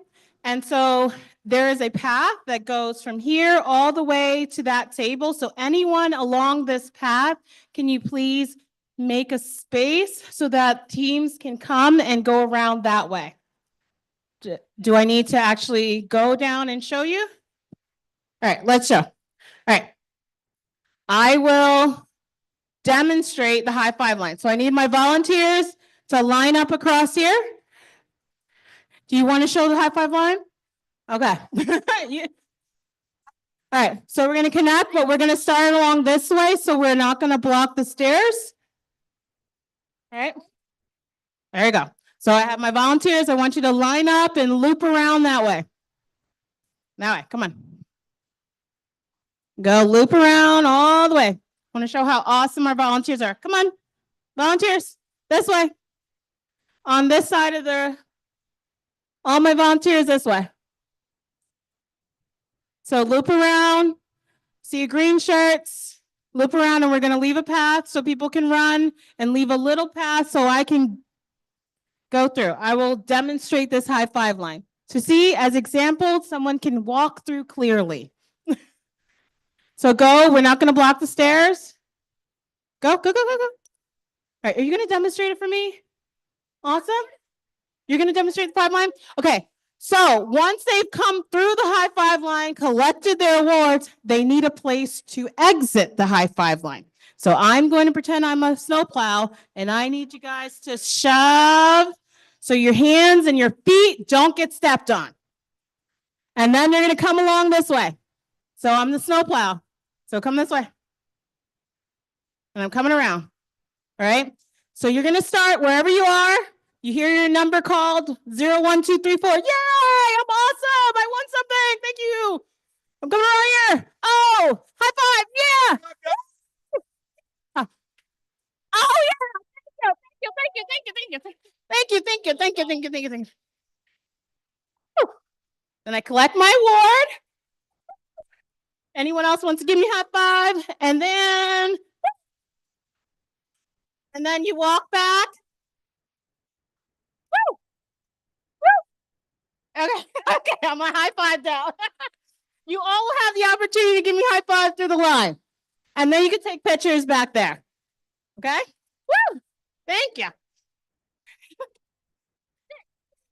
Okay.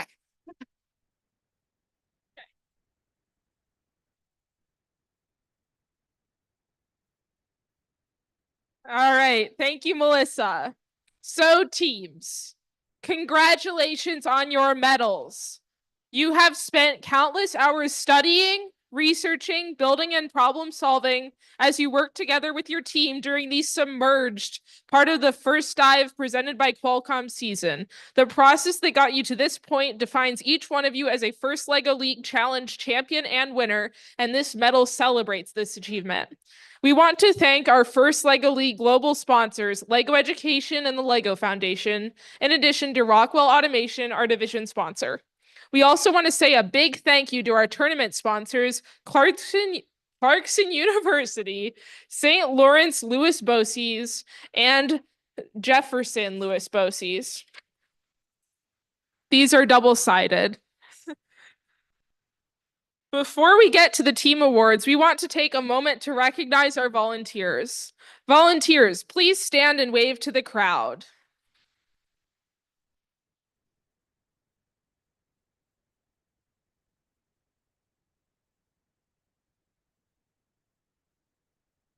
No words can adequately express our appreciation for you. No tournament can happen without the support, time, and commitment of our volunteers. At every tournament, there are those individuals who are the go-to people, the make it happen people, there is no such word as impossible people. Our first award goes to just such a person who put in that extra hour, lost that extra sleep, and was there when everyone else had gone home. This volunteer kept us sailing smooth. From 6 hours away, they decided to cruise. For keeping us all from losing our heads, the volunteer award goes to Bailey De Leon Perez.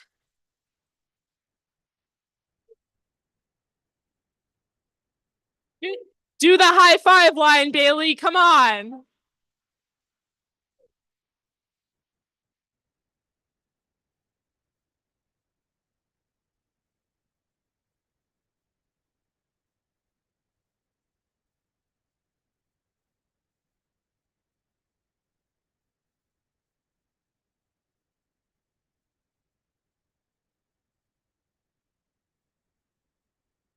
All right. Coaches and mentors, please stand. I know y'all don't want to stand, but we're going to make you do it. These are the special volunteers who have spent hours each week with the teams. You guys can sit down now. They have inspired, encouraged, and motivated, all while demonstrating and modeling gracious professionalism. Teams, take a moment to tell your coaches how much they have all done for you.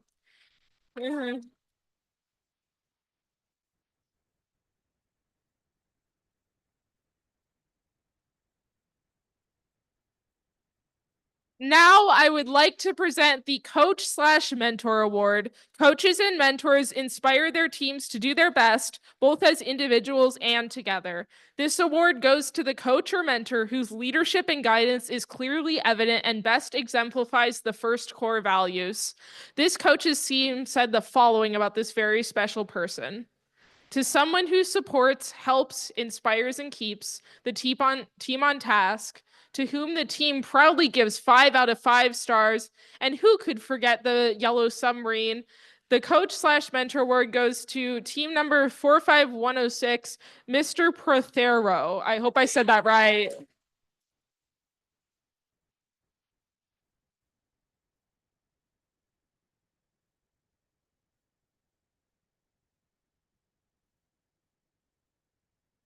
And he is bringing his team with him.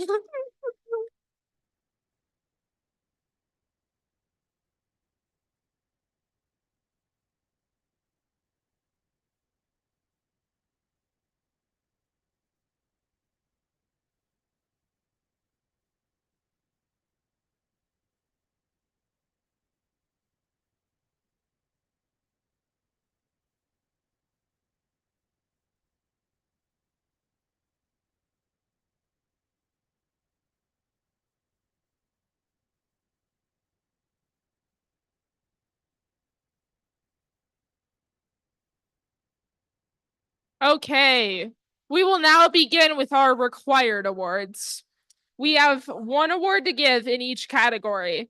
Let's begin with the Core Values Award. This award celebrates a team that displays extraordinary enthusiasm and spirit, knows they can accomplish more together than they could as individuals, and shows each other and other teams respect at all times.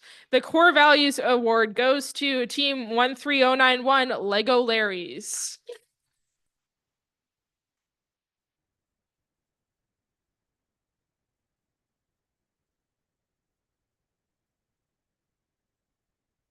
I think that the Lego Larrys might have gone home. So let's move on to the next award. Next comes our Innovation Project Award. This team utilized diverse resources for their innovation project to help them gain a comprehensive understanding of the problem they identified, developed a creative, well-researched solution, and effectively communicated their findings to judges and the community. The Innovation Project Award goes to Team 43106, the Vernon Dream Machine.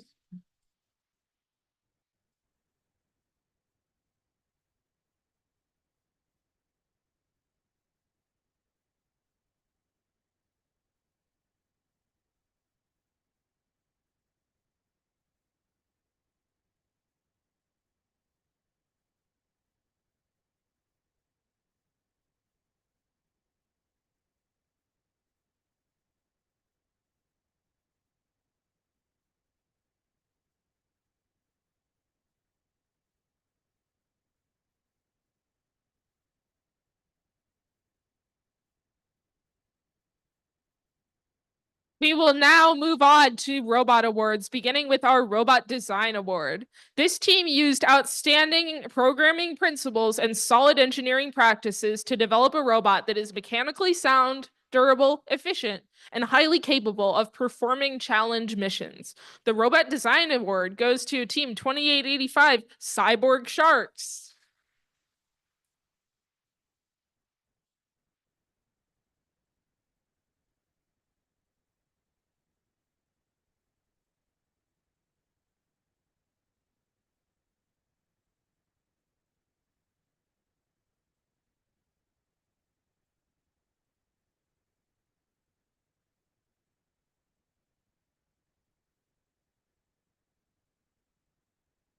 And now to our Robot Performance Award.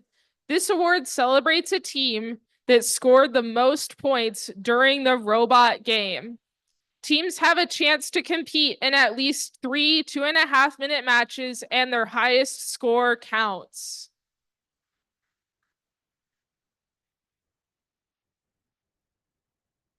With a whopping high score of 215 points, the Robot Performance Award goes to Team 63030 Pickle Punchers.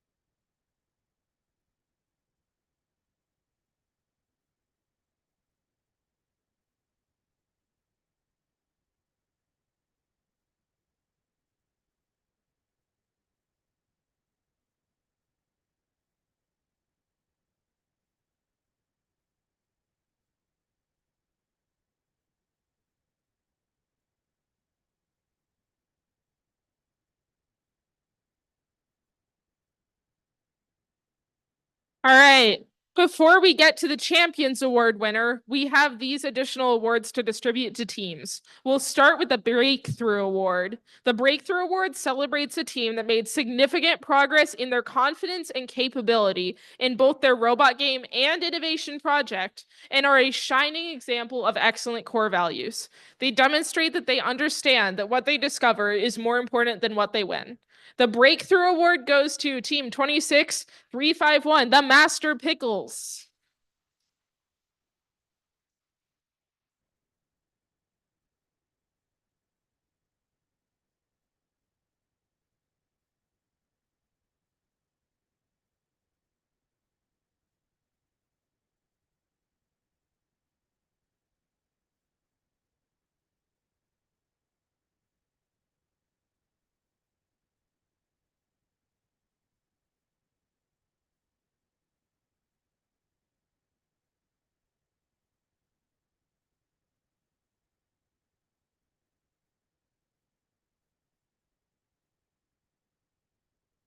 All right. Next, we'll share our Engineering Excellence Award winner. This award celebrates a team with an efficiently designed robot, an innovative project solution that effectively addresses the season challenge and has great values evident in all they do. The Engineering Excellence Award goes to Team 12868 Plastic Holts.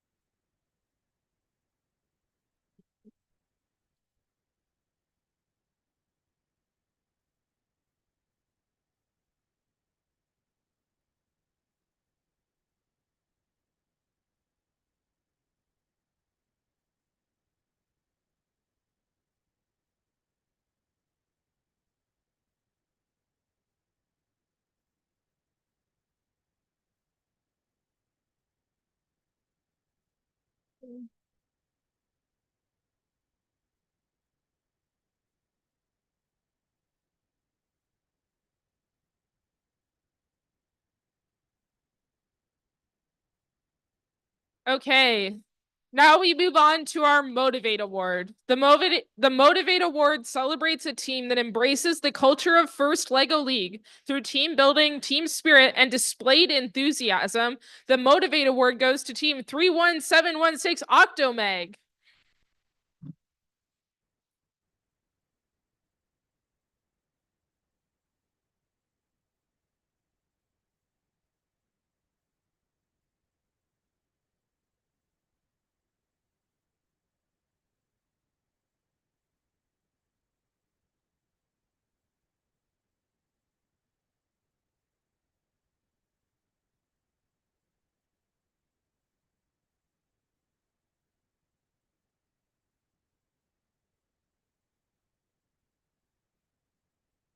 I know you are waiting patiently to learn what team has earned the most coveted Champions Award. Our Champions Award winning teams will receive one of 3 slots to the following locations: the 3rd annual Waffle WPI annual first Lego League event scheduled for June 13th through 15th in Warsaw. I am from Cincinnati, Ohio. I'm sorry. 2 slots, or the 4th annual 2025 American Robotics Invitational FLL Challenge scheduled May 17th through 18th at the Liberty Science Center in Jersey City, New Jersey, 1 slot. The following teams, in addition to our Champions Award winner, will move on in competition. Teams 12868 Illuminati Colts and 13091 Lego Larry's BFCSD.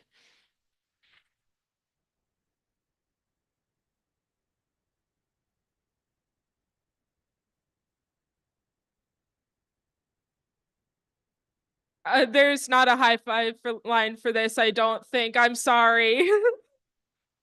Before we announce our final award, let's take a quick moment to acknowledge those teams who are with us for the last time. Please stand with us if you are aging out of the first LEGO League program at the end of this season.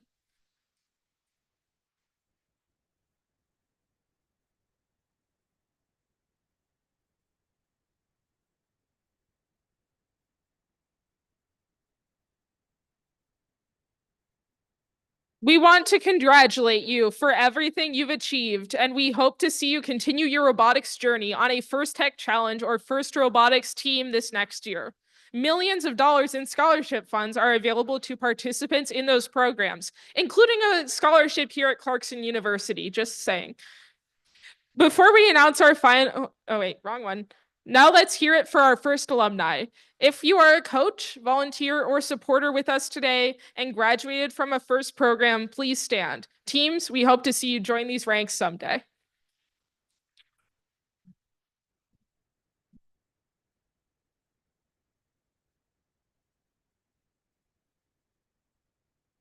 Finally, we come to the Champions Award. The Champions Award celebrates a team that embodies the first LEGO League experience by fully embracing our core values while achieving excellence and innovation in robot performance, robot design, and the innovation project. The judges had the following to say about this stellar team. There's not a pun here, I'm so sorry, but I can come up with one. They came in just like they came into flight. Their robot game was really a fright. The Champions Award goes to Team 49141 RoboHawks.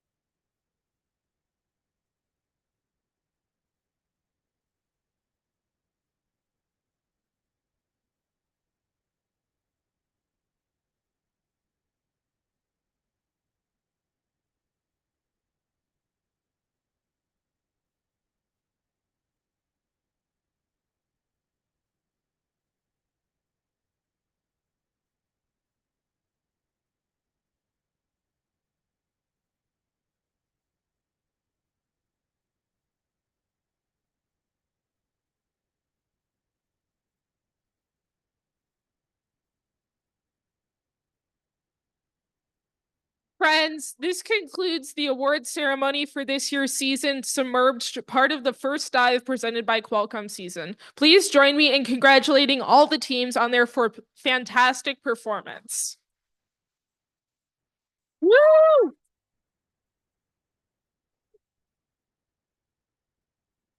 Just as a reminder, coaches/mentors, please pick up your team's rubrics at the scoring table with the first table class that have been removed. So over there, where you see the waving hands, please pick up your team's rubrics.